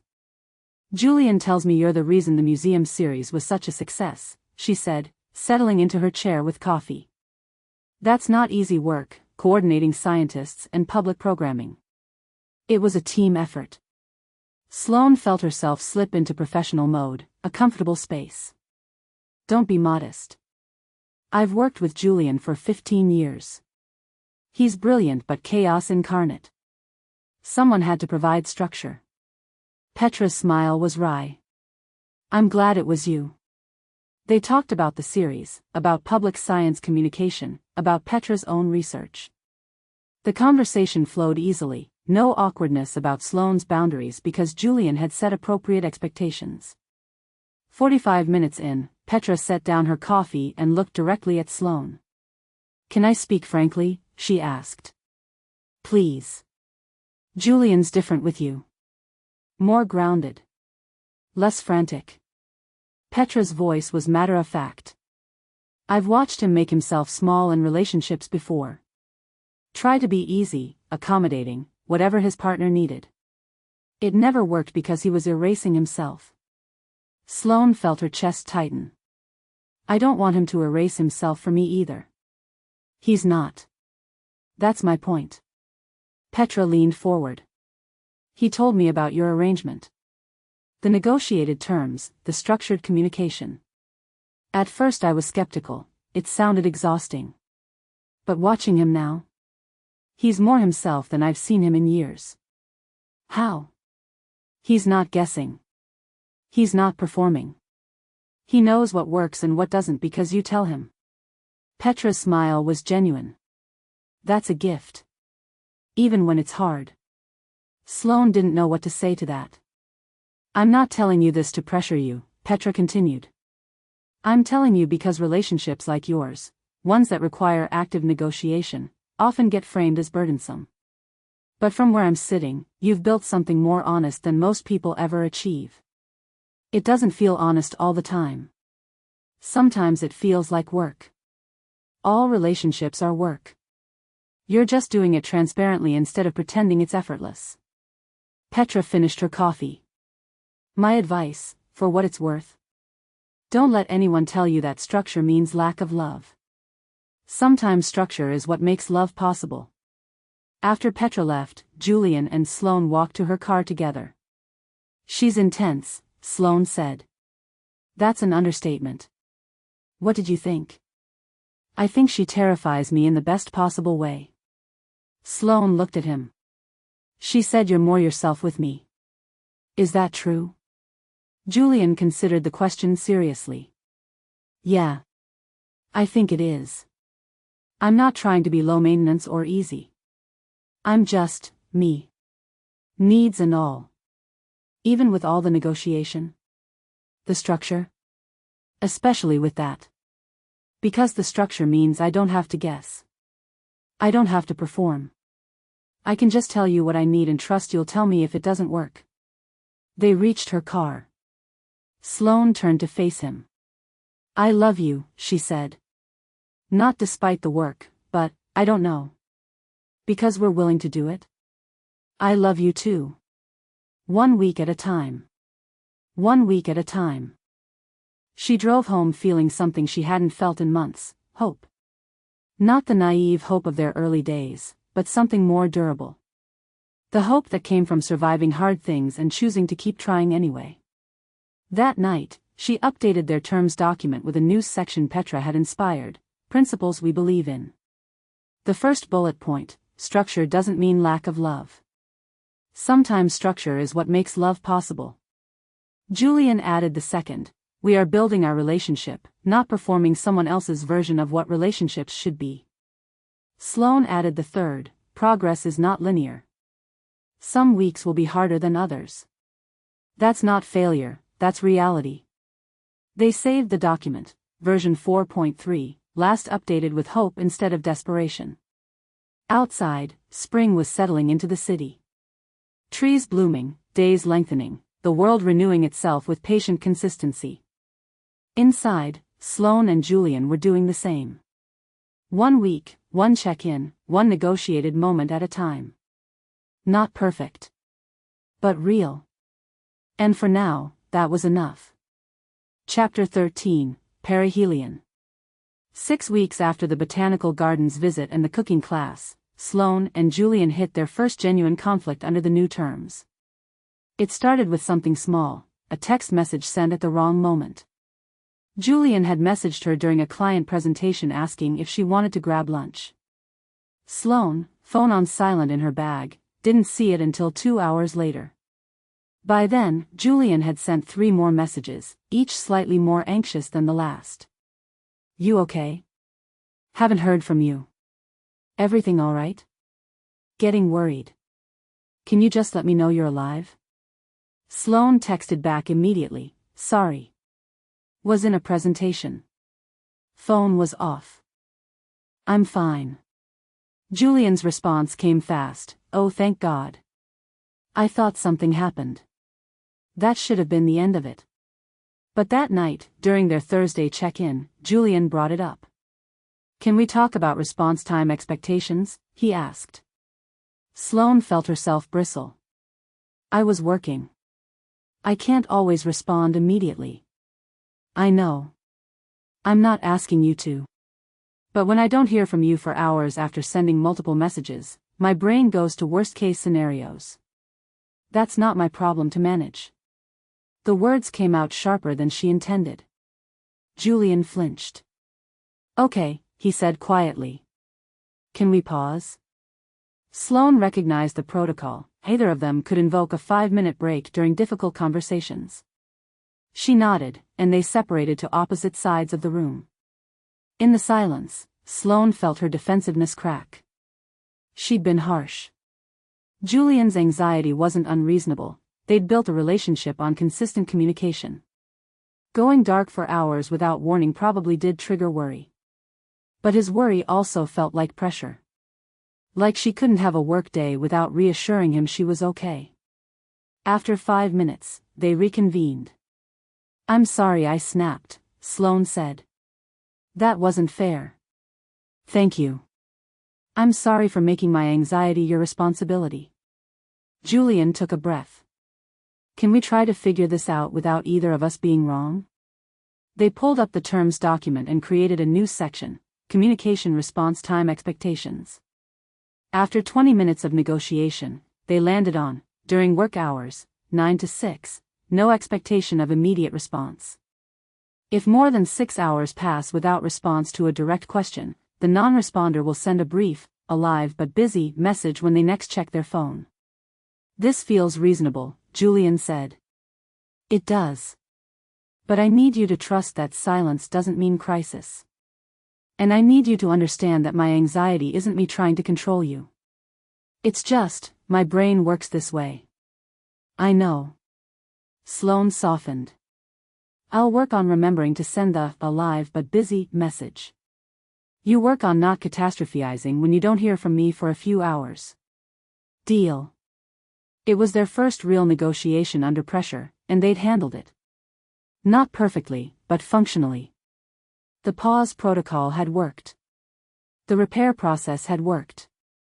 Later, adding the interaction to their weekly log, Sloane felt a small surge of pride.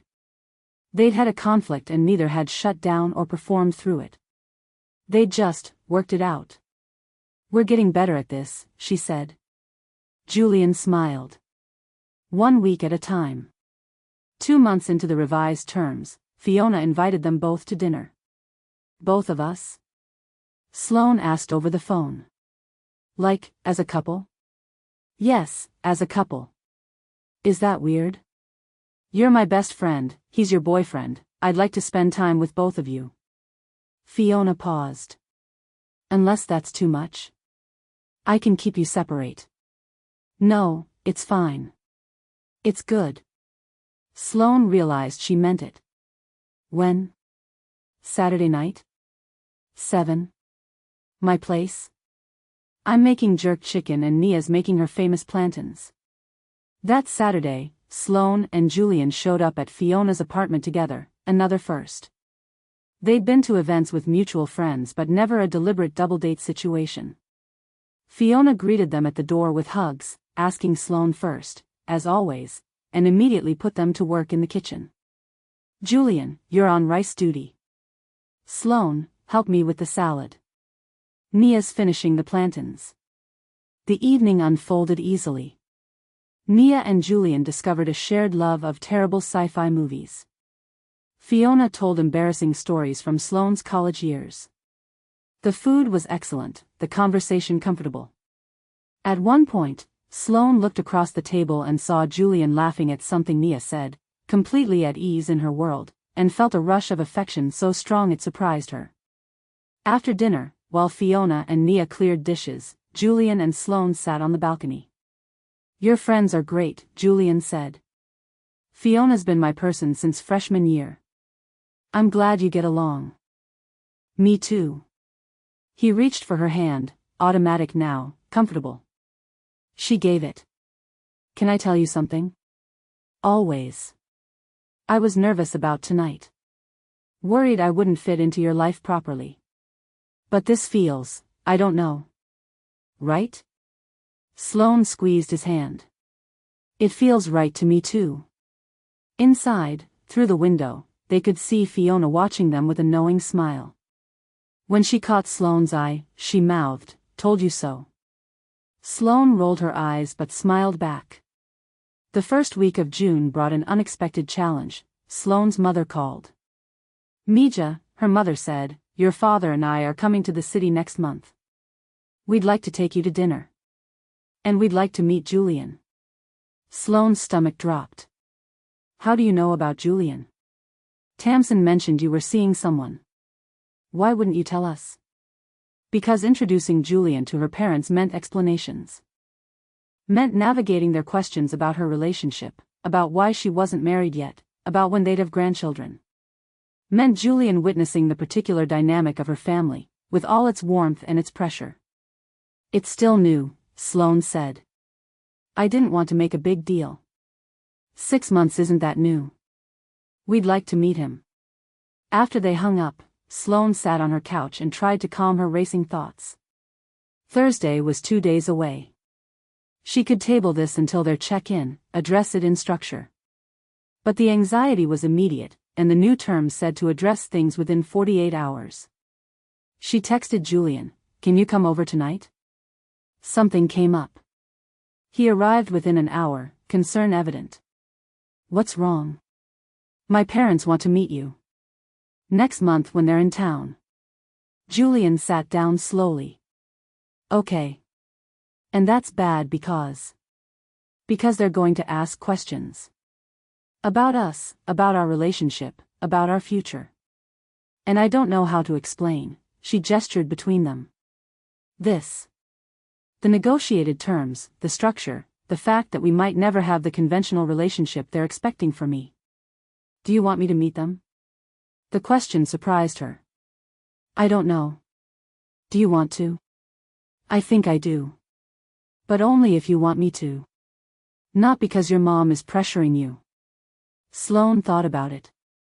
About Julian meeting her parents, sitting through dinner with them, navigating her mother's particular brand of loving interference. About whether she was ready to claim this relationship publicly to the people who'd known her longest.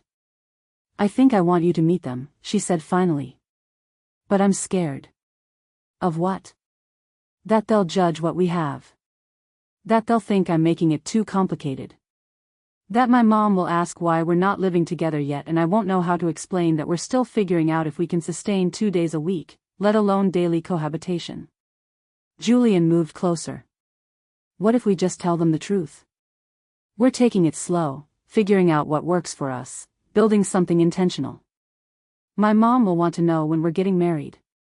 Then we tell her we're not there yet. And maybe we never will be. But that doesn't make this less real." Sloane felt tears threaten. "You'd be okay with that? Never getting married?" "I'd be okay with a lot of different futures as long as they include you. Marriage, domestic partnership, committed but living separately, I don't care about the format. I care about the relationship. That's not what most people want. Good thing I'm not most people. Julian took her hand. And good thing you're not most people either. They added it to the next check-in agenda, meeting Sloane's parents, how to present relationship, what information to share, boundaries around personal questions. But sitting there on her couch, Sloane felt something settle.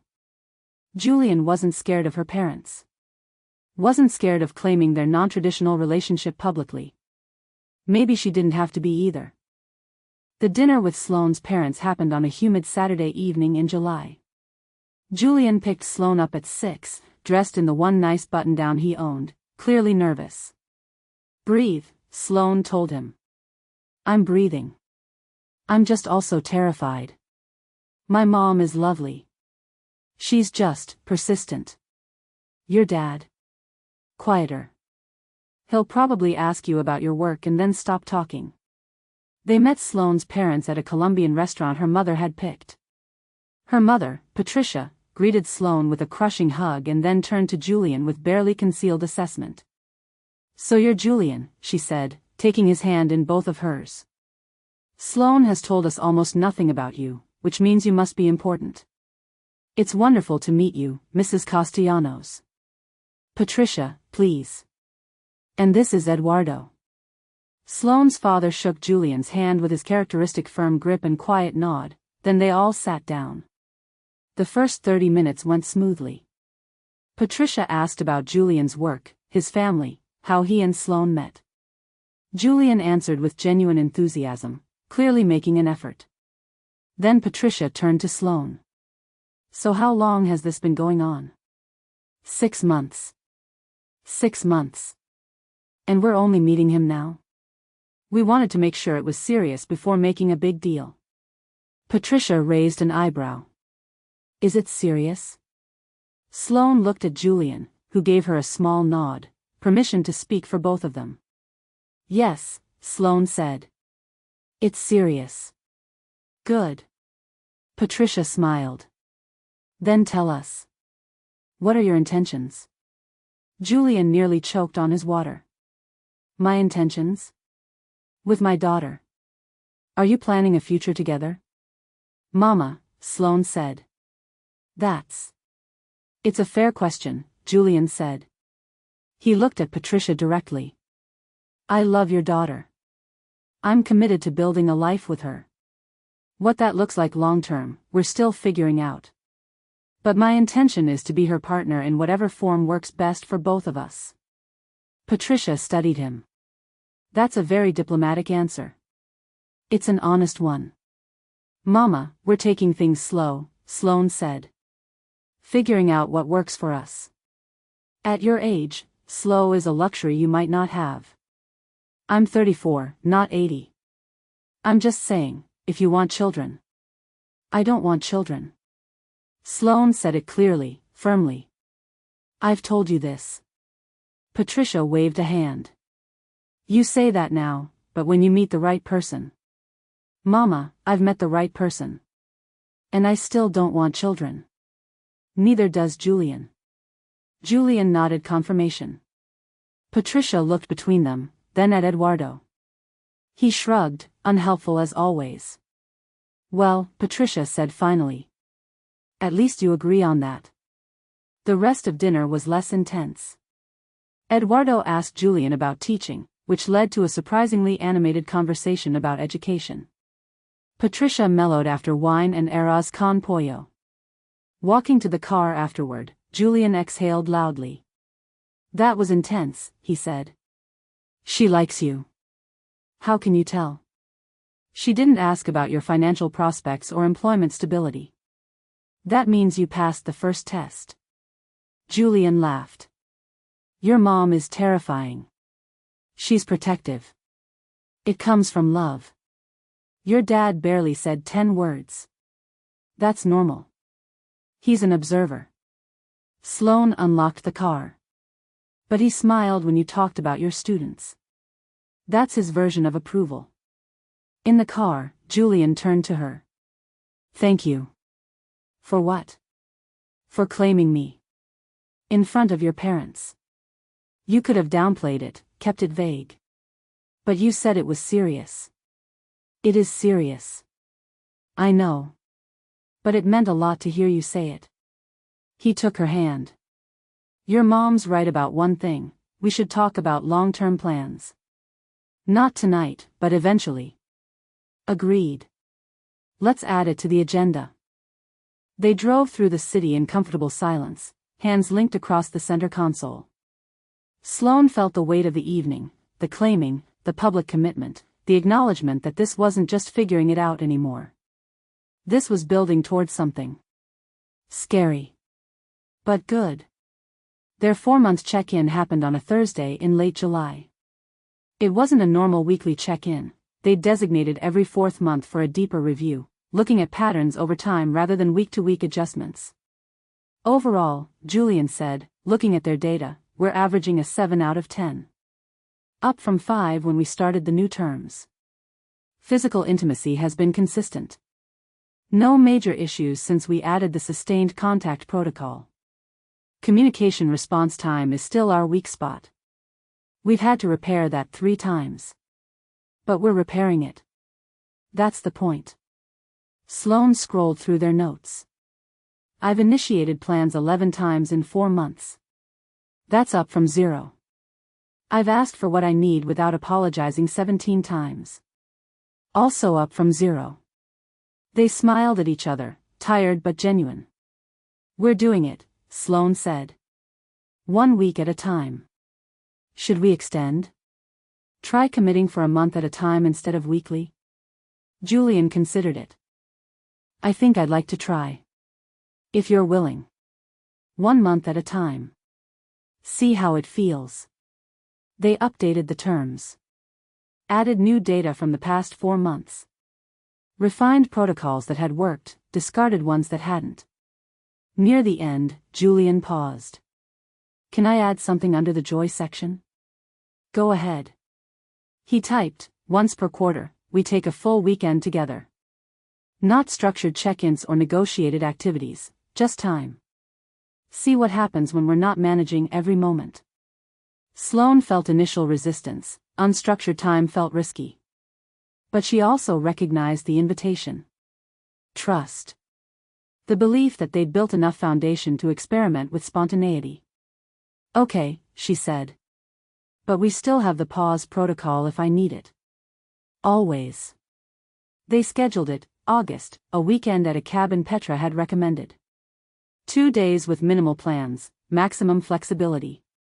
Sloane added her own suggestion, weekly date nights, nothing elaborate, just dedicated time together that isn't a check-in or crisis management.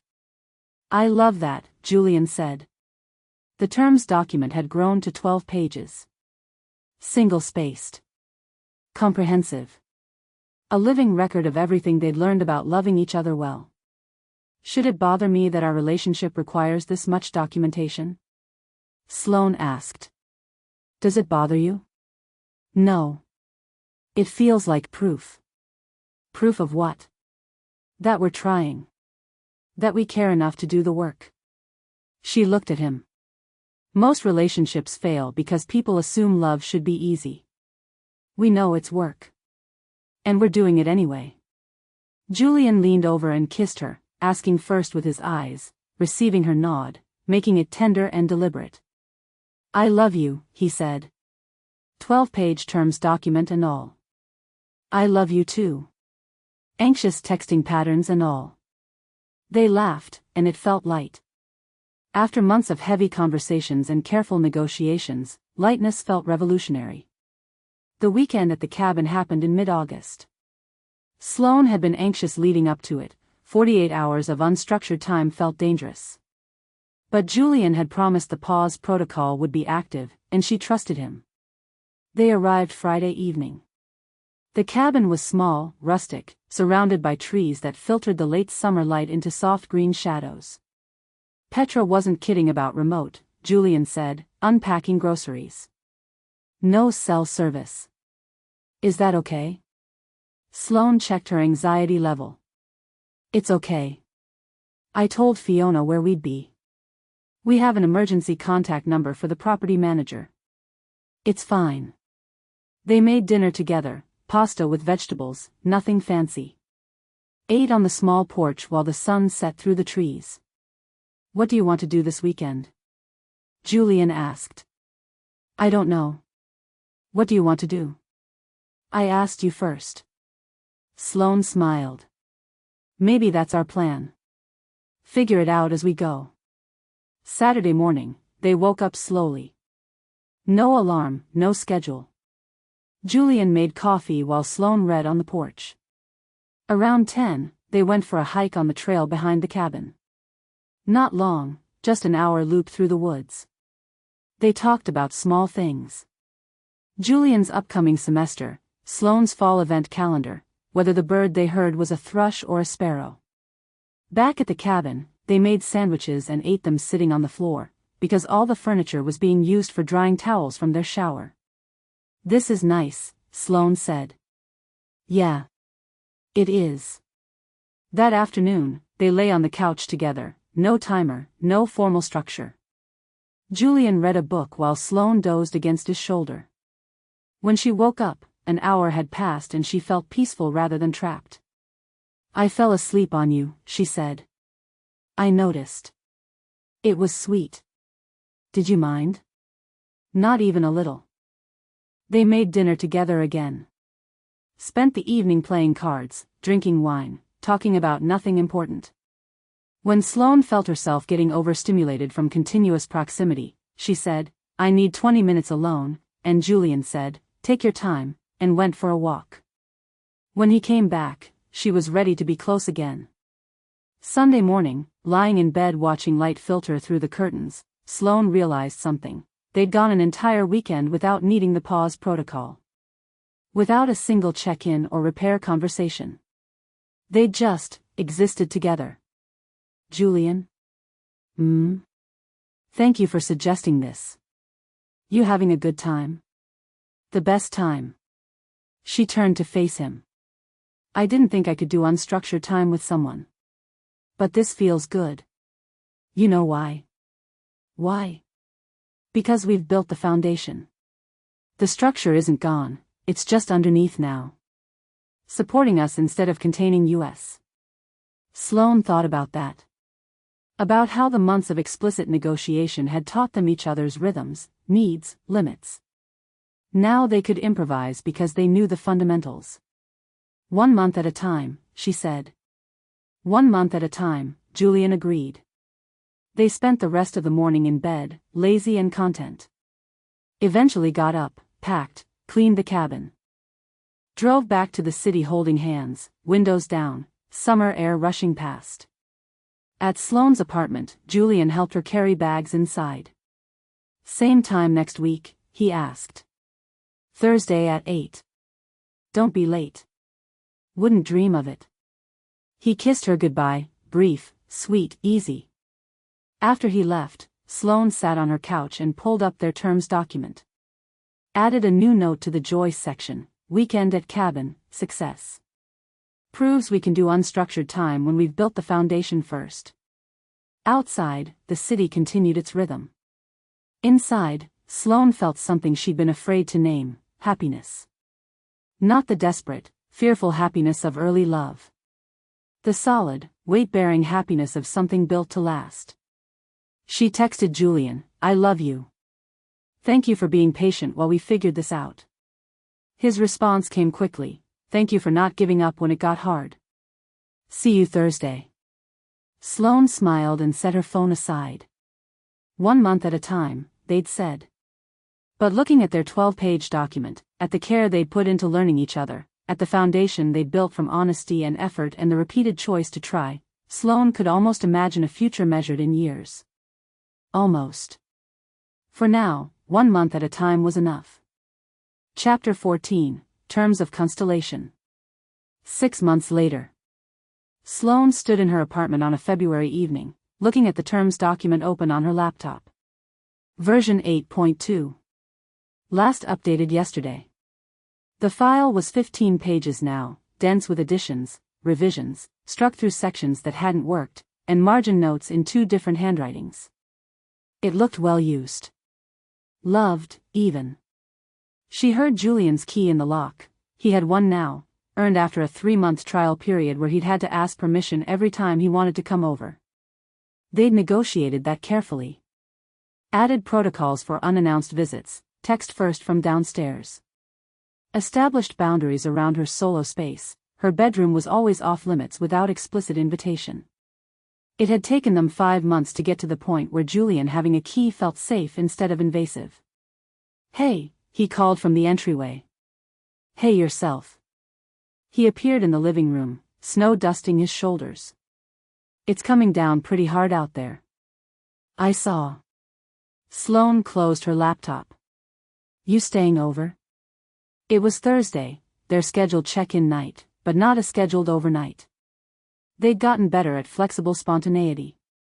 Better at reading each other's capacity and adjusting without formal negotiation every time. "If that works for you," Julian said. "I brought my stuff just in case."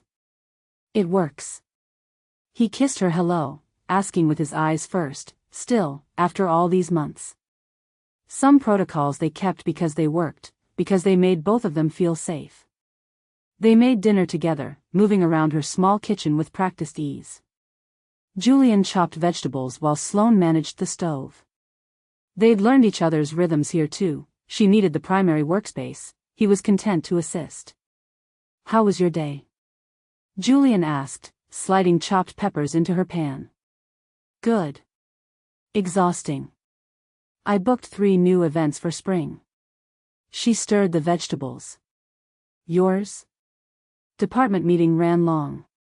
Petra cornered me after about the summer research program." He grinned. "She wants us both to help coordinate the public outreach portion." "Both of us?" She said, and I quote, "You two have figured out how to make science accessible without dumbing it down. I need that energy." Sloane smiled. She's not wrong. They'd worked together twice more since the museum series. Small projects, carefully negotiated around Sloane's other commitments and Julian's teaching load. It turned out they were good partners professionally too, her structure, his enthusiasm, both of them willing to iterate until they got it right. Over dinner, they talked through their days in more detail. This had become ritual too, not formal check-in, just connection. Sharing the small things that made up their lives. At 8 p.m., Julian pulled out his laptop and opened their shared document. "Weekly check-in time," he said. "Actually," Sloane said, "I was thinking we might skip this week." Julian looked up, surprised. "Skip it?" "Not abandon it. Just, I think we're okay this week. Nothing major to address. We could just have a normal evening instead." They'd been talking about this in therapy, both of them, separately and together. Luther had suggested that maybe they'd built enough foundation to make the weekly check-ins optional rather than mandatory. That the structure could be available without being required. The idea terrified Sloane. The weekly check-ins were their safety net. But they were also, sometimes, exhausting. Sometimes she just wanted to be with Julian without conducting relationship maintenance. "Are you sure?" Julian asked carefully. "No. But I think I want to try." She moved to sit beside him on the couch. "We can always do it tomorrow if things feel off. But tonight, can we just be?" Julian smiled slowly. "Yeah. We can just be." He closed the laptop and pulled her against his side. They sat like that for a while, comfortable silence, snow falling beyond the windows. "Can I tell you something?" Julian said eventually. "Always. I was scared that if we stopped being vigilant, everything would fall apart again. That the only thing holding us together was the constant maintenance. And now? Now I think maybe the maintenance built something that can hold itself up." He kissed the top of her head. "We're not the same people we were 5 months ago." Sloane thought about that. About who she'd been at the renegotiation, terrified, convinced that needing structure made her unlovable. About who she was now, still needing structure, but trusting that Julian understood that about her. "I'm still scared sometimes," she admitted. "Of what?" "That I'll disappoint you." That you'll wake up one day and realize this is too much work. I'm still scared sometimes too. Of what? That I'm too much. That my needs are a burden you're gracefully carrying. They'd said these things to each other before. In therapy, in check-ins, in late-night conversations. The fears didn't disappear just because they were named. But naming them together made them smaller. What if we're both wrong? Sloane asked. What if we're not too much or too difficult, we're just, us? And this is just what loving each other looks like. Then I guess we keep doing it. 1 month at a time. Actually, Julian said, I've been thinking about that. About what? The 1 month at a time thing. I think, he shifted to look at her directly. I think I'm ready to commit for longer. If you are. Sloane felt her heart rate increase. How much longer? I don't know. A year? 2 years? Not forever, necessarily, but more than 1 month. He took her hand. I'm not asking for marriage or cohabitation or any of the traditional markers. I'm just asking if you want to stop treating this like it might end any moment and start treating it like it's here to stay. What if it doesn't stay? Then we'll deal with that when it happens. But Sloane, his voice was gentle. We've been doing this for almost a year. We've built something real. Don't you think it deserves more than month-to-month commitment? She thought about their terms document. About the weekend cabin trips they'd taken quarterly. About Julian's key on her counter and the way her apartment had slowly accumulated his things, a toothbrush, spare clothes, books on her shelf. About meeting each other's families. About Fiona and Nia treating them as a unit. About Petra including them both in professional projects. About the fact that she couldn't imagine her life without him anymore. I want to commit for longer, she said. It scares me. But I want to. How long feels right? 6 months. With a review at 3 months to make sure we're both still okay. Julian smiled. That's very you. But yes. 6 months. With a 3-month review. We should write it down. Of course we should. Julian opened the laptop again, but this time they weren't troubleshooting problems. They were making a different kind of promise. At the end of the terms document, Julian created a new section, commitment duration. We commit to this relationship for 6 months, March 1st to September 1st, with a formal review at the 3-month mark. At the end of 6 months, we will decide whether to continue and for how long. This is not a trial period, this is an acknowledgement that we are choosing each other deliberately and for the medium-term future. Should we add anything about what happens if one of us wants to end it before 6 months? Sloane asked. We already have the exit protocol section, Julian reminded her. They did. They'd added it months ago, during a particularly anxious week when Sloane had needed reassurance that leaving was possible even if they committed. The protocol was clear, 2 weeks' notice unless there was abuse or safety concerns. Honest conversation about why. Respect for each other's decision even if it hurt. They'd never needed to use it.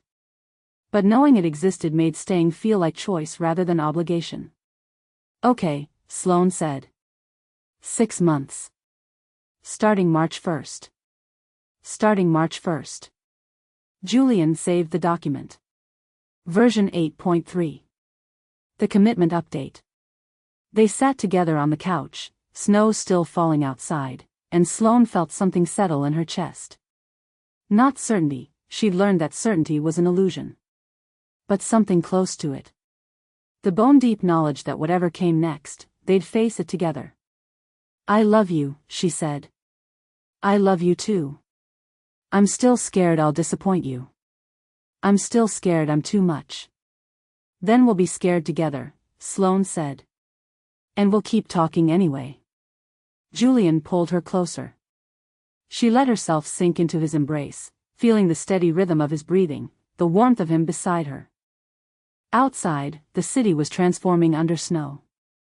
Inside, they held each other in the quiet certainty of work sustained, of love chosen deliberately, Of a relationship built not on magic but on the repeated decision to show up. Later that night, unable to sleep, Sloane got up and went to her living room. Julian was asleep in her bed, another negotiated milestone. She'd learned she could share her sleep space without feeling invaded. It had taken months, but they'd gotten there. She opened her laptop and scrolled through the terms document. All 15 pages of it.